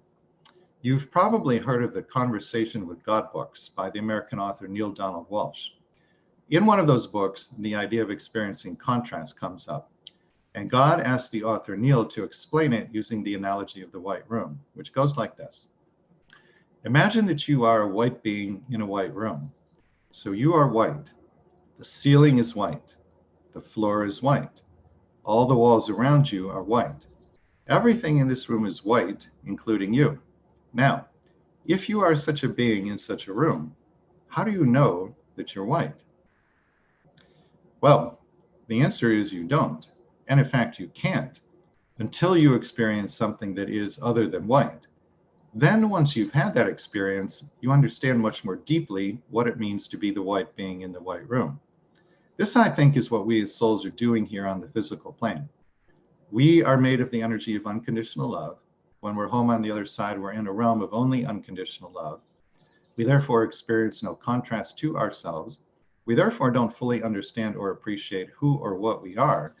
And so we come to Earth for the contrast and not love, because by the time we go home at the end of an incarnation, that experience gives us the contrast that in turn gives us a much more profound self-understanding.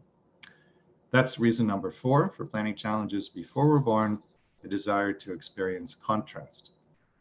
And the 5th and final reason for planning challenges before birth, strictly speaking, is a subset of number 2, healing. But it's so important, I like to break it out as a separate item of its own. And that is correcting false beliefs or false feelings about oneself. Now let me explain how this one works. Almost everyone has had at least one past life, and usually many, in which certain things happened that caused you to pick up a false belief or false feeling about yourself. When I say false, I mean false from the perspective of your soul. 2 of the most common false beliefs or false feelings about self are 1, that one is powerless, and 2, that one is unworthy or perhaps even worthless. If you feel or believe yourself to be powerless or unworthy or worthless, to your soul that feels discordant. What do I mean by discordant? Well, imagine if you were to walk through an old abandoned house that's filled with spider webs.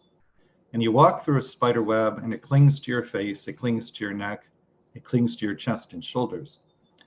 To you, this would feel, for lack of a better word, icky, and you would immediately try to brush or clear the cobweb, the spider web away. Very roughly speaking, this is how it feels to your soul if you, the personality, a portion of your soul's energy in a physical body, pick up a false belief or false feeling. It feels, again, for lack of a better word, icky or discordant, and your soul immediately wants to clear or heal the false belief or false feeling. So how is this done? Well, here in the 3rd dimension, which is where we are, what will happen is that you will call or magnetize or attract to yourself experiences that seem on the surface to confirm to you that you are in fact powerless or unworthy or worthless. This is actually a fundamental function of life in the 3rd dimension. The world is set up to mirror you back to you so that you can find out what lies within your consciousness, even if it's at the subconscious level, and then bring it to the light of conscious awareness where you can then set about healing it.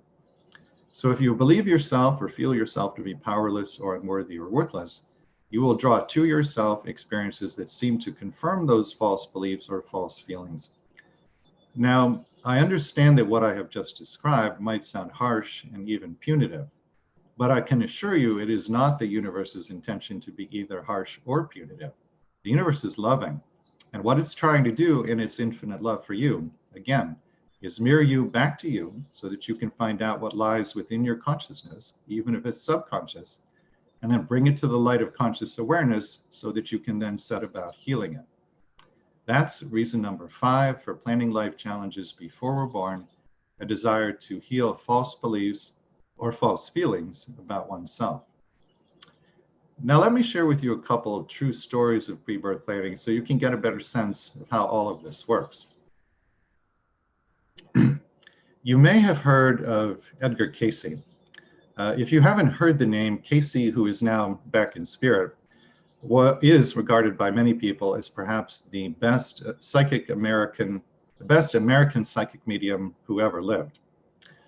Late in Cayce's career, after he had already done sessions for thousands and thousands of people, he was visited by 2 sisters, 2 wealthy women from New York City.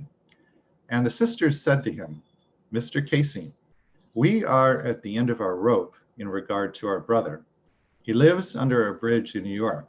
He drinks too much. We come from a wealthy family, but he long ago squandered his share of the family fortune. Over the years, we've tried everything we can think of to help him, and nothing has worked. Mr. Casey, can you tell us anything that will help us help our brother? Well, upon hearing this, Casey did what he always did, which is he went into trance, he went into the Akashic record, and then he said to the two sisters, "Your brother is the single most highly evolved soul about whom I have ever obtained information.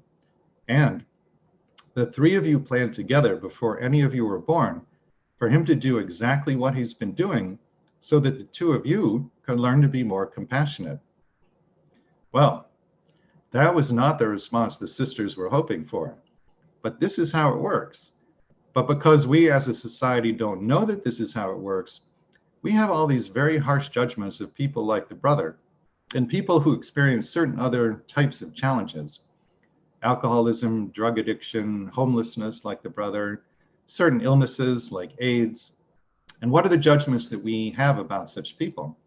Well, we say things like they're losers. They have to pull themselves up by their bootstraps. They need to get their act together. Some people even believe that AIDS is God's way of punishing homosexuals for being homosexuals. But I would submit to you, consider the sheer absurdity of these kinds of judgments in light of what is actually happening here.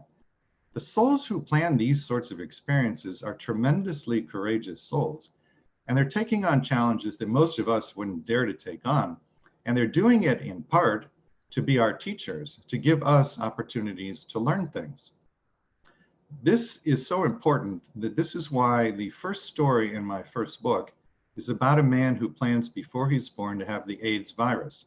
You know, everybody chooses a mission before they come into body. This man and another soul in his soul group, which is a group of souls who repeatedly reincarnate with each other, they were shown scenes of what life on Earth is like at this point in linear time. And they decided that society in general is very judgmental and not very compassionate. And they wanted to do something to help people put judgment aside and feel more compassion in their hearts. So the way they decided to go about doing this is that one of them would contract AIDS and the other would be the person who gives that person the AIDS virus. Now, what they're trying to do is give all of us an opportunity to look at him, the person with AIDS, once he's embodied, and put our judgments aside and choose, and it is a choice, to feel compassion in our hearts. Again, anybody who plans to take on a challenge like that is a tremendously courageous soul. And rather than be judged, that soul is worthy of our complete respect, as is every soul. So the Edgar Casey story is a reminder. It's intended to indicate that this is what is really going on here on planet Earth in regard to pre-birth planning. So, you know, if you're walking down the street one day, and let's say you walk past a homeless person who's sitting in a cardboard box on the corner, if you have a thought like, get a job, that kind of thought really misses the mark, because it's very possible that that soul was in your pre-birth planning session and agreed to be there at that moment as you walk by. And yes, the planning is sometimes that detailed, so that you would have the opportunity to put judgment aside and feel compassion in your heart. That homeless person may be a tremendously highly evolved soul, perhaps much more highly evolved than you, who is there in service to you. And yet, because we as a society don't know that this is what is happening, we have all these tremendously harsh judgments of those kinds of people. Let me share with you one more story of pre-birth planning, and then if there are questions, I'll be happy to take them. In my first book, Your Soul's Plan, there's a chapter about the pre-birth planning of accidents, which I put in quote marks because they aren't really accidents. There are two stories in that chapter. One of them is an American woman named Christina, who is now in her 60s. When I spoke with her for the book, she shared with me the following true story that took place when she had been in her 20s. At that time, she was self-employed as an administrative assistant at a college in California. One of her daily duties in that job was to pick up her boss's mail. The mailboxes were in the basement of the building in which Christina worked. So on one particular day, just as she had done dozens and dozens of times before, Christina descended those stairs to the basement mailboxes. But on this particular day, unbeknownst to Christina, somebody had planted a pipe bomb in her boss's mailbox. When she inserted her hand to pick up the mail, the pipe bomb detonated. The force from this explosion was so great that it picked Christina up off the ground and hurled her 10 feet backwards against a concrete wall. There were 6-foot splinters of wood that were shot like arrows out of a bow into the wall around her.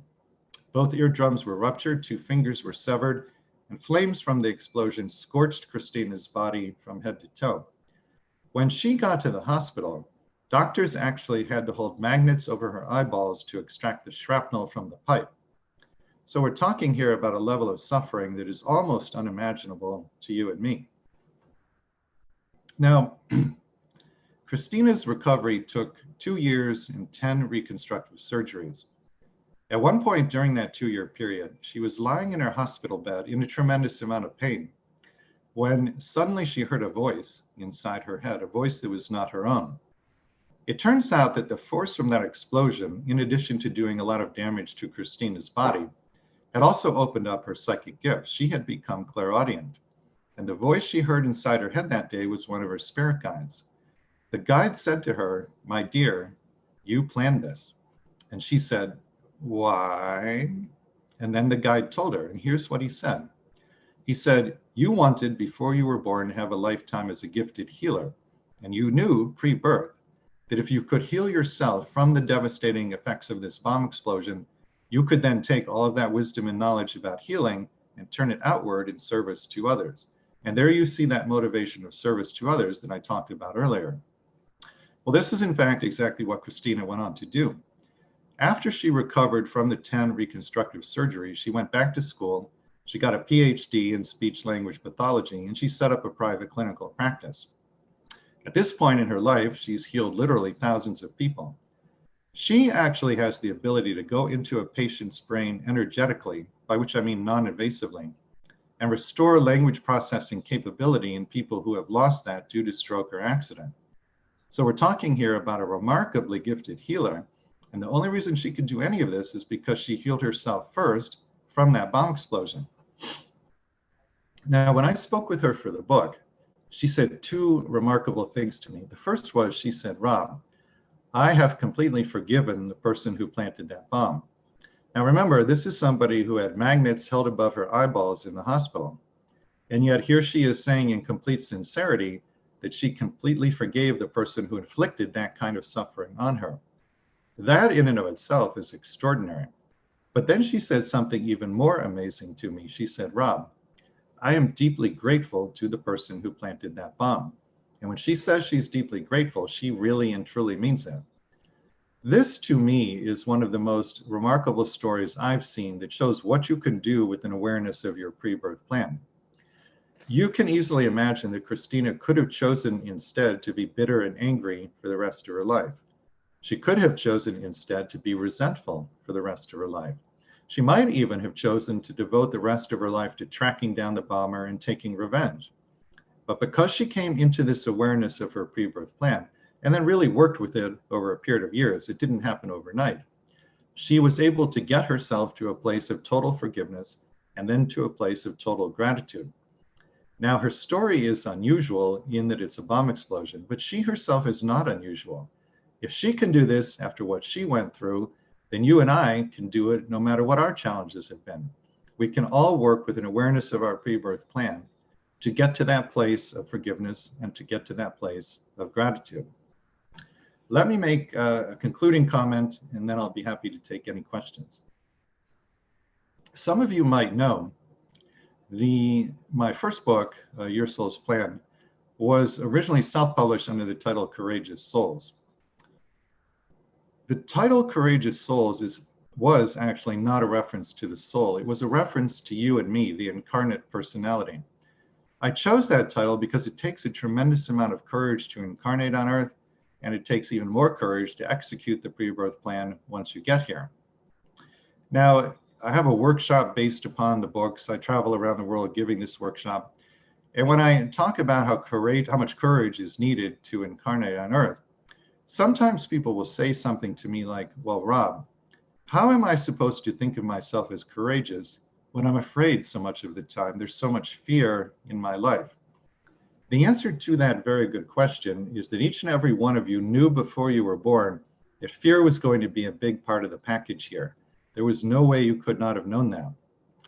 I would submit to you that only the courageous plan fear. I'll say it again. Only the courageous plan fear. So when you have that moment of wondering what the heck you're doing here, maybe even that moment of wishing you could leave and go back home, this is the moment to go to a mirror, look into your own eyes, and say the following: I am a holy, eternal, courageous soul. I'm the brave soul who left a realm of love and light and peace and joy to come here to experience great challenges so that I could balance and release karma, heal, be of service to others, experience contrast, and correct false beliefs or false feelings about myself. Because in my view, that's who each and every one of you really and truly is. So that is my story, and I'm going to stick to it. Thank you for listening to me today. And again, for more information, please go to yoursoulsplan.com. I want to take just a minute now, if I may, to talk about the Between Lives soul regression that I mentioned at the beginning of the talk. This, again, is a form of hypnosis in which you can find out what you planned before you were born and why you made those plans. Also, how you're doing in terms of fulfilling the plan and how you can better fulfill the plan. It usually takes 2 to 3 hours. It's always done by phone or Skype. I used to do in-person sessions, but then I found it actually works better by phone or Skype because people are more relaxed. So that's the way I do it now. And relaxation is the key to going into trance. The whole process starts with a series of mental and physical relaxation steps. Then I guide you into a past life. It's almost always a past life that had a big impact on the plan for your current lifetime. You'll experience several scenes in the past life, the last one of which will be the death scene. Your consciousness leaves the death scene in the past life and crosses back over to the other side, which I realize might sound a little bit ominous, but there's actually nothing to it. It's very safe, easy, natural, and gentle, and probably anybody listening to this presentation has done it hundreds, if not thousands of times.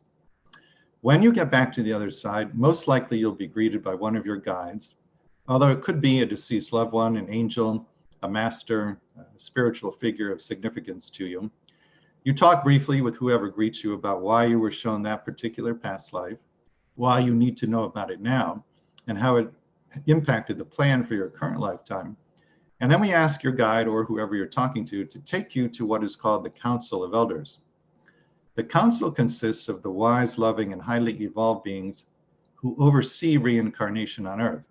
They know everything about you, every past life you've had, and the plan for your current lifetime.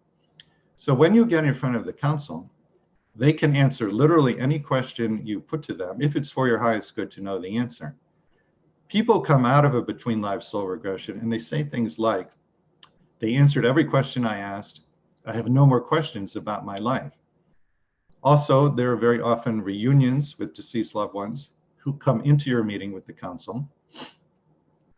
And the other two things I would mention is that people consistently talk about the total non-judgment they sense from the council and the overwhelming feeling of unconditional love they feel coming from the council. So people will often say things like, I could tell that the council knew literally everything about me, including all the bad things I've done in my life, and yet they loved me completely. And for most people, that's the first time they've had an experience like that since coming into body. So in many ways, it reminds you experientially of what the other side is like. So a Between Lives soul regression can be a transformative experience, helping you to understand the deeper spiritual meaning and purpose of the biggest challenges you planned before you were born. Again, the website is yoursoulsplan.com, and while you're there, please sign up for my newsletter. I won't spam you. I send only 2 or 3 newsletters per year. So thank you for listening to me today. I'll be happy to take any questions.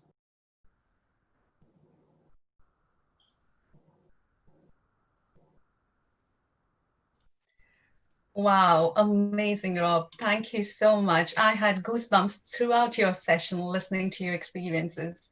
It's amazing to know that we can plan our lives before we are actually born and to understand why we choose the challenges that we have in this physical life.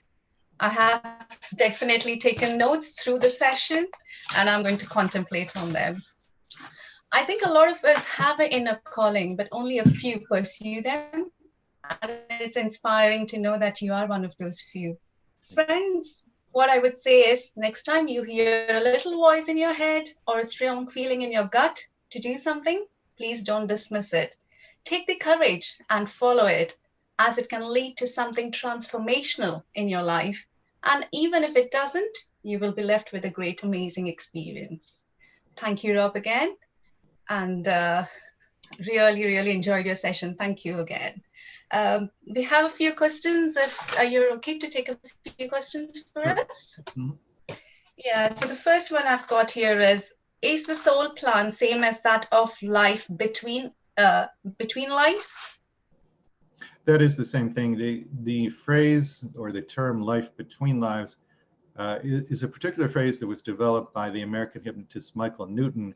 He is the person who pioneered the field of between lives regression. So he calls it a life between life or an LBL regression. I call it a between life soul regression, but it's actually exactly the same thing. Okay, thank you. That's good to know. Thank you. And there's another one. Can every soul using free will can really change destiny, which is designed pre-birth? Within certain broad parameters. So you can think of the pre-birth plan as imposing these broad parameters on your life. Those are the contours and the outline of what you can do here. Within those very broad parameters, you have total free will to do whatever it is you choose to do, but you can't do something that is outside the broad framework of your life. So for example, let's say that you plan before you're born to be born with a physical handicap that can't be treated by medical science in the time period in which you're incarnating, which is something you would know before coming into body. Then short of a miracle, you're not going to be able to use your free will to change or get rid of the physical handicap. It's something that you will have for that lifetime. But there are very few things like that that are set in stone. Most things, when we talk about a pre-birth plan, we're talking about things that are planned not as certainties, but as possibilities or probabilities. Whether or not a possibility or a probability actualizes depends upon your free will decisions. As a general rule, the more loving your free will decisions are, the more you will sidestep challenges because you simply won't need them to make you a more loving person. On the other hand, if you use your free will to make unloving decisions, then more challenges tend to come into your life because you need them to steer you in the right direction. That is not a judgment, it's not a statement of blame. It's simply something that I have seen again and again in the research I've done for the 2 books. That's really good to know. Thank you, Rob. Patricia, would you like to say a few words to Rob, please? We are all immensely grateful to this great master, who is so very scientific, spiritual scientific master. I have read both the books long time back. And since that time, I was wanting to see this master. And today I got the opportunity to see this master and listen to him. What a great thing.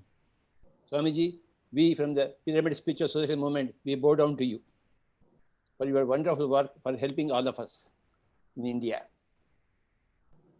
Thank you. I appreciate that very, very much. Thank you. Please visit India next time and visit our main center in Bangalore. I would like to. Pyramid Meditation Center. We will be very happy to receive you. Thank you. Please make a note that you should visit India and our center. I would like to. I really would. So thank you for having me in the conference. Thank you, Rob. Thank you for joining us today. Really, really humbled. Thank you. So next, friends, PSSM, we introduce bi-monthly Spiritual Science magazine. They are in English and they are available to be subscribed. And can we put details of that on the screen, please?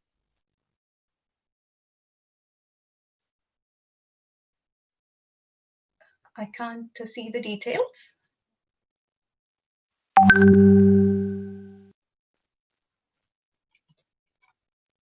Could we get the details on the screen, please? Details are shared. The PowerPoint. Okay, I'm sorry, but I can't read it. So I think there's some technical glitch there. We'll come back to that in a bit. So next, I think it's now time to work out our jaw muscles. Yes, it's time for the laughter meditation. Our own pyramid master, Mr. Prabodh, whose sessions have personally taken me into deep states of meditativeness, is here next to take us through the laughter meditation. Welcome, Prabodh, and I can't wait to laugh with you. The stage is all yours. Yes, thank you so much. Thank you, Sri Lakshmi. Thank you all, friends. Let us utilize this opportunity to open up our self-expression in the laughter. Okay, when all the Buddhas got enlightened, what they did is they started laughing. So there are especially some Buddhas in China, they started laughing by going to village to village, village to village. If you see the laughing Buddha statue, what they do is they form 2-3 Buddhas together. They go after they got enlightened, they go to village, and they just simply laugh up to their fullest and share the vibrations of the enlightenment through the laughter. Okay, now let us also do that like that. Okay, initially the laugh might not come immediately, but start doing it by practice. It will come slowly and slowly. Okay, now okay, inhalation, take inhalation, and after that, ha ha ha ha ha ha. Slowly we are starting. We are faking it until we make it. Okay, inhalation.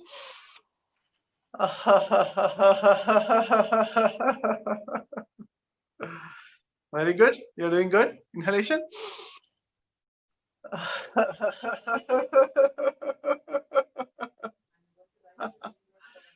Very good, friends. Now, again, inhalation. Deep breath. And after that, we are connecting with the whole cosmos.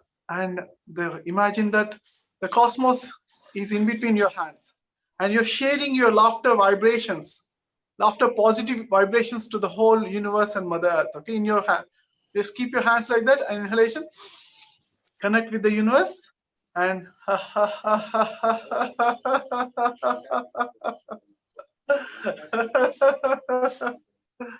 so inhalation.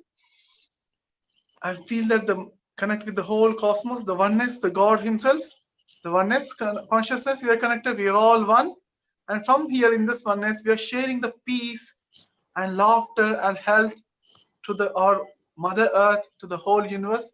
Just imagine the Mother Earth and universe is in between our hands, and we are sharing our heartful vibrations. Involve with your heart. Keep your heart active.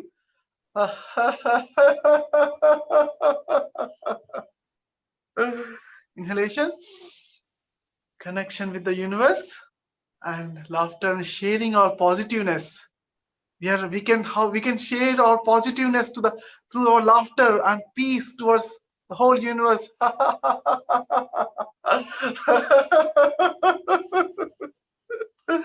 Inhalation. Inhalation, and connect with the universe and start laughing.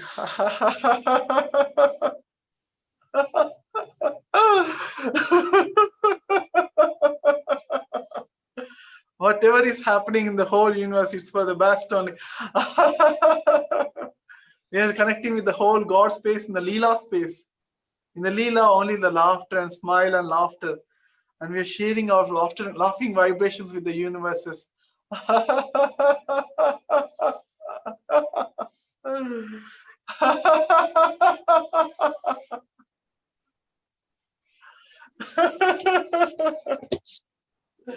So now, inhalation, we'll do like this. Everybody do like this. Okay, he, ha ha ha, ho ho ho.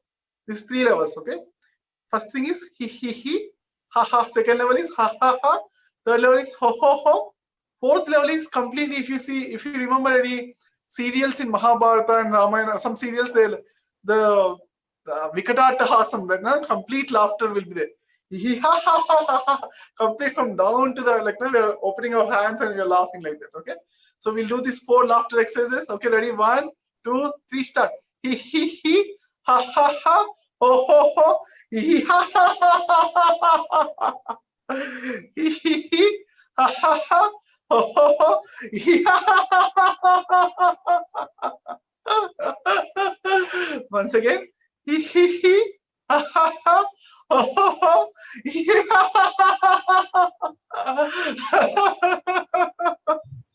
Last 3 times we laugh. Inhalation.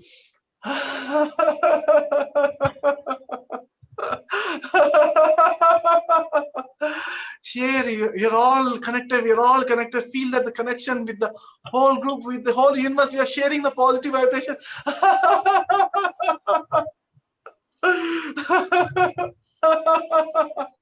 From the heart, involve each and every being to the whole universe.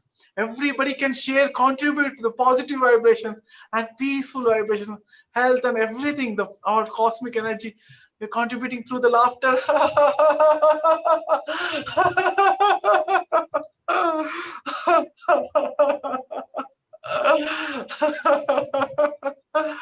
Yes, friends.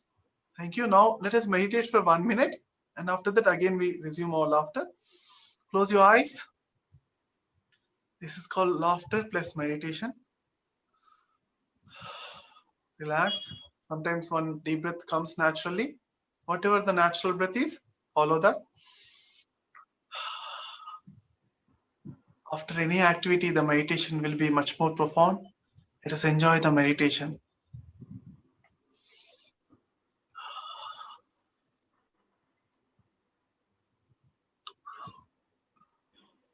Here, this concept of laughter plus meditation is, with the laughter, we share the positive and our vibrations to the whole universe.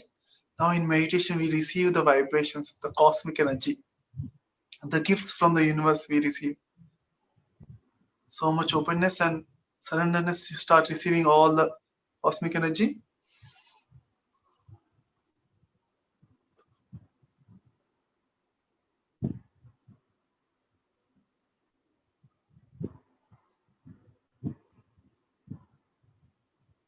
Last 20 seconds, more and more deeply, more and more gratitude.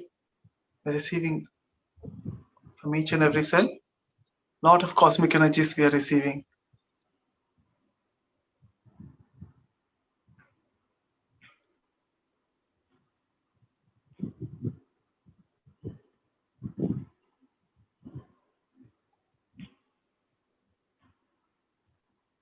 Last 10 seconds. 10, 8, 6, 4. Friends, in these 4 seconds only, we can go to the timeless worlds and we can meditate as much time as possible. We can completely relax ourselves, meditate for 100 years or 100 hours or any number of hours or years or lifetimes. You can meditate there in the timelessness zone, and we are receiving the wisdom, receiving the relaxation. We are receiving the state and consciousness, expansion of consciousness. There we are learning from all the gurus simultaneously. Here in the earth, it's only 4 seconds only. 3, 2, 1. Coming back with so much gratitude. Thank you, friends. Now again, it's time for laughter again. Now it's like we receive so much energies and positiveness. Now let us share with those energies, the cosmos again now, okay? Inhalation. And feel that the universe is between our hands and ha ha ha ha ha ha ha ha. So much heartful. If you are laughing, your hands also sometimes feels the energy. Between our hands, the earth and Mother Earth is there. We are sharing the contribution. We are sharing our positiveness with the Mother Earth, and Mother Earth is there. We are sharing the contribution. We are sharing our positiveness with the Mother Earth.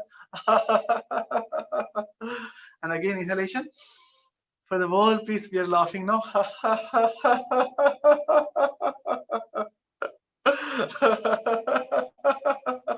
Inhalation. For the world evolution, fastest evolution towards the spiritual growth, Satya, we are laughing and sharing our vibrations.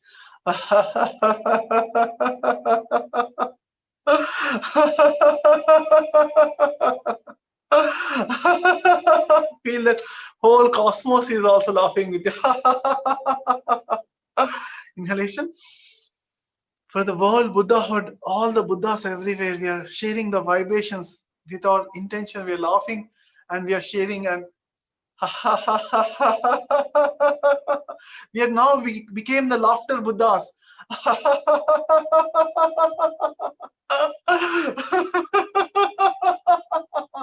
Complete expression. You can open your hands and also laugh.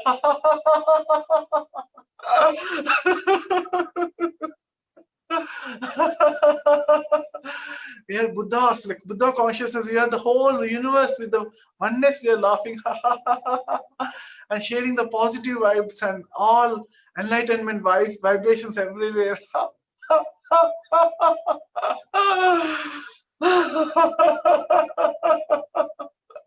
Last 3 times. Inhalation.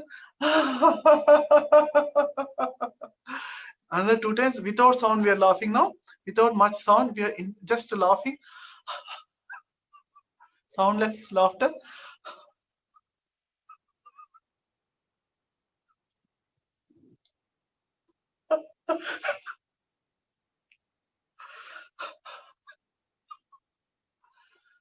Very good, my dear friends. Now, with all the respect and divinity, come back to the meditation. For 1 minute meditation we'll do. Inhalation and exhalation, observing the breath. With a lot of gratitude towards all the masters, lot of gratitude towards all the oneness.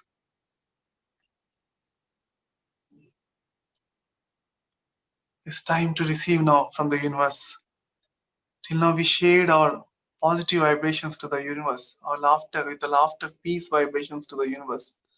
It's the time to receive the peace, receive the cosmic energy, receive the self-confidence, receive all the inner powers awaken. Let all evolution happen, take place right now. Let all the Buddhahood take place right now.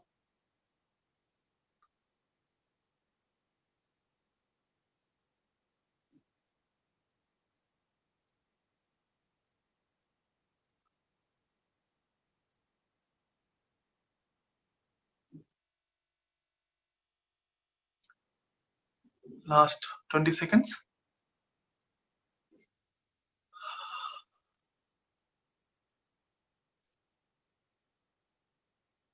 Ten,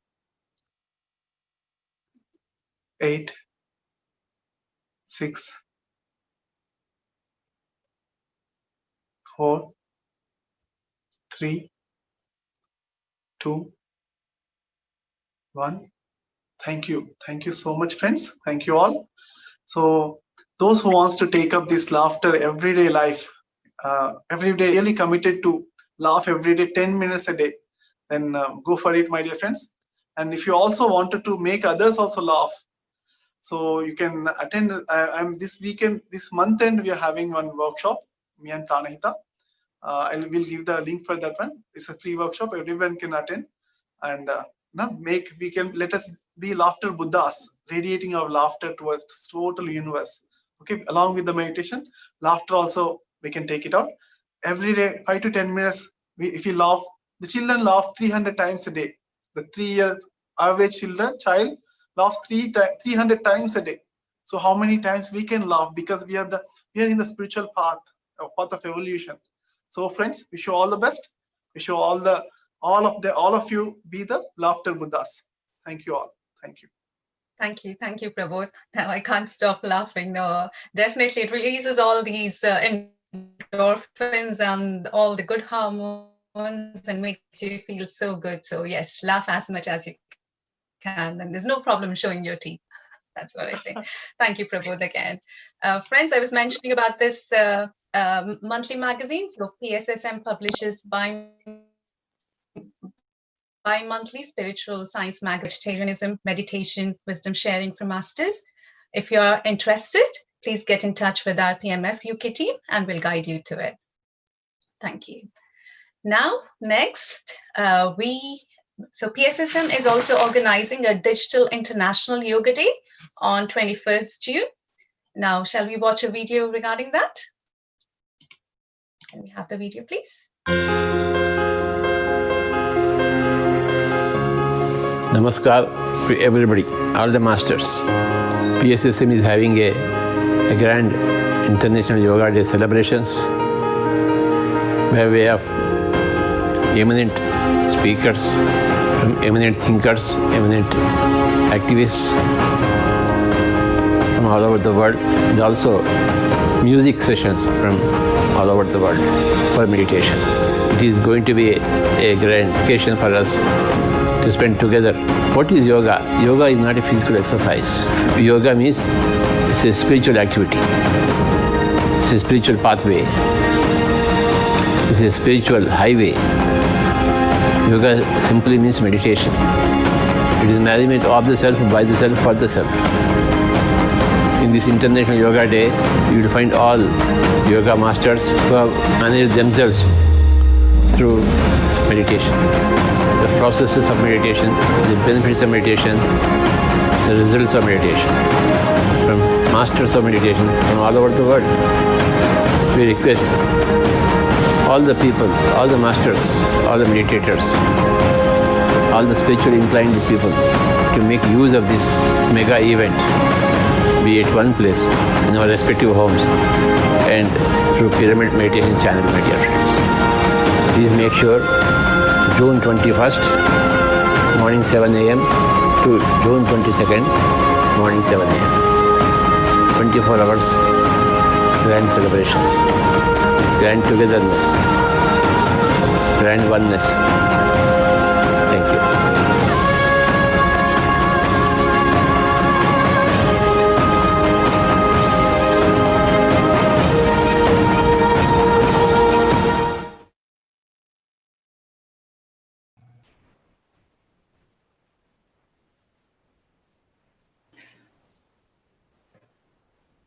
Namaste, Patri Madam.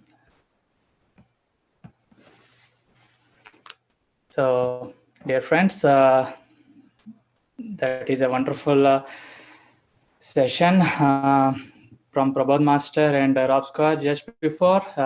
And such an amazing sessions back to back. These are really essential and useful for us for our enlightenment and growth. So this is Raj Shekhar, myself working as a IT architect from Basingstoke, UK. I'm a professional chess player and also England cricket club player. So I have started my inner journey in year 2005 in India with PSSM. After practicing this Anapanasati meditation technique for initial 6 months, I have experienced bliss and thoughtless state first time. That is such an amazing feeling. Since then, there has been tremendous transformation and continuous enlightenment, which enhanced the quality of my relationships, my physical health, and my work productivity. I moved to London in 2010. Since then, I started spreading this beautiful meditation in various parts of UK by integrating with various local organizations such as Manavata. Now I'm excited today to invite Dr. Gopal Krishna, sir, who is a medical doctor by profession and founder of Spiritual Tablets Research Foundation and 6 other service trusts in India. He simplified several spiritual concepts into spiritual tablets to bring awareness to people about self-healing. With this, he has trained thousands of patients to attain complete health. Dr. GK's inner journey began 24 years ago under the guidance of Brahmarshi Pitamaha Patriji in year 1994. He got enlightened and realized that spiritual health is the root and physical health is the fruit. With his vast meditation counseling experience, he established various spiritual healthcare centers. These wonderful spiritual concepts will transform our internal belief system and help us to break our limited beliefs. He conducted several workshops all over India Andaman Nicobar, and Southeast Asia, Signs of Spiritual Health. Now, as a part of his spiritual journey, he, along with his entire family, are involved in spiritual service in Manchester, UK. Now, I request Dr. Gopal Krishna Garu to share his wonderful message. Yeah, thank you. Thank you very much, Ras.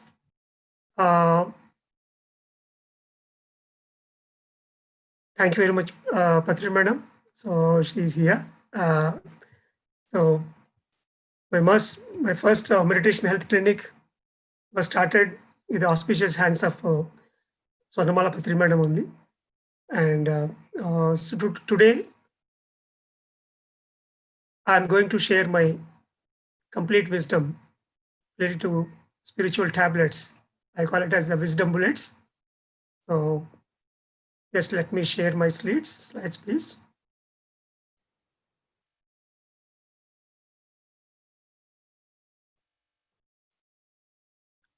And thanks, Prabodh, for a great laughing session.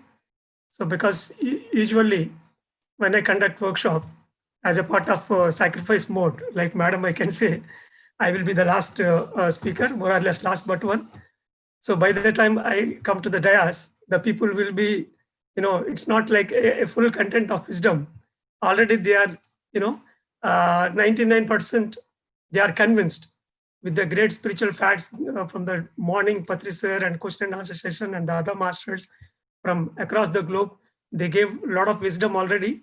So 99% you are convinced. The only 1% is left for me. So that I need to feel that will be a challenge for me always.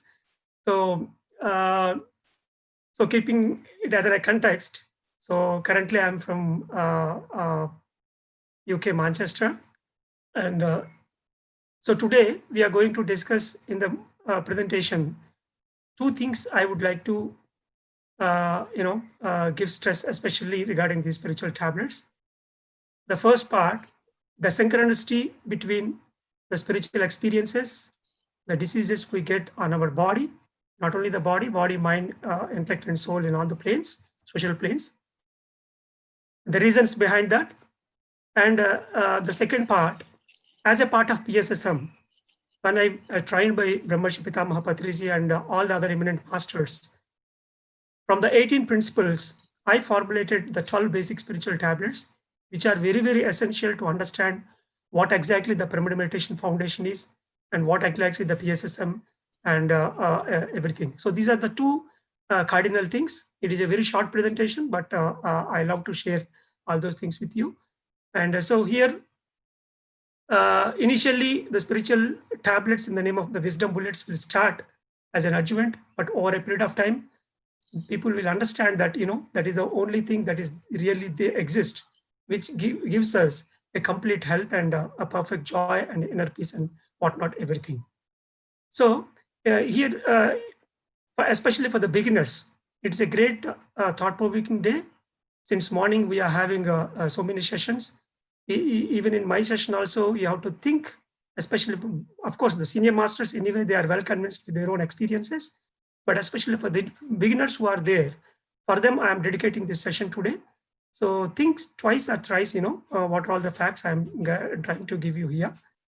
And as Raj already said, so this is the quote given for me by beloved Patriji: the spiritual intellect is the root and physical health is the fruit.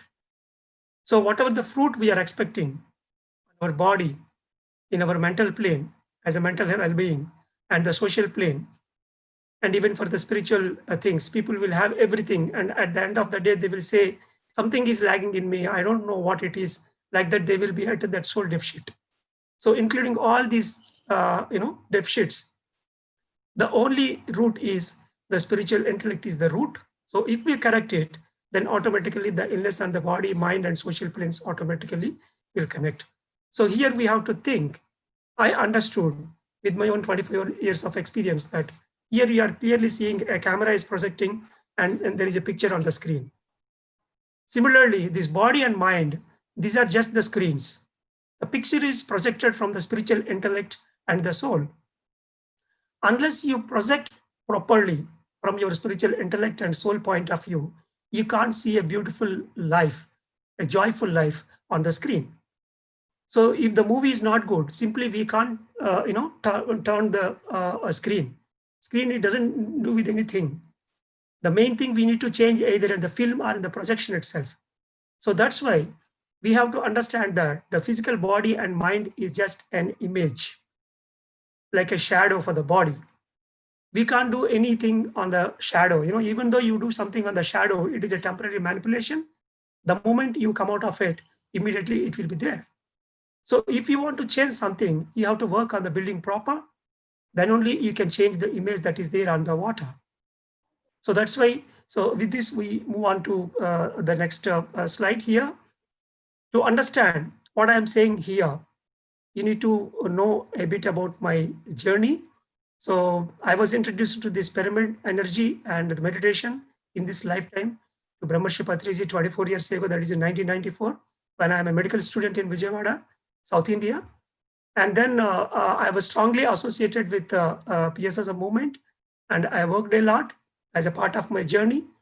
I conducted several workshops, as Raj said, and initially with the Madam Auspicious Hands in 2003, I have started my meditation health clinic first, followed by more than 8,000 cases so far I trained. So many illnesses like hypertension, diabetes, back pain, thyroid problems, and ulcerative colitis, Crohn's disease. So many illness cases, they used to come with their bunch of medicines, and after that they'll get trained through meditation and all the 12 tablets, what I'm going to present now. And sooner or later, they will understand that the body and mind is just a shade and just an image, and the soul is the proper which they need to correct. That will be corrected automatically through meditation and all this process. So across India, Southeast Asia, and after that across the world, I have established these Pyramid Spiritual Healthcare Centers, which gives eminent training for the patients, and that brings joy in their life. So to understand about the spiritual wisdom bullets, we have to understand what we are. Like we study in medicine about the anatomy and physiology and biochemistry and rest of all the things. We have to understand what exactly we are. So we identify ourselves like ECW, energy, consciousness, and wisdom. So energy, the cosmic energy, that is what we are talking about since morning. Of course, we live by consciousness. Consciousness is there for every person. And wisdom, through the knowledge, as Patri sir said just before in question and answer session. So once we make it as a wisdom, the wisdom and energy automatically improves the consciousness. So basically, we means it is not simply the physical body and mind, but it is the ECW units. And we have to understand ourselves as a 7-body structure. We are not just this physical body. We have there are another 6 layers above. The top 5, 6, and 7, the casual body, supra-casual body, and nirvanic body. These 3 things are the root things, which will be cleansed by meditation, swadhyaya, and sadhana sangatya. Reading spiritual books and sharing of experiences can cleanse all these 3 upper level bodies. Once these 3 upper level bodies are perfect, then automatically the lower ones, the Vijnanamaya Kosha spiritual body and mental body, or the astral body, energy body, and then finally the physical body will be perfect. So we have to understand ourselves that we are the 7 bodies construction. And again, we have 4 planes: the physical plane, mental plane, social plane, and spiritual plane.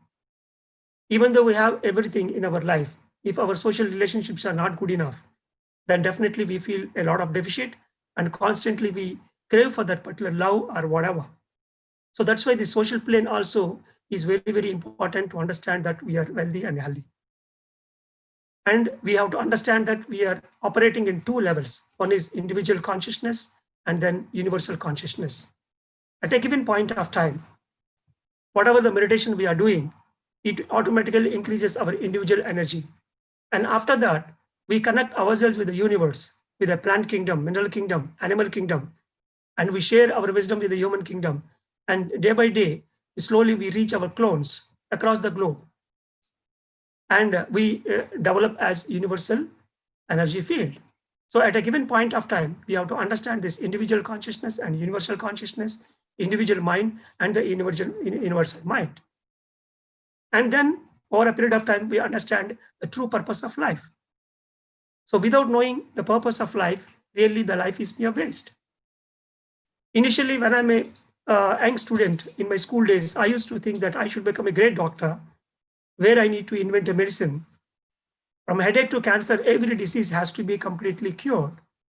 And there should not be an amount of single pie has to be used for that. No penny should be utilized for that. But I don't know. After coming into intermediate, I used to see so many bottles invented by so many alternative medicine people, and I used to think that maybe I can invent such kind of thing. But later, after coming into meditation, I understood what I am completely. And I have seen some of my past lives, and I have understood my own inner abilities. Then the spiritual tablets wisdom has flown. And what really I deserved in my childhood, what I visualized, there I am completely.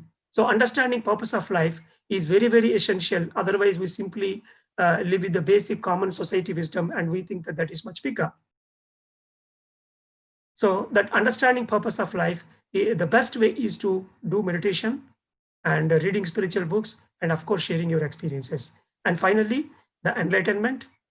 Once you understand the purpose, and if you are living to it, then definitely we are enlightened. At the point where we stamp ourselves that we have understood everything and we know our purpose and we are enlightened, then the real joy and the real bliss continue. So that's why here, understanding ourselves completely, who am I, is very, very important in life.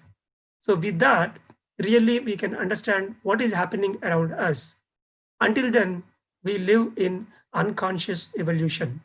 There are two phases for everyone, the unconscious evolution phase and the conscious evolution phase. Unless you realize about yourself, unless you are enlightened, you can't enter into that conscious evolution.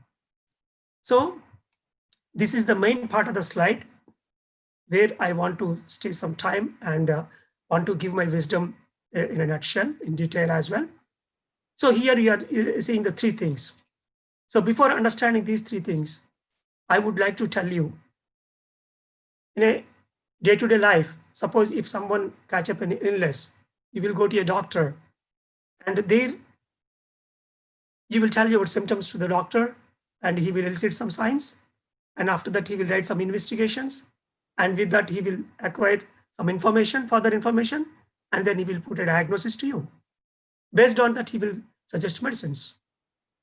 So here, there is a beautiful synchronicity with your symptoms and the investigations and the differential diagnosis the doctor is going to make. All these things put together gives you a complete clarity to give you a perfect idea what to do.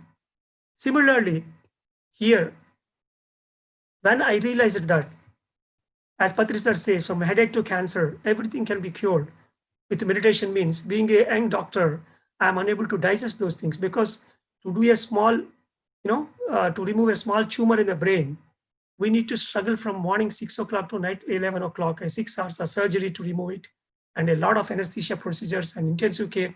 So many things are there involved. So such a big illnesses, which are really, very tough to understand and to remove. A simple breath observation meditation, how it can cure it. So when I decided, being a scientific doctor, if I want to know, if I want to speak like Patriji, then let me investigate myself, what exactly is there behind. So that inquiry made me to understand these three, wheels that I'm projecting here. So the first one, the red one, says the alignment. I told you earlier, the 7 body structure, the ECW, and physical, mental, and social planes. So all these things we have to understand, and we have to align ourselves with the universe, with the family, with the community, with ourselves especially. And once you align yourself with your purpose, then this red wheel is completed. So it will start rotating.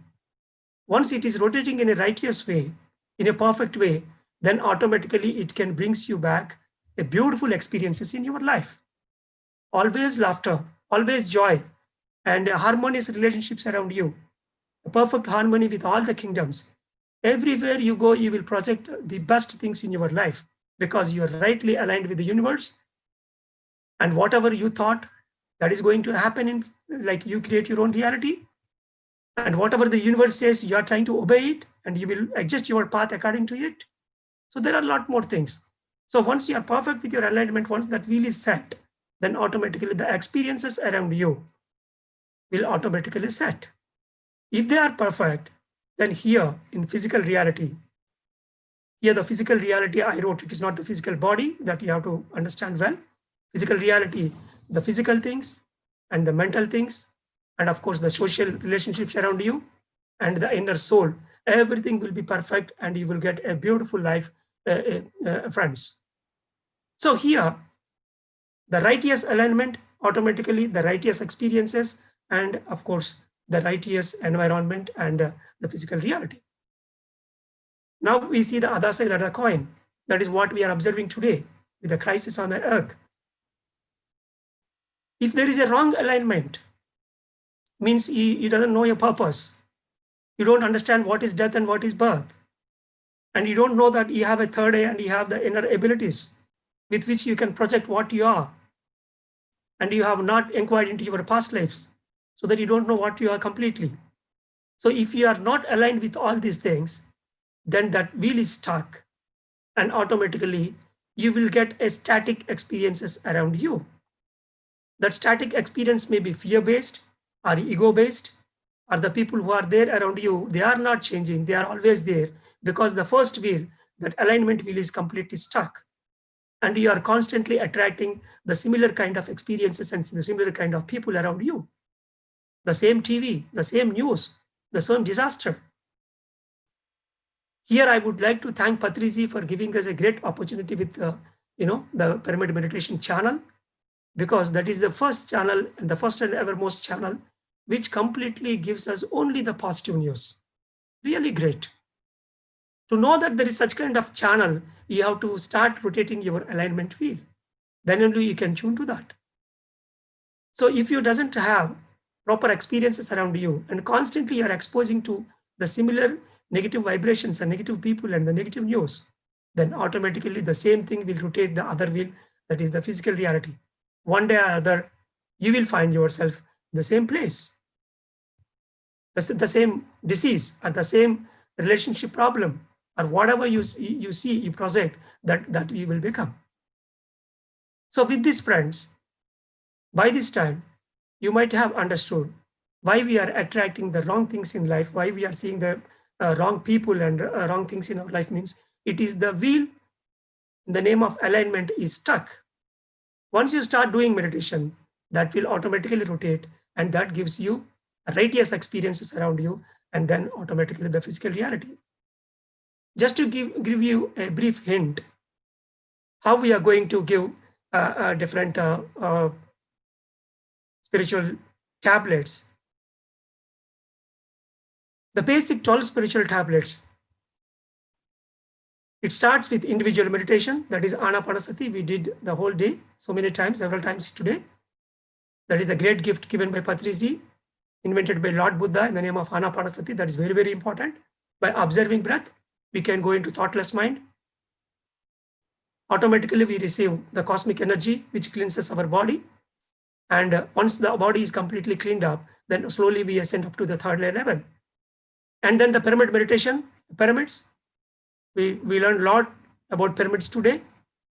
There are 20,000 pyramids built by Pyramid Society movement so far across the globe in so many countries, especially in South India. You will find more than 15,000 pyramids. Every village has pyramids today, in the rooftop pyramids and in the village. And without knowing any knowledge, simply they will come inside the pyramid and they will sit and they will meditate, and they're getting cured their own illnesses. So the pyramid energy, and of course the group meditation. By doing group meditation, we can enhance energy. And every month we get a great opportunity in the name of full moon. So during full moon meditation, we get more cosmic energy. And every month we can make our own monthly soul plan by doing those 3 days full moon meditation. And of course, vegetarian diet, it is very, very important. The righteous diet, the plant-based diet is important. You are going to get in the next session in details about it. And optimal diet means yuktaharam, whatever is righteous. By using these 5 senses, wherever you are getting the right wisdom, happiness, and joy, then only you have to use all these 5 senses. Otherwise, just shut and go into meditation. So these 6 primary things will give you tremendous energy. And after that, The silence is also required to observe silence in life. And the rest of the 6 things, like reading spiritual books, gives eminent wisdom. There are so many authors. Ramesh Patri has given us Tulsi Dalam, the great book. And after that, Richard Bach, Seth, Linda Goodman, Ruth Montgomery, Carlos Castaneda.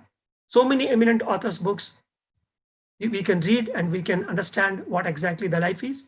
We expand our Vishwamaya Kosa, the 6th body consciousness can be improved. And after that, sharing of experiences, we can share our spiritual experiences. And then health science classes. This is a great health science class happening today from morning to evening in this crisis time. By listening to so many masters, you can understand the other side of the coin, what exactly happening in our life. So that's why you need to share your experiences, and you have to listen to the other people as well.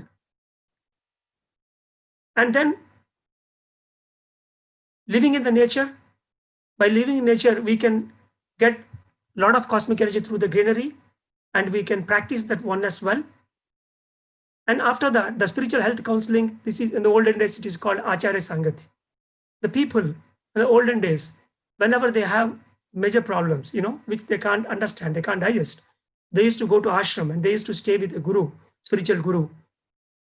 And they used to give some fruits, and they used to get answers from the gurus. Now that culture was completely vanished. In that place, we have set so many medical systems. It was replaced with it. So instead of going to a doctor or going to some medicine, better you go to a spiritual master. He can give you a complete narration about yourself based on your journey. So that is very, very essential. So here in spiritual tablet system, we made this counseling as a heart of the organization. And with that, we are successful in giving spiritual solutions for thousands of patients so far. And finally, spiritual science service. Giving money or giving food is only a temporary method in life. But once you share your wisdom, that really gives the righteous solution for every problem. So that is what we are doing here today. In this funnel, like the doctors give, based on the complaints they tell, wherever they are static, like suppose if you take the thyroid problem, most of the people, everybody knows that for the lifetime they need to take the thyroid illness medicines, hypothyroidism they got. But in the Vishuddha Chakra, according to the energy system, once they tune themselves, once they understand that the value of speech, on and off going into silence, and understanding here we have the voice to sing. Most of the people, they have passionate about singing. So if they start singing, then that will automatically amplify energies in the Vishuddha Chakra and delivering the truth. Whatever the purpose you have brought on this earth, just stick on to it. Just conduct workshops, teach meditation, give wisdom to everybody. That positive karma automatically relieve the blocks at Vishuddha Chakra. And finally, not using this beautiful voice for the negative things. Wherever there is negativity, just be calm. Don't utter from your side any other wrong words. So if you stick on to these 4 principles, the silence and teaching wisdom and practicing music, and of course not using your throat for the wrong things, then automatically your Vishuddha Chakra will expand like anything. That automatically brings back your thyroid function in a normal way. So here, based on the body parts, based on the chakra system, and based on the experiences they get, we consider the 7 types of experiences. All the 7 experiences, like the meditation experiences, the dreams, and the day-to-day coincidences, and whatever they are reading in the books, and whatever the master is advising, ordering them to do. And of course, if nothing is working out, then of course they will have a physical illness. Then if you ask that particular body why you came as an illness in this part, then the illness will tell you why it came on that place. You can talk to the cell. There are thousands of masters who can talk to their cells by traveling into their own body, and they can understand each and every cell's intention and what wrong deeds they are doing. And once they correct themselves, then automatically they will come out of it. So that's why, based on the illness, we can understand. So like thyroid problems, if you take the heart illness, here the heart chakra is basically the 4th chakra. We can understand all the compassion and whatever the service, where we are supposed to embrace the people into our life. So by doing surveys, you can cleanse your heart chakra and of course the heart illness. Similarly, each and every body part has got its own components in the intellectual plane, especially with the low back pain. We have to understand we need to have the hard work component in our life. We have to maintain the survival consciousness. We should come out of the fear. And once you are fit with your individual principles to stand on your legs spiritually by going into the basics of life, then automatically you can cleanse your basic chakras and you can come out of the back pain. There are thousands of cases where they are stamped for the surgery for back pain, but after going through the spiritual workouts, they are completely cured, and without surgery, they are very happy today. Similarly, even though we are saying a tumor, but it is only a physical mass. If you understand that it is a physical mass, but it is an energy pattern. If you think that it is an energy pattern, then you will understand the knowledge part, the knowledge deficit. And once you clear it, then automatically it will flow. So this is how, based on their experiences, we are able to understand the deficit in their life in the name of the wrong alignment. And once you correct the alignment, that automatically brings them the righteous joy. So I am very happy to be guided by Brahmarshi Patriji and so many masters, Dr. Newton, and there are so many masters who has guided us in a great way, and I am cowed by them. And I started my journey, and whatever I thought in my life to work as a great doctor, I am doing it today with my all assistants. And the Spiritual Tablet Research Foundation was founded 15 years ago. And since then, tremendously with so many care centers and so many masters, I thank each and every master working with me. And here in UK, I'm very comfortable with a lot of masters. And in Manchester, we have very good community. Every week we are conducting sessions. And very shortly, we are going, the next week onwards, we are going to conduct this live music meditation every Saturday, 11 a.m. to 12 noon, because Patriji plays flute very beautiful. And we are trying to bring a lot of instrumentalists across globe, and they will come for an hour and they can give us a beautiful songs. After that, we can have some music meditation followed by a wisdom sharing. And with this, since last 2 weeks, being a part of Pyramid Meditation Foundation UK, and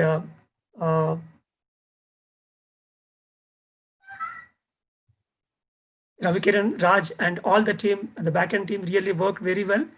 And Patri sir, especially since morning, he is very patiently listening to us, and he is giving his thought to all of us. And now, Patri madam. So thank you very much, madam. All the UK masters are really happy to have you, Patri sir, and you today. The whole day you gave us for the UK masters. And once again, thank you very much. Thank you very much, JK, with your beautiful wisdom for physical body and mental body and spiritual body and for the soul. Great. I appreciate. Thank you, madam. Yeah. So what is next?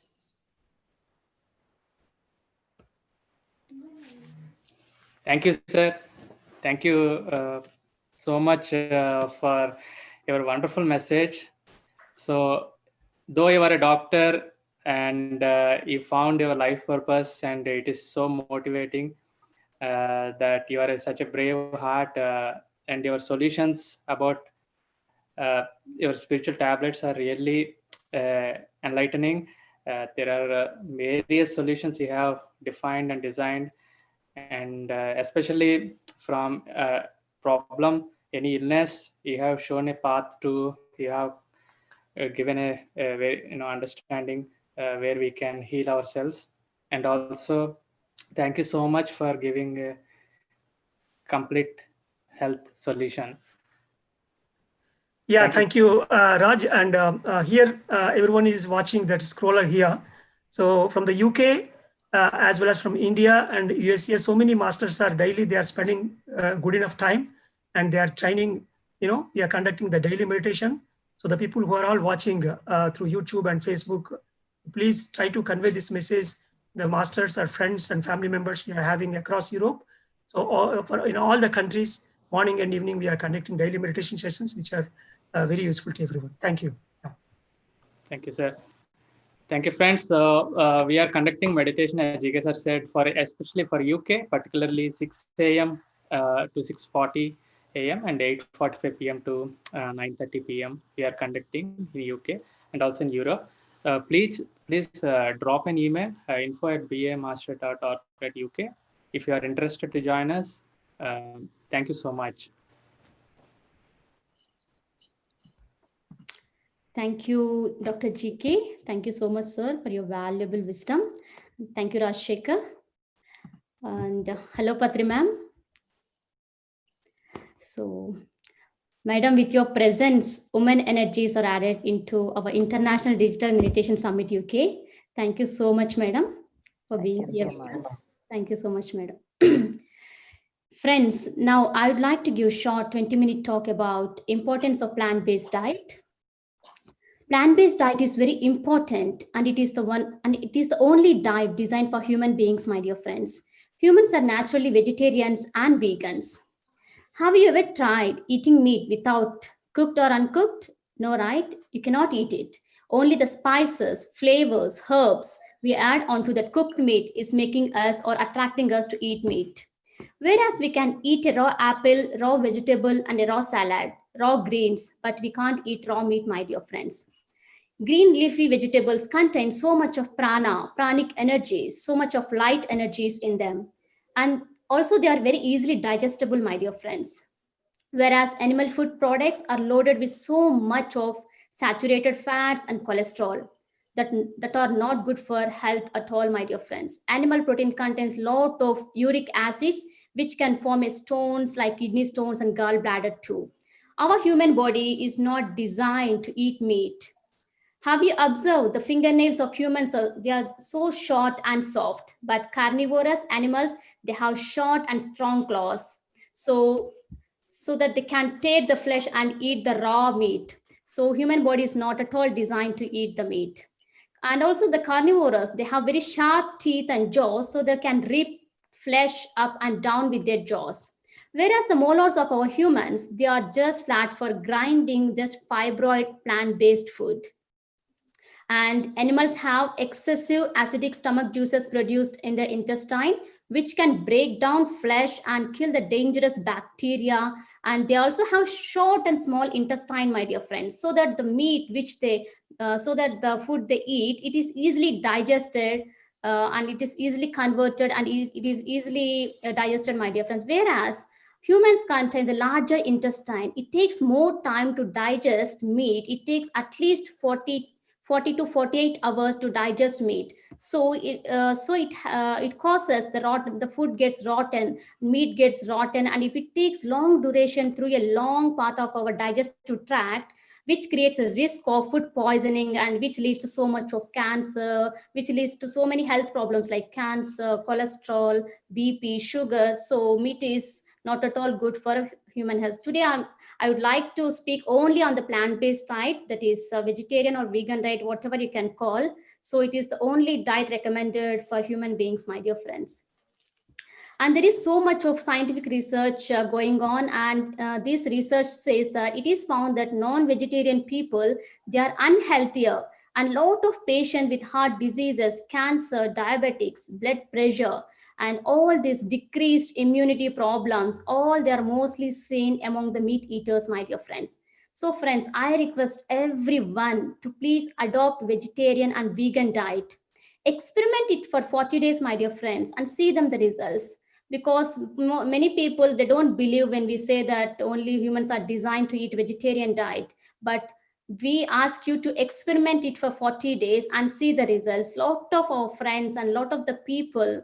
So here in UK, we spread meditation, vegetarianism to many people, as many as 1,000 lakhs of people. So many people have experimented this 40 days experiment, and they have taken the vegetarian diet, and they found very positive results. They said that they are feeling very light. So when you eat meat, it causes a lot of dizziness and your work efficiency. You can't focus more on your work also, because the meat is all about this dead animal. You are eating the flesh of the dead animal, right? So that it causes a dizziness in you.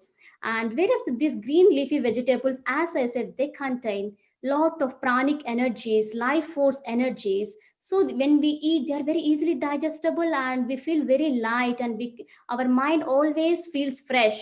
And also it boosts your immune system, my dear friends. So, and also they have a lot of nutrients, phytochemicals, antioxidants, which keep the cells in our body very healthy, very strong, and in balance. And these phytochemicals, they also neutralizes toxins from our body and from the processed food and the bacteria and the virus in our body. So finally, elimination of meat from your diet saves you from many health problems, my dear friends. And vegetarian and vegan diets, they are the bestest, not only for physical health, but also for spiritual upliftment. And as I said, for spiritual, because vegetarian diet also helps for spiritual upliftment. What does it mean? Because when you see in the spiritual perspective, for being a vegetarian, it is to avoid lowering our spiritual consciousness. So when we eat meat, we are decreasing and lowering our consciousness, my dear friends. So when have you observed, when we eat an animal, we are not only ingesting not only the body of the animal, but also the vibrations of that animal, as well as their hormones also. Think of the fear that an animal would be feeling at the end of its life, caged and mistreated. Then on the way to the slaughterhouse, how much pain it might be undergoing, my dear friends. So have you felt that when animal is caged, mistreated in the slaughterhouses, kept so many days in the slaughterhouses, how much of stress, how much of negative hormones it will be developing in its body. So when we eat, think of the tremendous fear and panic the animal experiences as it is being killed.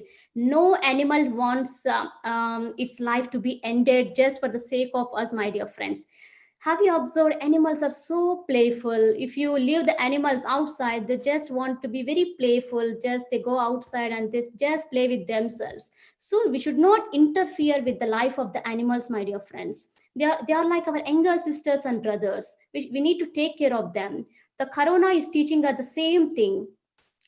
Till all these days, we have locked down and kept all the animals in the cages. Now the same we are experiencing. All the humans are locked down at their houses.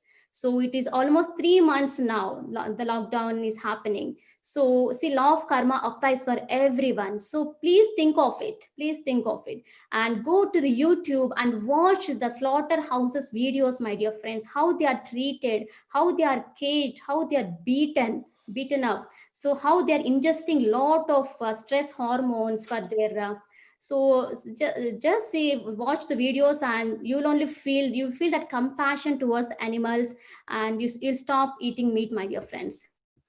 So when you eat that animal meat, as I said, when the animal is being killed, because of fear, it just releases a lot of adrenaline, lot of stress hormones. So when you eat the same food, we also develop such type. We also are taking all the not only the dead body of the animal, we are also ingesting that negative hormones, stress hormones. So only we feel so much of angry.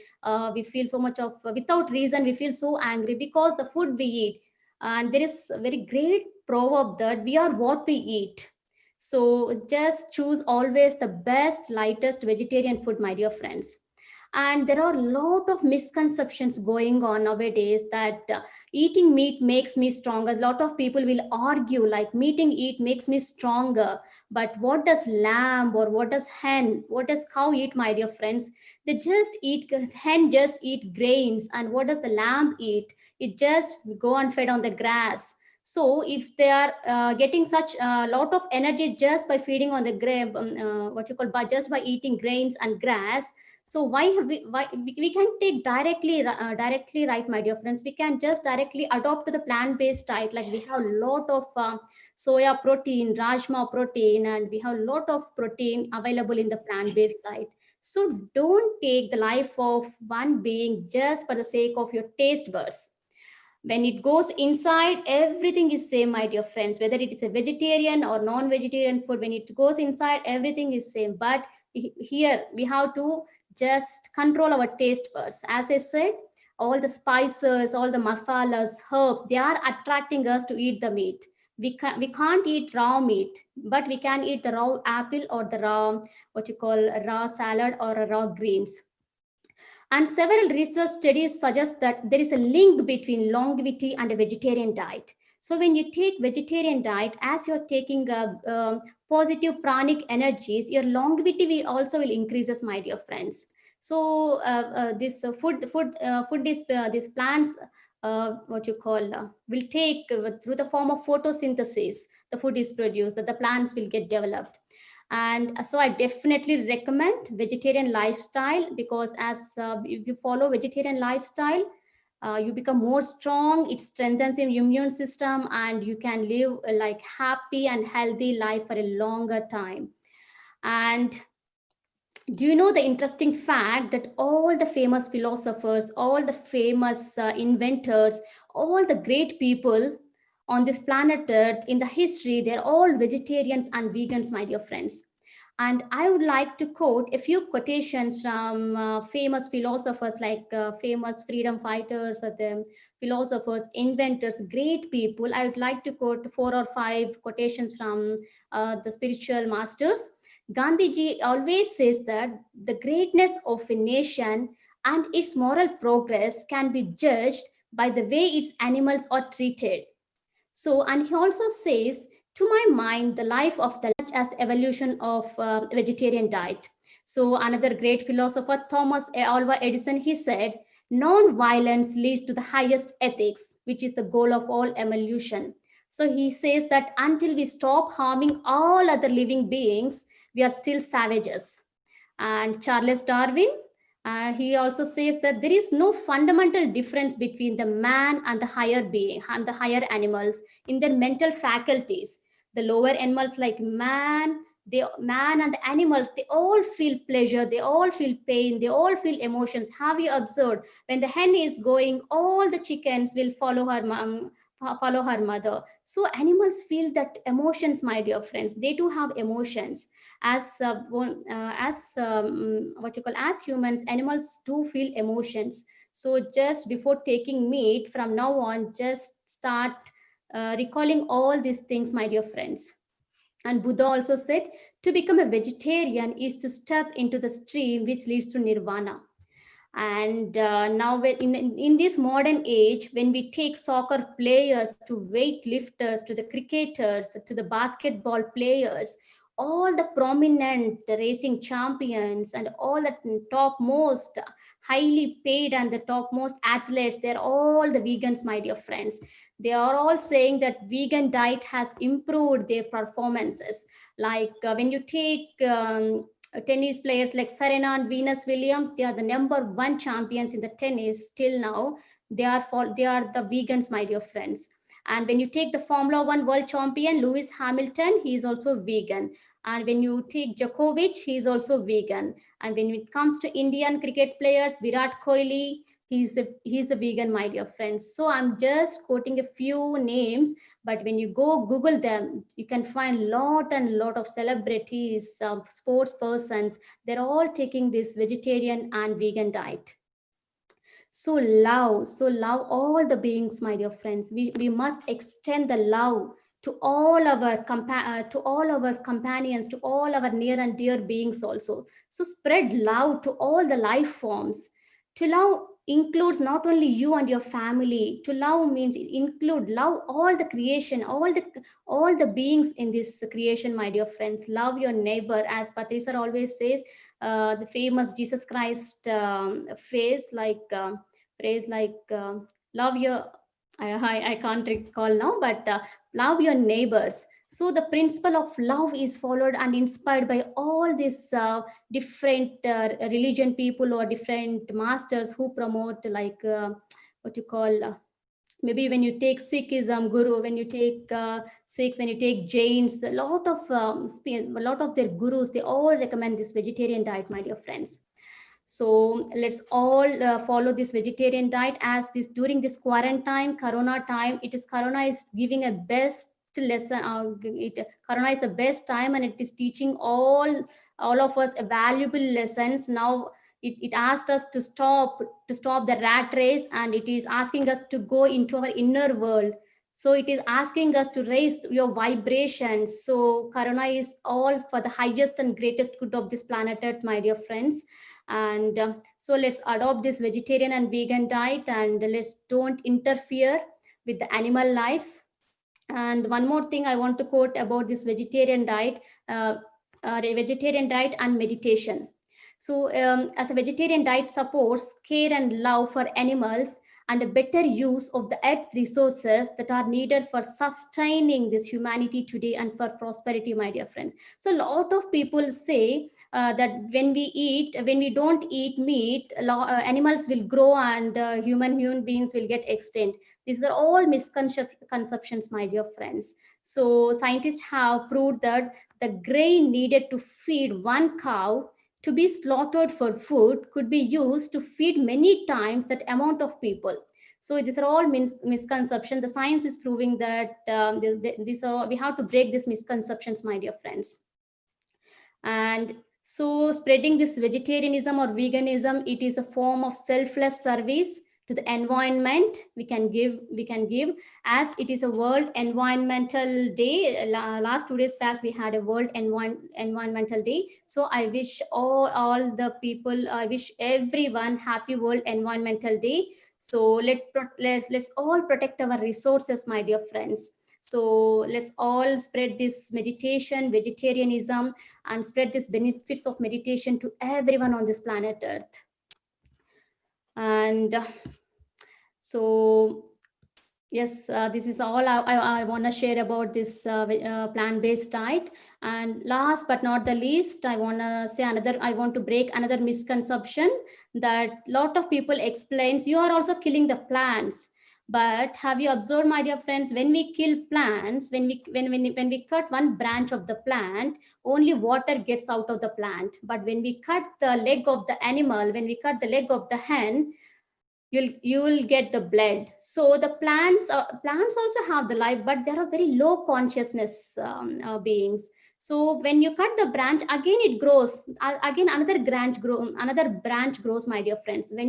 But when you cut the leg of the animal, that's it. We can't again get it back, right? So plants do also have the consciousness, but it is vibrating at very low level. So when you cut the plant, we only get water, not the blood. So if you eat apple, and if you just sow that apple seeds, again we'll get 100 more apples. But when you cut the leg of the animal, when you just sow, just nothing happens. So don't eat fish, don't eat any meat, or please follow this plant-based diet. That is also one of the core principles of our Pyramid Spiritual Societies movement. So it is one of the 18 principles to follow this diet. And thank you so much for giving me this wonderful opportunity to talk about this plant-based diet. And so friends, now we have with us a beautiful couple, Madhu and Ram. They're from Germany. 1 second, my dear friends.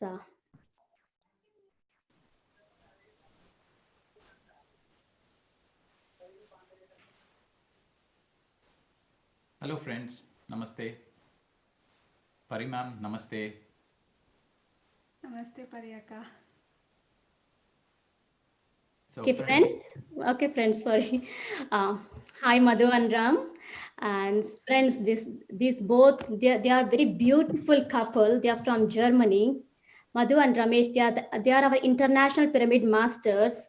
They have been meditating since 2007, and now Currently, they are living in Egypt and spreading this meditation, vegetarianism, and pyramid energies through their meditation sessions, through their meditation workshops. And they also organize very beautiful awake retreats in Egypt too. Now they are organizing offline workshops also. So this beautiful couple, they are now gonna take into a peaceful guided meditation. Madhu will be playing singing bowls, and Ram will be playing happy drums.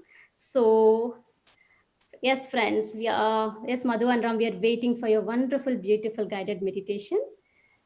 Yes, Thank over you, to Sri you. Lakshmi. Thank you. So friends, we both would like to share our meditation journey, our experiences. So friends, we are now living in Germany since 3.5 years, and my journey into meditation started in the year 1999. It is because of my father who started practicing meditation. He was the one who inspired me to do meditation. I was initially pretty skeptical when he came and told, practice meditation. And he said, meditation helps in many ways. Meditation heals us. I was pretty young then, and I thought, come on, just sitting with one's eyes closed, how can things change? But he had started meditating, and he had a lot of health issues. And after a few months of practice of meditation, he completely healed himself. That is when I became curious. So, curiosity, I started practicing meditation. I was an asthma patient at those times. So, 40 days of meditation without any trace till now. Asthma completely gone. No doctor, no medicine. So that is when I realized that with meditation, we can heal ourselves. We are our own doctors. Meditation is the only medication. So later on, I started using meditation whenever I needed it. So whenever I used to get sick, I used to meditate. Whenever I'm stressed due to my college or due to my exams, I used to meditate. So I started using meditation for my needs. Later in the year 2005, I moved to Italy. I lived there for 3 years, and there I found time for myself. And over that, I had a lot of work pressure, considering that I moved out of India for the first time. I had a cultural shock, and then I was in a country where there was no one speaking English in the place I was living. So I was in a conditions where I was pretty much stressed. Again, my friend was meditation. That is when I have started meditating daily, rigorously. I was completely out of my stresses. I started to balance my life very well. So I would recommend everyone, number one, to heal yourself, you need to meditate. All the students, all the teenagers, all the young people who are listening to this, they must meditate. This is what I share out of my experience. If I need to pick one thing that I can tell to you from my life, it is meditation. Then in the year 2008, friends, we got married, me and Madhu. Then we moved to Egypt. And in Egypt, I would say we started a completely different phase in our spiritual journey. In the year 2010, we started sharing our meditation to everyone we started to meet, because it was till then I was experiencing the benefits of meditation. That is when later in 2010, I realized my life purpose. I realized my life purpose is to share the beauty of meditation to everyone. Once I started sharing the meditation to everyone, I started to see a lot of synchronicities in life. I started to understand deeper truths. I started to realize I create my own reality. I had seen my past lives. That is when I realized I'm not this body.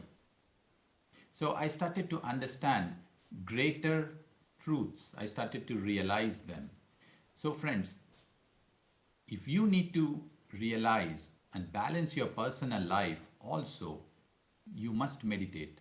You can understand deeper truths when you meditate. So meditation is very, very important. And once we went into sharing our meditation, I can say from my personal experience that the pace in which I had progressed in the realm of spirituality was 1,000 times, million times faster. So doing meditation, if I can say, is at one level. Doing meditation and sharing the practice of meditation is 1,000 levels higher in terms of how we progress in our spiritual practices. So friends, that is when we completely involved in sharing our meditation practices to everyone. And now we are in Germany since 3.5 years, and we are doing the same thing, sharing and enjoying. Life is easy. Life is beautiful. Life is wonderful, just by realizing these simple truths with the practice of meditation. And another important point is reading books. Something that really helped me in my journey is reading books. Thanks to all Pyramid Masters, and thanks to Patri sir, who keeps inspiring us by sharing a lot of wonderful books. I have read many spiritual books, and that had helped me in connecting to myself much faster. So friends, please meditate, please share about meditation, and please read books. So this is my message and this is my experience. Over to Madhu. That was beautiful, Ram. Namaste, friends. Myself, Madhu, and as Ram said, we are currently living in Germany from 3.5 years. My spiritual journey started in the year of 2009. In the year of 2009, I had underwent a miscarriage. So I went into a depression. Before that, before my marriage, my family and everybody used to tell that you have to meditate and everything will be fine. You get to do good at studies and all, but I never listened to them because I have this idea in my head that meditation is only for the old people or the monks in the Himalayas. I have this idea. But later, when this miscarriage happened to me, I have to start meditating because my husband's family has been meditating with Patriji for many years, and they used to tell you meditate and everything will be fine. So I said, okay, why not giving a try? So I said I'll give a try for 1 week, and if in this 1 week I feel better, I will continue for the rest of my life. If it doesn't bring any good, it stays like an experience, I decided to myself. So friends, I sat in meditation initially. As everybody experienced, there will be many millions of thoughts. But each time I have a thought, I say to myself that, no, I have to cut the thoughts and I have to be with myself. See, when you are in depression, when the thoughts are very immense, so you have to calm down, bring it back again to the breath. So I used to meditate for 6 hours a day, and within a week's time, I found this inner joy. This inner joy which I was searching always outside. I was searching in the materialistic things. I was searching in if some person is with me, if my husband is with me, so I'll be happy, or if I have a bungalow, I'll be happy. So I used to tag my happiness to these kind of things. But once I experienced that inner joy in that 1 week, I realized that, wow, this is so beautiful. Now that I've experienced this, I have to share it to the whole world. And friends, I want to tell you one more thing, that before coming into meditation, I was a very shy girl. I was very calm to myself. I was very composed, and I never express anything. I'm very reserved kind of a girl. But after coming into meditation, after that 1 week of practice, I've decided that I should not keep it to myself.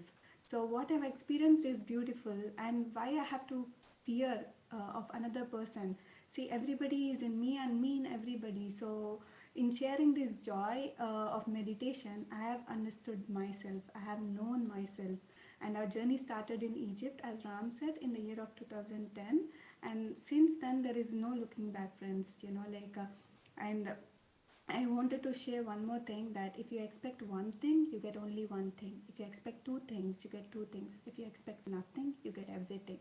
So never expect anything in life. Let it come and accept everything. And I would like to thank Patri sir a lot, because his presence in our life made a huge difference. Because from 2010, we have been hosting Patri sir in Egypt, and also in Germany.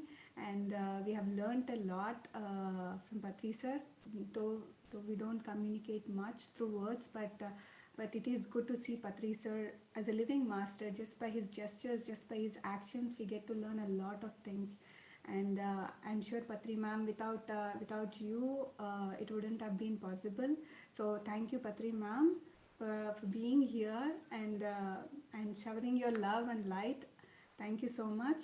So friends, this is a bit about myself, and as Ram said, the three most important things that we have to do: meditate every day and read spiritual books and share your wisdom, share your experiences. So please do it. As Ram said again, that meditating is one thing, but if you spread about this meditation to people, the joy which you experience is amazing. Like meditation is food for the soul, as everybody says, but teaching meditation, spreading about meditation, it brings immense joy. I cannot put in words. I always think, if I don't speak about meditation today, I feel that my day is wasted. So my idea is constantly thinking about whom to reach and all these things.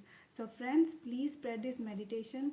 And Anapanasati is the simplest of all the meditations. So practice it, and 4 points: learn meditation, practice meditation, teach meditation, and spread meditation. So friends, this is all I would like to say, and let us all meditate now. So thank you so much. So make yourself comfortable. Take a very comfortable posture. If you can cross your legs, you can cross your legs like this, or if you're sitting on a chair, just cross your legs. Cross your hands, fingers into fingers. Now gently close your eyes and relax your complete body.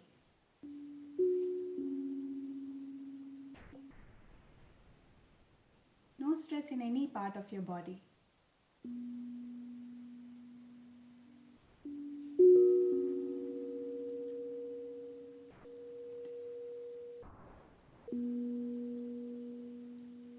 Just observe the natural breath which is going in and which is coming out. No thoughts whatsoever, friends.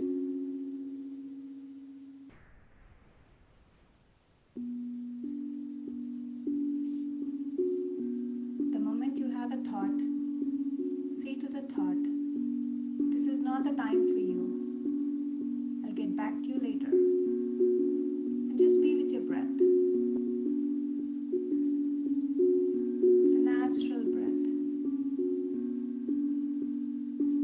The soft breath.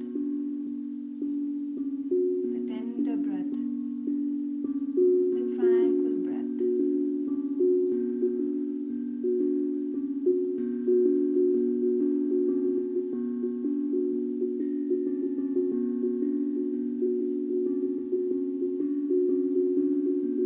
Meditation is all about knowing yourself, who you really are.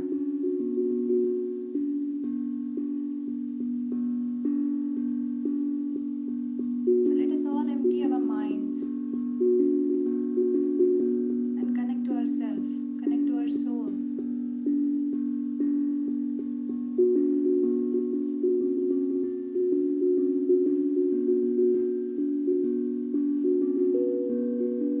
Your breath is your guru.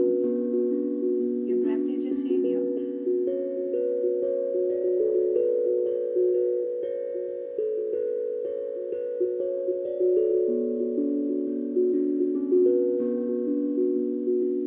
This 15 minutes, disconnect yourself from the external world and connect to the internal world.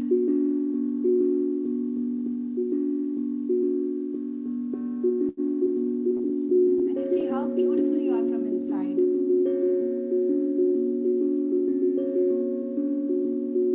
Only when you empty your mind, you realize that you are a God. Just be with your breath, my friends.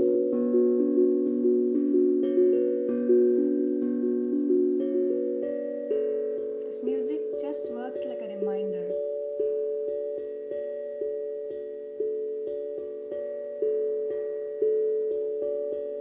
Whenever you have a thought,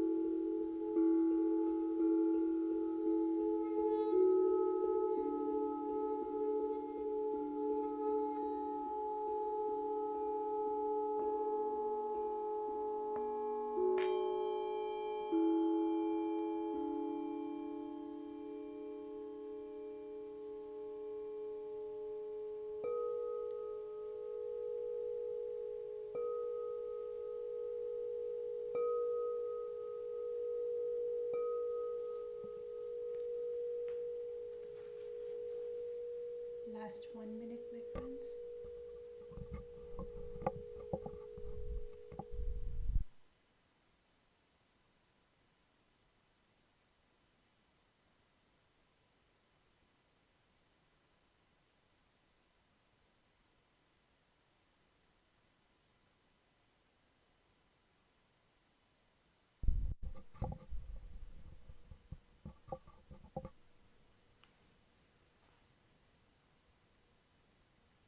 Let us all end this beautiful meditation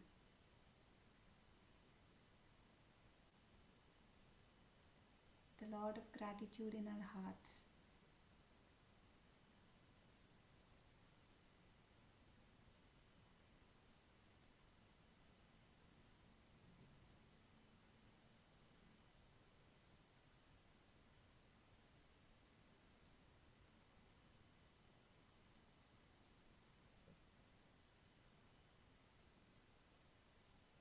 Gratitude to each and every person who is behind this event.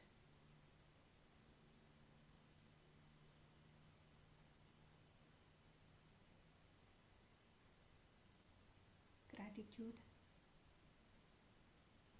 to the wonderful masters who shared their wonderful sharings all through the day.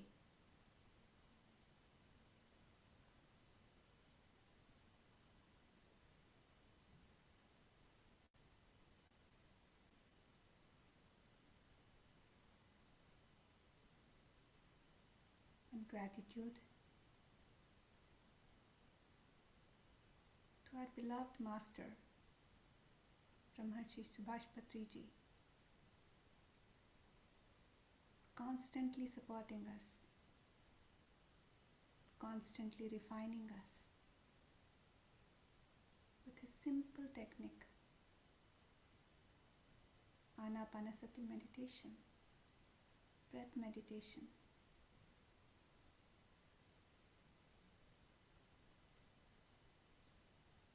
Where you can become your own master.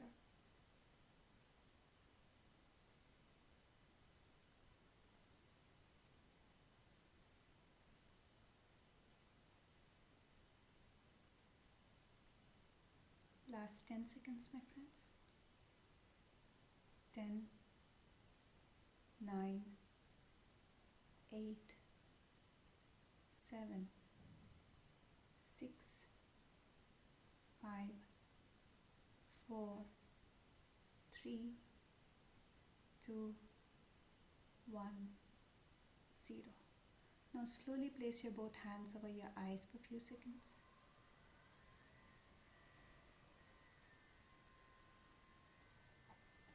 And whenever you're ready, you may open your eyes and take off your hands.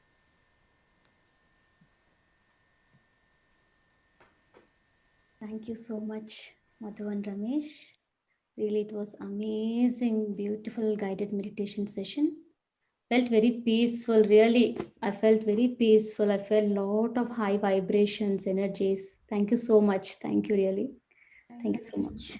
Thanks a lot, Lakshmi. And we would like to thank Pyramid Meditation Foundation, UK, for opening up this platform so that we could share this guided meditation with all of you.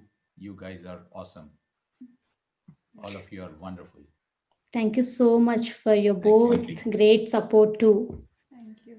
And thank you, Patri ma'am, for being here. Yeah, Thank you, madam. amazing meditation. Really, I didn't want to open my eyes. Wow. That means a lot, ma'am.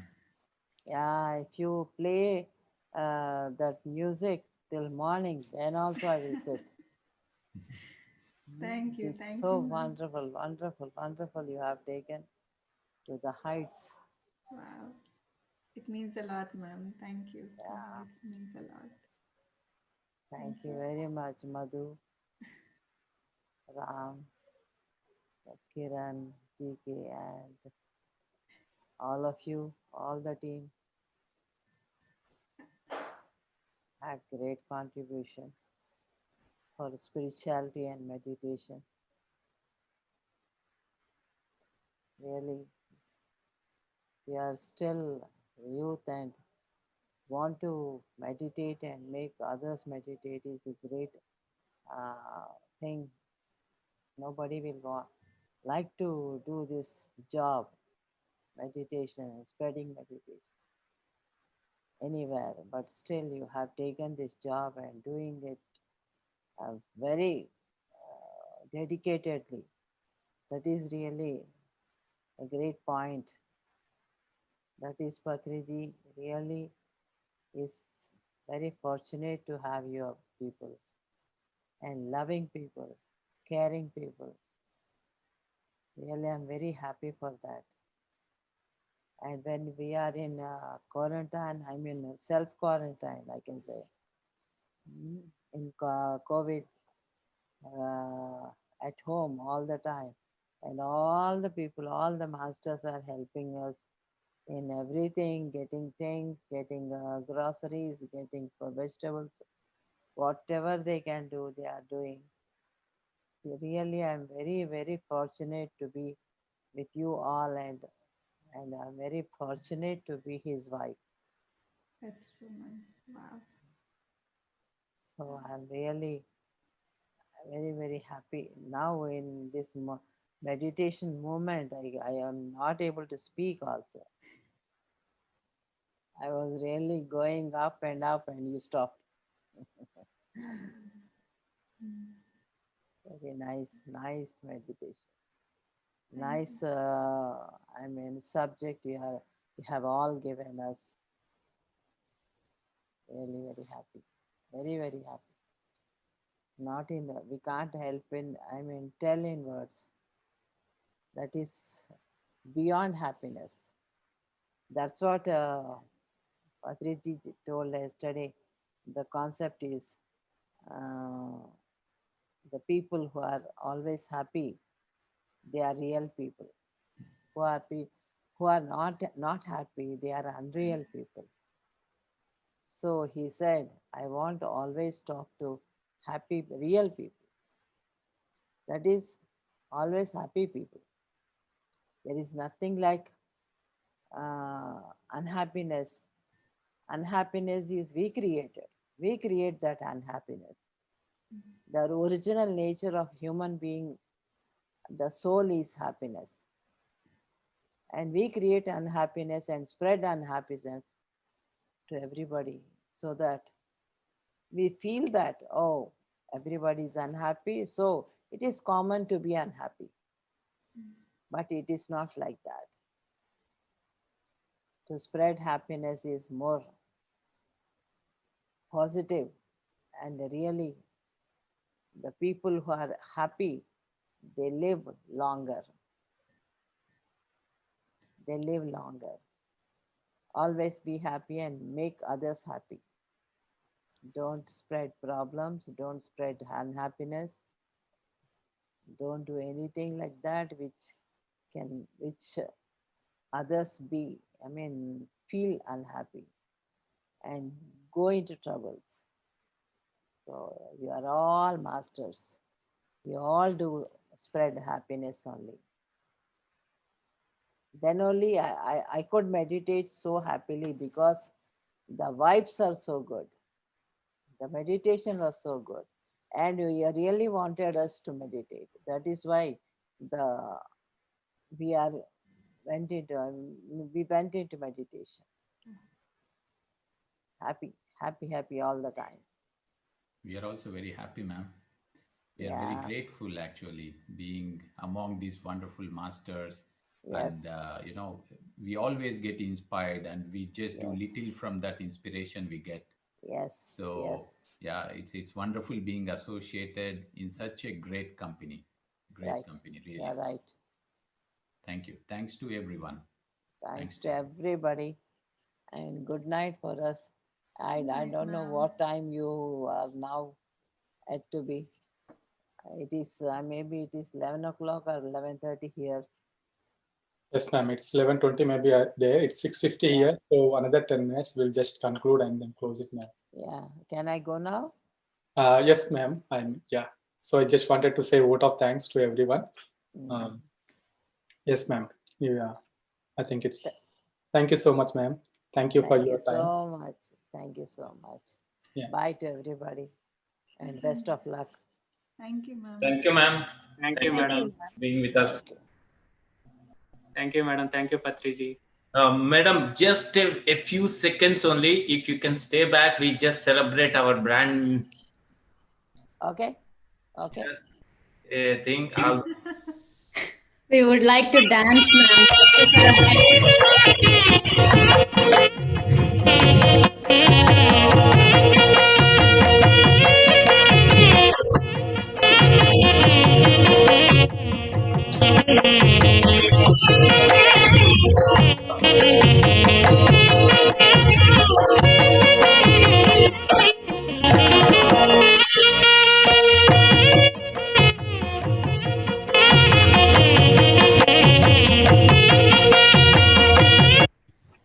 Okay, ma'am. Thank you. Thank you very much. Thank you, ma'am. Thank you, ma'am. It is reminded the Dhyan Chakra. Yes. First ever International Digital Dhyana Mahayagnam, England. Over. It is like a Dhyana Chakra, ma'am, for us. Yeah, it is. Right. It is like a Dhyan Chakra. Dhyana Chakra, In, yeah. It's like, in this Buddha Purnami celebration, TD, then one day we have we got celebrations also. There, you know, everybody danced in their own place. yes. Yeah, we enjoyed that too. Yes. I thought dance means you will dance. So actually, we thought of Patri sir will be here in August. That is our earlier plan. But we are very happy that the whole day sir was with us and you're also there. And successfully, we have completed whatever we earlier to host in UK. Yeah. Yeah, yeah. Very nice. Very nice. Padma, hi. Hi, madam. Good. You're teaching dance over there? Yes, madam. Actually, Sunday evening I have dance classes. How many students you have? Now almost 20. Wow, great. Great count. So now meditation going on for children. In the middle break time, I will teach meditation. Many of my yoga and dance students today, they attended PMC UK session. Okay. They gave me feedback. Very nice session you organized and they want to participate every day evening session. Very good. Very good. Very good. Thank you, ma'am. Thank you. Thank you. In the afternoon, 10 o'clock, in the morning, I attended Dhyana Saptaha Vizag. Yes, ma'am. Yes. Yeah. Yes. Okay. Bye. Okay, ma'am. Yeah, okay. Thank you for. Yeah, Ravi, you can go ahead with the vote of thanks. Very important. Yeah, tell. Nothing, ma'am. If you want to go, I just want Yeah, to... Ravi, you can go. Vote of thanks. Complete. Yeah. Wow. My dear friends, I know every one of us, jumping with joy, with lot of wisdom and knowledge and meditations, different concepts, so many things. Yes, my dear friends, first of all, I want to thank each one of you for being here today and taking your valuable time to listen to what Digital Meditation Summit speakers has to say about various topics. It was such an honor to be among such joyful and energetic individuals. As you all know, we have almost come to the end of our day-long program. Actually, it's done now. Patmam also, she just left. It is a one-day program for you, but it needed several days of dedicated planning and coordination and effort from various weeks and months, my dear friends. I want to now acknowledge all the speakers for their generosity of sharing their respective expertise and experiences so lovingly with all of us, for having given their time out of their otherwise busy schedules. I want to convey my thanks to total UK team and all the pyramid masters from different parts of the world who worked from the background to make this happen. Kudos to entire UK team, Rajashekar, Raghavendra, Sandeep, Sri Lakshmi Mani from Telefort, Swati, Gayatri, without whose sincere efforts this program would not have achieved the kind of success that we are seeing today. I would like to mention one thing here about this great master, Raghavendra from Bristol, who is the reason to have this Digital Meditation Summit today. He's always working behind the screen. Special thanks to Sai Kumar Reddy sir, who is the secretary for Patriji, coordinating with Patri sir as and when needed, and Shastri sir, Sagar sir, and many other senior pyramid masters who helped in finalizing the speakers and for their continuous support. Also, special thanks to Madhu and Ramesh from Germany for their continuous support since last couple of months. Every day they are on the Zoom calls from Germany coordinating for this Digital Meditation Summit till late nights. And GK sir for being there to be the backbone for the entire team, whole team, UK team. Very thankful to him for continuously giving the inputs. Very, very special thanks to Paripatri, PSSM Global Head, for her continuous suggestions and support. And special thanks to Parinita Patri, PMC English Channel Head, for being there for us, supporting in this event. Thanks to Swarnamala Patri Madam. The level of meditation spreading is happening now through PSM. I personally feel, I believe it is because of her support. She is like a living Yashodhara, as we say, Patriji is a living Buddha. And I have no words to express my deepest gratitude to the enlightened master, the great grand master, Patri sir, who is the driving force behind all of us and this program. Thank you for giving us the opportunity to conduct our first online digital meditation summit through Pyramid Spiritual Society's movement.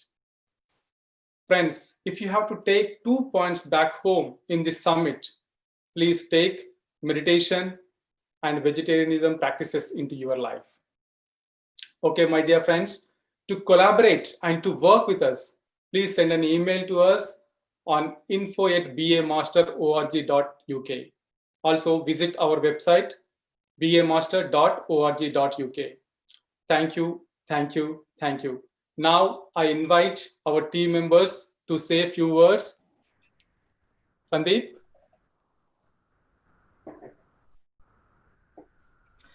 Thank you, Ravi. It's a wonderful session. Thank you very much. And I just want to say thanks to from the behalf of Scotland, PMF, UK, and the Scotland. Hello, everyone. Good evening. Myself, Sandeep. I'm from Scotland. I've been practicing pyramid meditation for the last 2 years. Now, meditation became a wonderful journey of my daily life. During this journey, many experiences, many learnings in my life. It's been two months now. We started teaching meditation across Scotland. We conduct daily meditation practice from 7:50 p.m. to 8:50 p.m. And also we conduct special group meditations on full moon day and no moon day. We have a program of bi-weekly wisdom sharing with the pyramid masters across the world. On behalf of Pyramid Meditation Foundation, we would like to thank you all the supporters. Special thanks to Telugu Association of Scotland and the committee members of Telugu Association for supporting the Digital Meditation Summit 2020. And thanks to Edinburgh Hindu Mandir, thanks to Tamil Association, thanks to Kannada Association, Malayalam Association for their support of Digital Meditation Summit 2020. And also thanks to Pyramid Meditation groups in supporting this event. And special thanks to Ireland team for their valuable support. And thank you all for giving me this opportunity. Thank you once again. Namaste.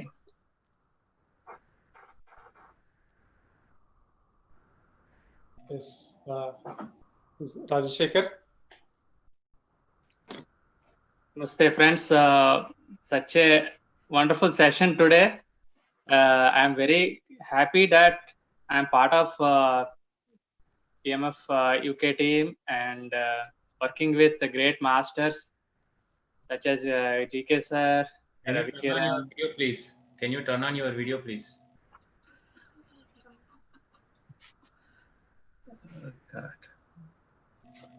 Go on, Rajashekar. It is there. It's fine. Rajashekar, go on. Continue, please. Yeah. So, Hope my voice is audible. I am talking from different device, so sorry about that. So thank you, friends. Once again, it's been an honor to do such events for the welfare of society. Hey friends, such a wonderful to share the experience. So particularly for the marketing team, a meditation magic team, the spiritual tablets team, who have helped us with the flyers and promotions, and also Ramya and basically spiritual tablets team part of who has helped with email marketing. So doing with sending a bulk emails is not an easy task. Composing modern branding, and also the website team. So my friend Raghava will share all the details. And coming to DL Sastry sir, who has also stood as a backbone and helped us, motivated us a lot. And the Manavata team, Penmudi Rao Garu, who has helped with marketing in Midlands area, Birmingham, Telford areas, and broadcasting team, support team. There is a lot of lessons I learned in vMix software, basically the background, how to broadcast into YouTube. It's not an easy task. I don't know how PMC teams and all the PMC associated channels teams are doing. I really bow to them. It's not a simple task. I could see my system has hit the 100% CPU more than 20 times today. Sorry for any inconvenience. Blame me. And and one more final thing, all pyramid masters in UK who have come forward, who has shared their videos as a promotional videos, I have uploaded in the PMC UK channel as a playlist. Please like them, support them. This is just a trial how everybody invited and everybody are enjoying what the work we are doing here.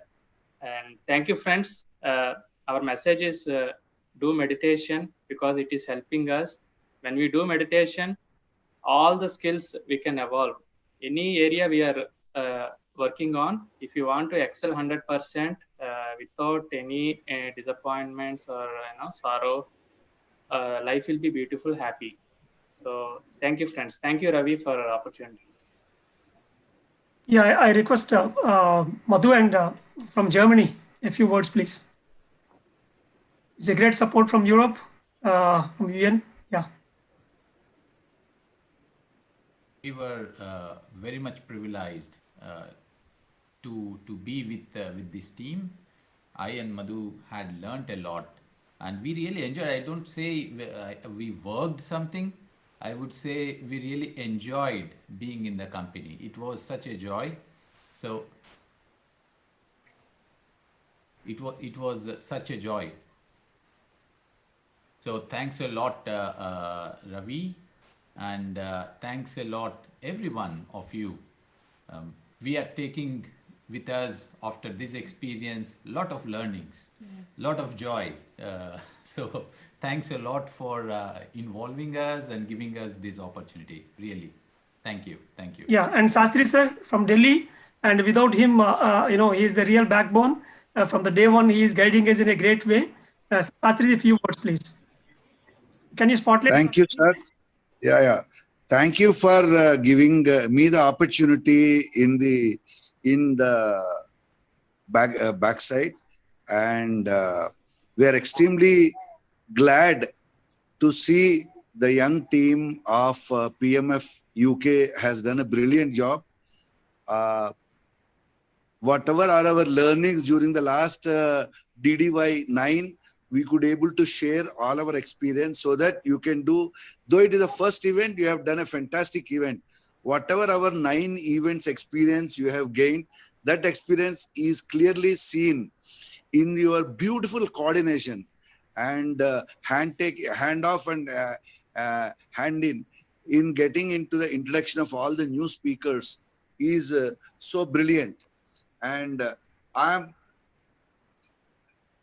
especially thankful to Ravi and Dr. GK sir and all the other team members very brilliantly executed the DMS UK edition of the first edition of the DMS.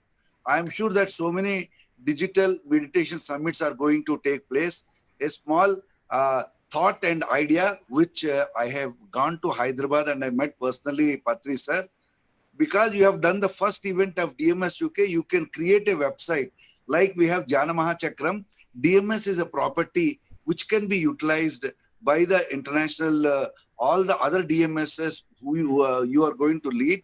So you will be the front end, create the DMS, all the speakers who are there, prepare a list of them, topics and everything, the recordings, you keep it, so that whoever will do the DMS too, that will learning for them, the same website can be utilized by the other people also.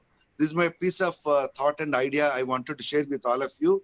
And with a request to all the UK team, PMF UK and all the other people who are watching, please register for the forthcoming event of DIYD, that is the Digital International Yoga Day, www.diyd.online, and please register. We are sending the welcome kit as soon as the registration is done, and please spread the word of message. Next week is going to be Digital Corporate Summit in Bangalore, where Chandra sir is leading, and along with the support of all the other team members.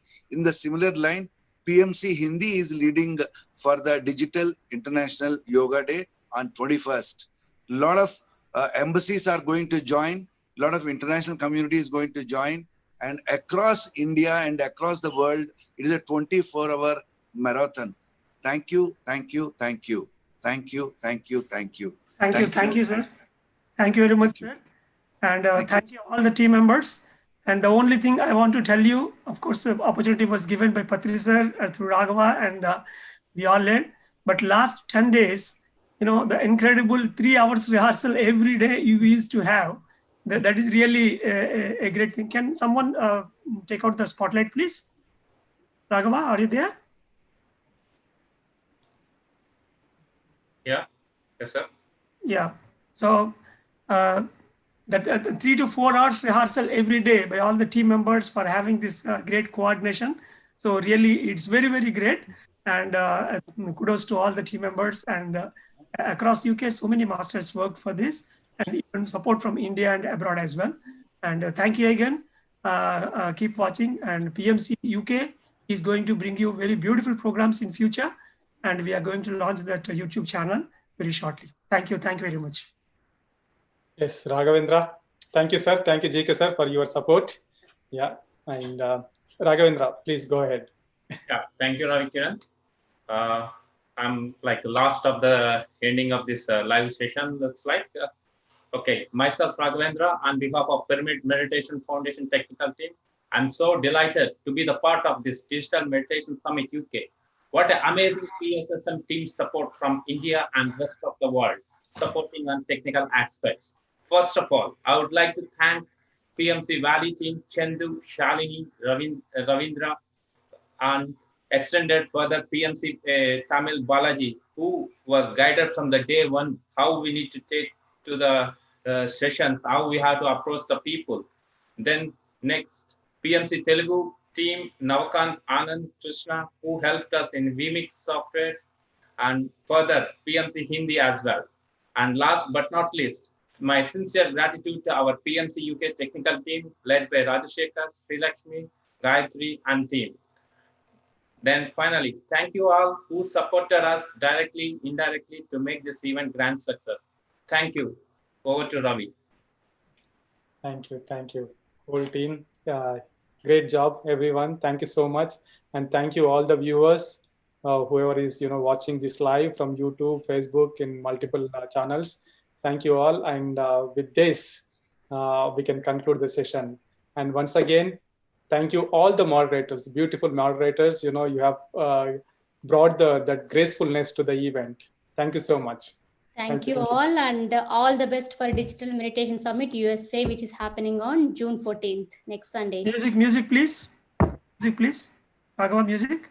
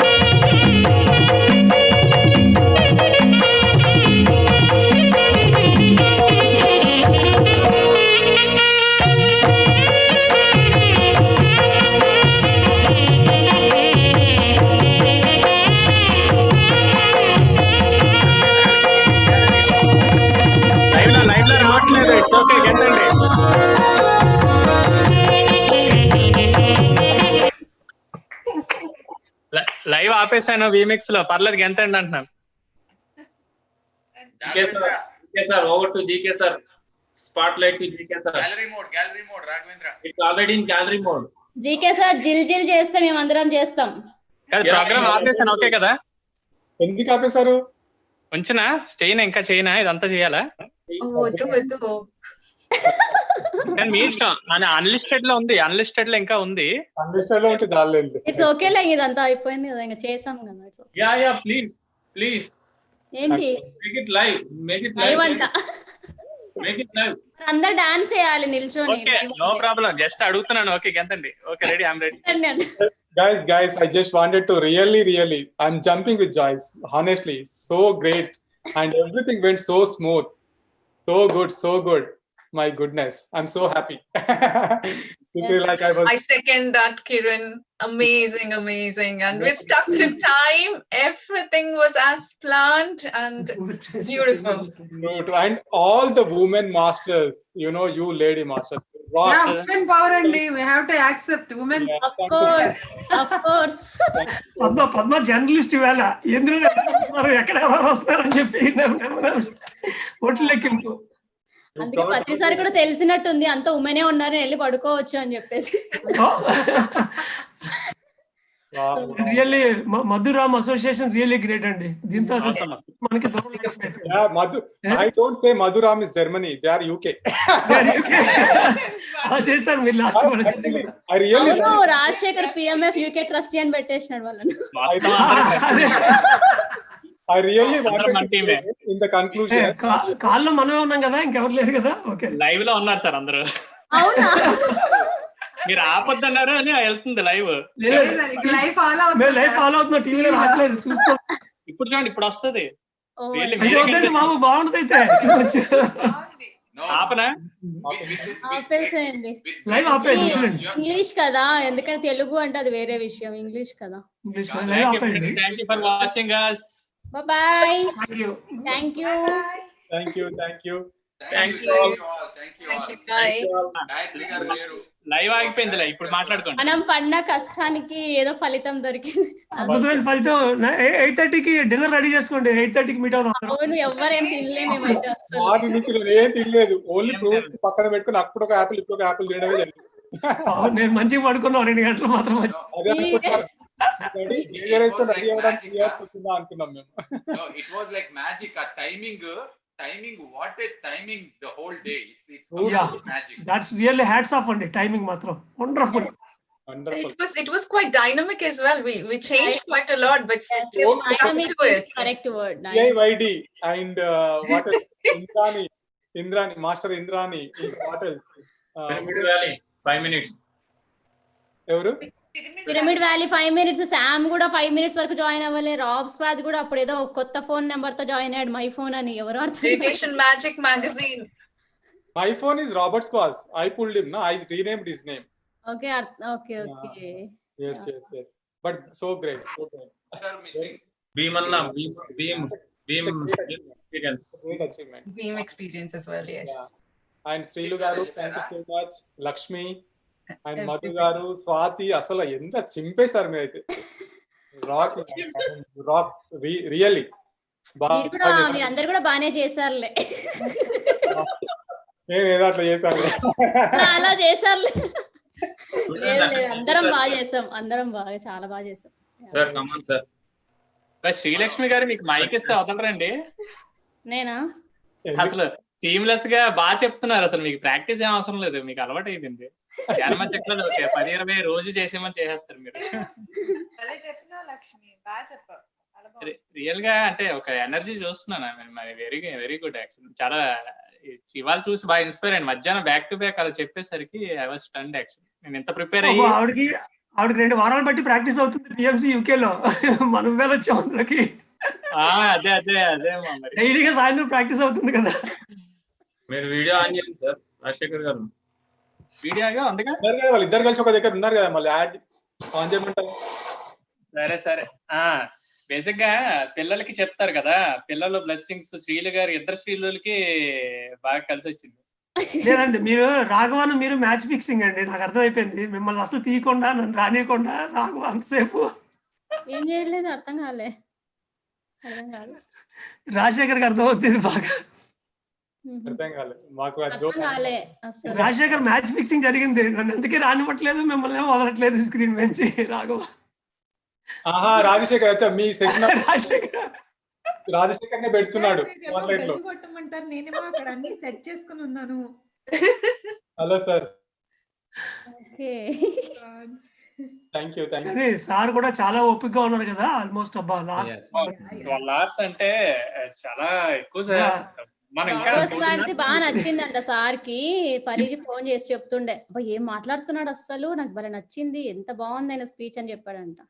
ఇంకోటి ఏంటంటే చెప్పే వాళ్ళకి వినాలంటే చాలా కష్టం, ఆయన జాబే చెప్పడం. అలాంటి దాన్ని కూర్చొని మనం 8 గంటలు వినిపించాం ఆయనకి. ఇంక లాస్ట్ అంటే ఇంకా నాది మధురామ్ ఇంకా ఆయన తెలిసిన వాళ్ళే కాబట్టి ఇంకా అందుకే సరే వదిలేసి వెళ్ళిపోయి ఉంటారు సార్. ఇంకా దట్స్ గుడ్ యాక్చువల్లీ. చాలా బాగుంది సార్. ప్రాణహిత ప్రెజెంటేషన్ చాలా బాగా వచ్చింది. అసలు ప్రాణహిత గారి సెషన్ ఇప్పటి వరకు నేను అట్లా వినలేదు. So she was so balancing equation, plus ఆ presentation is like so elegant, high definition slides which is very unique. బాగుంది. అలాగే రియల్లీ ఎంజాయ్డ్. నేను లదాంది ఎరికది కొంచెం మిస్ అయ్యాను. లదాంది నేను I was about to sleep. Poetic గా ఉండిందా? పోయిటిక్ గా ఉంది. yes, that's what పోయటిక్ గా నిద్ర. ఈవెన్ సార్ కూడా పడుకున్నారు లదాన్ దానికి. లాస్ట్ లో వెంటనే ఎప్పుడు లేచేసారు. పడుకోబెట్టేస్తున్నారు. Wheel bell meditation first time అండి. Really it's very smooth. నేను చక్కగా కూర్చున్నా almost 15-20 minutes. I got very good energetic moments also. మీరు ఊగిపోయారు, రౌండ్ గా తిరిగారు. అవును, స్పాట్ లైట్ పెట్టారా మరి దానికి? First time GK sir meditation చూసాం మేము. తిరుగుతూనే ఉన్నారు ఇట్లా. అది నాకు ఎక్కువ ఎనర్జీ కానీ బాగా రిసీవ్ అయినప్పుడు ఇంకా ఆటోమేటిక్ వచ్చేస్తాయి. ఇంకా హ్యాంగ్ ఓవరా సార్? అది ఇంకా హ్యాంగ్ ఓవర్ అండి బాబు. ఆ energy hang over, cosmic energy hang over అది. అర్థమైంది. Ivan was also lovely. Ivan session kuda I felt very inspired. Very inspired. Last లో పరిపత్రి రాలేదేమి రవి? పరిపత్రి అవును, PSM global. One second message పెట్టినాడు రవికిరణ్, కానీ తను రెస్పాండ్ కాలేదు. So we just move on. We took it off. Yeah, that's nice. So ఇది శ్రీలు బాగా అయింది కదా నీకు, ప్రాక్టికల్ గా అర్థం కాలేదన్నో. థియరిటికల్ గా అర్థం కాలేదు, అందుకే ప్రాక్టికల్ గా ఇంప్లిమెంట్ చేయించు. And it's again Mahavatar Babaji ఇది కదా. యు కీప్ టెల్లింగ్ మీ శ్రీలు సమ్ కనెక్షన్. కాదు శ్రీలక్ష్మి గారు, టెల్ఫర్డ్ మార్ని గారు, మీరు బాగా కవర్ చేశారు. అది ఏం చెప్పాలి నిజంగా. పిఎంసి హిందీ ఛానల్ 3000 వ్యూస్ అంట. హిందీ పిఎంసి యూకే రెండు పోటీగా నడిచాయి యాక్చువల్గా. హిందీ మీకు చెప్తున్నా, హిందీ పిఎంసి యూకే పోటీగా నడిచాయని చెప్తున్నారు. Okay sir. Views same constant 2600 views UK. అదే చెప్పాను కదా, రెండు పోటీగా నడిచాయి. యూకే 2600. 2600 అంటే అలా వచ్చి వెళ్ళిపోయిన అన్ని కలుపుకొని అంతే యాడ్ చేశాను అంతే. వాళ్ళు అంతే చెప్పారు. Audience retention 27 minutes minimum average. Really great. So at least one session they watched. That's me. Super. Okay. 600 subscribers. నిన్న అసలు 300 ఉన్నారు. 300 సబ్స్క్రైబర్స్ పెరిగారు 2 days లో. మధురామ్ వాళ్ళ సెషన్ నడుస్తున్నప్పుడు ఆల్మోస్ట్ మన వీడియోస్ తన్నానైనా అందరి స్పాట్ లైట్ పెట్టాను. అంటే కీప్ ఆన్. జీకే సార్ మంచి హైలైట్. గ్యాలరీ వ్యూ కూడా ఇక్కడ హైలైట్ చేశారు చూడండి సార్. మళ్ళీ ఎక్కడ చేయాలి అక్కడ చేయకుండా ఇక్కడ చేద్దాం అక్కడ చేస్తున్నారు. ఎక్కడ చెయ్యాలో అక్కడ చేసేవాడే అంటారు.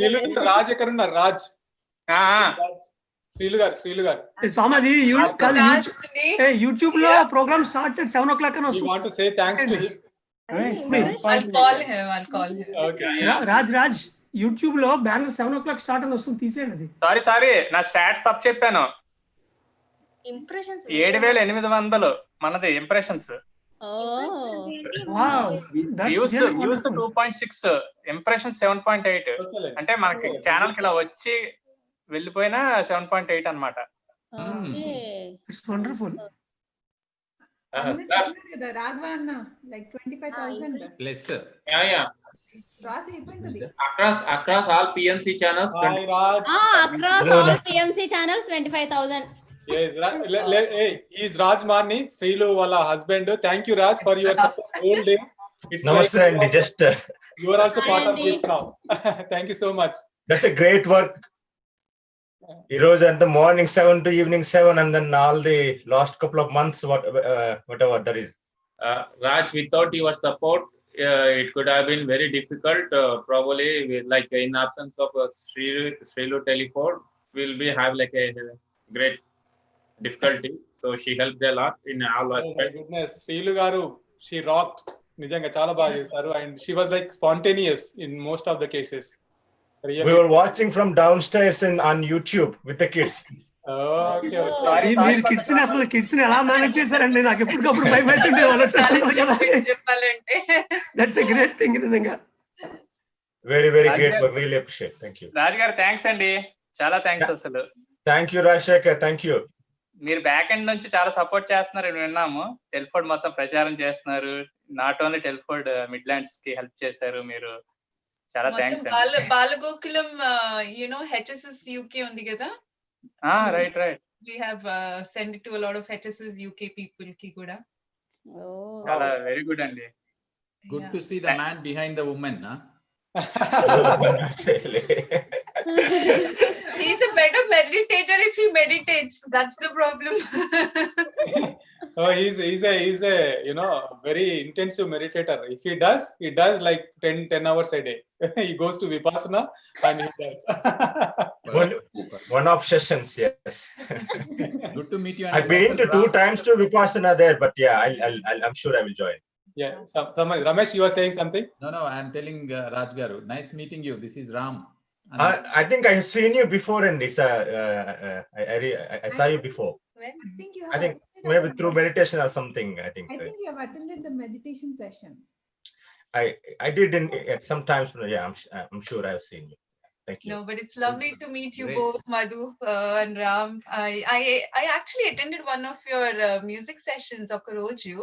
And I was sitting with Raj yesterday. I joined towards the end, and this lady, she started singing that song "Power of Now," and she told that story and how she saw that lift thing and all. And that song was like, oh my God! And the way she sang and the words of it, amazing. I was actually thinking maybe we should invite her to this and make her sing, but it was already too late. What we do in our sessions after we finish the meditation session, we'll ask somebody to read a poetry if they're good at poetry. If they're good at singing, they can sing. It's an open platform where they can express themselves. So it's not only beautiful. Yeah. And she's a professional singer. So she Okay. This Egyptian. Yeah. Very nice. Great. Amazing. No, thank you everybody. And Raghav Garu and Kiran, everybody, like you asked me to come and Babaji. ఇవాళ మీరు మొదలు చేస్తున్నారు, గుర్తొచ్చిందా? I know నా dance class చేయలేదు కదా పద్మ గారి తోటి, సో ఇక్కడే డాన్స్ స్టెప్స్ అన్ని అయిపోయాయి. రవిచంద్రన్ గారు మిమ్మల్ని టార్గెట్ చేశారు అసలు చాలా. అసలు మేమైతే అందరూ అలా నవ్వుకుంటాం. ఆమె టార్గెట్, శ్రీలు గారిని టార్గెట్ చేయడం కాదు, నిన్న టెస్ట్ ట్రయల్ కోసం కాల్ చేస్తే నన్ను కూడా టార్గెట్ చేశారు. నాకు ఫస్ట్ నేను నోట్స్ రాసుకుంటే నన్ను కన్క్లూజన్ లో ఏం చెప్పాలి నాకు ఏం అర్థం అవట్లేదు. ఎనర్జీ త్రూ హెయిర్ అంటున్నారు, 33 చక్రస్ అంటున్నారు, ఒమేగా రెజల్యూషన్ అంటున్నారు.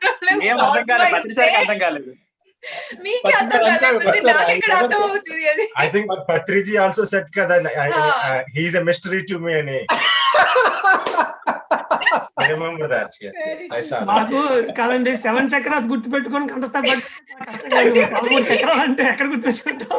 ఒకసారి కాలేజీలో కూడా ఉంటే మనం లాగిన్ అవ్వమని చెప్తారు. ఆగండి. Madhu Ramesh. One second. Link కదా, లైవ్ బ్రాడ్కాస్ట్ కాదు కదా. Chendu is live. ఇది unlisted. Chendu is live. Join అవ్వమని చెప్పొచ్చు కదా ఇందులోకి. One second. Chendu is live. You would like join అవ్వాలంట దానికి ఇంట్లోకి. జాయిన్ అవ్వచ్చు కదా. హాయ్ చందు.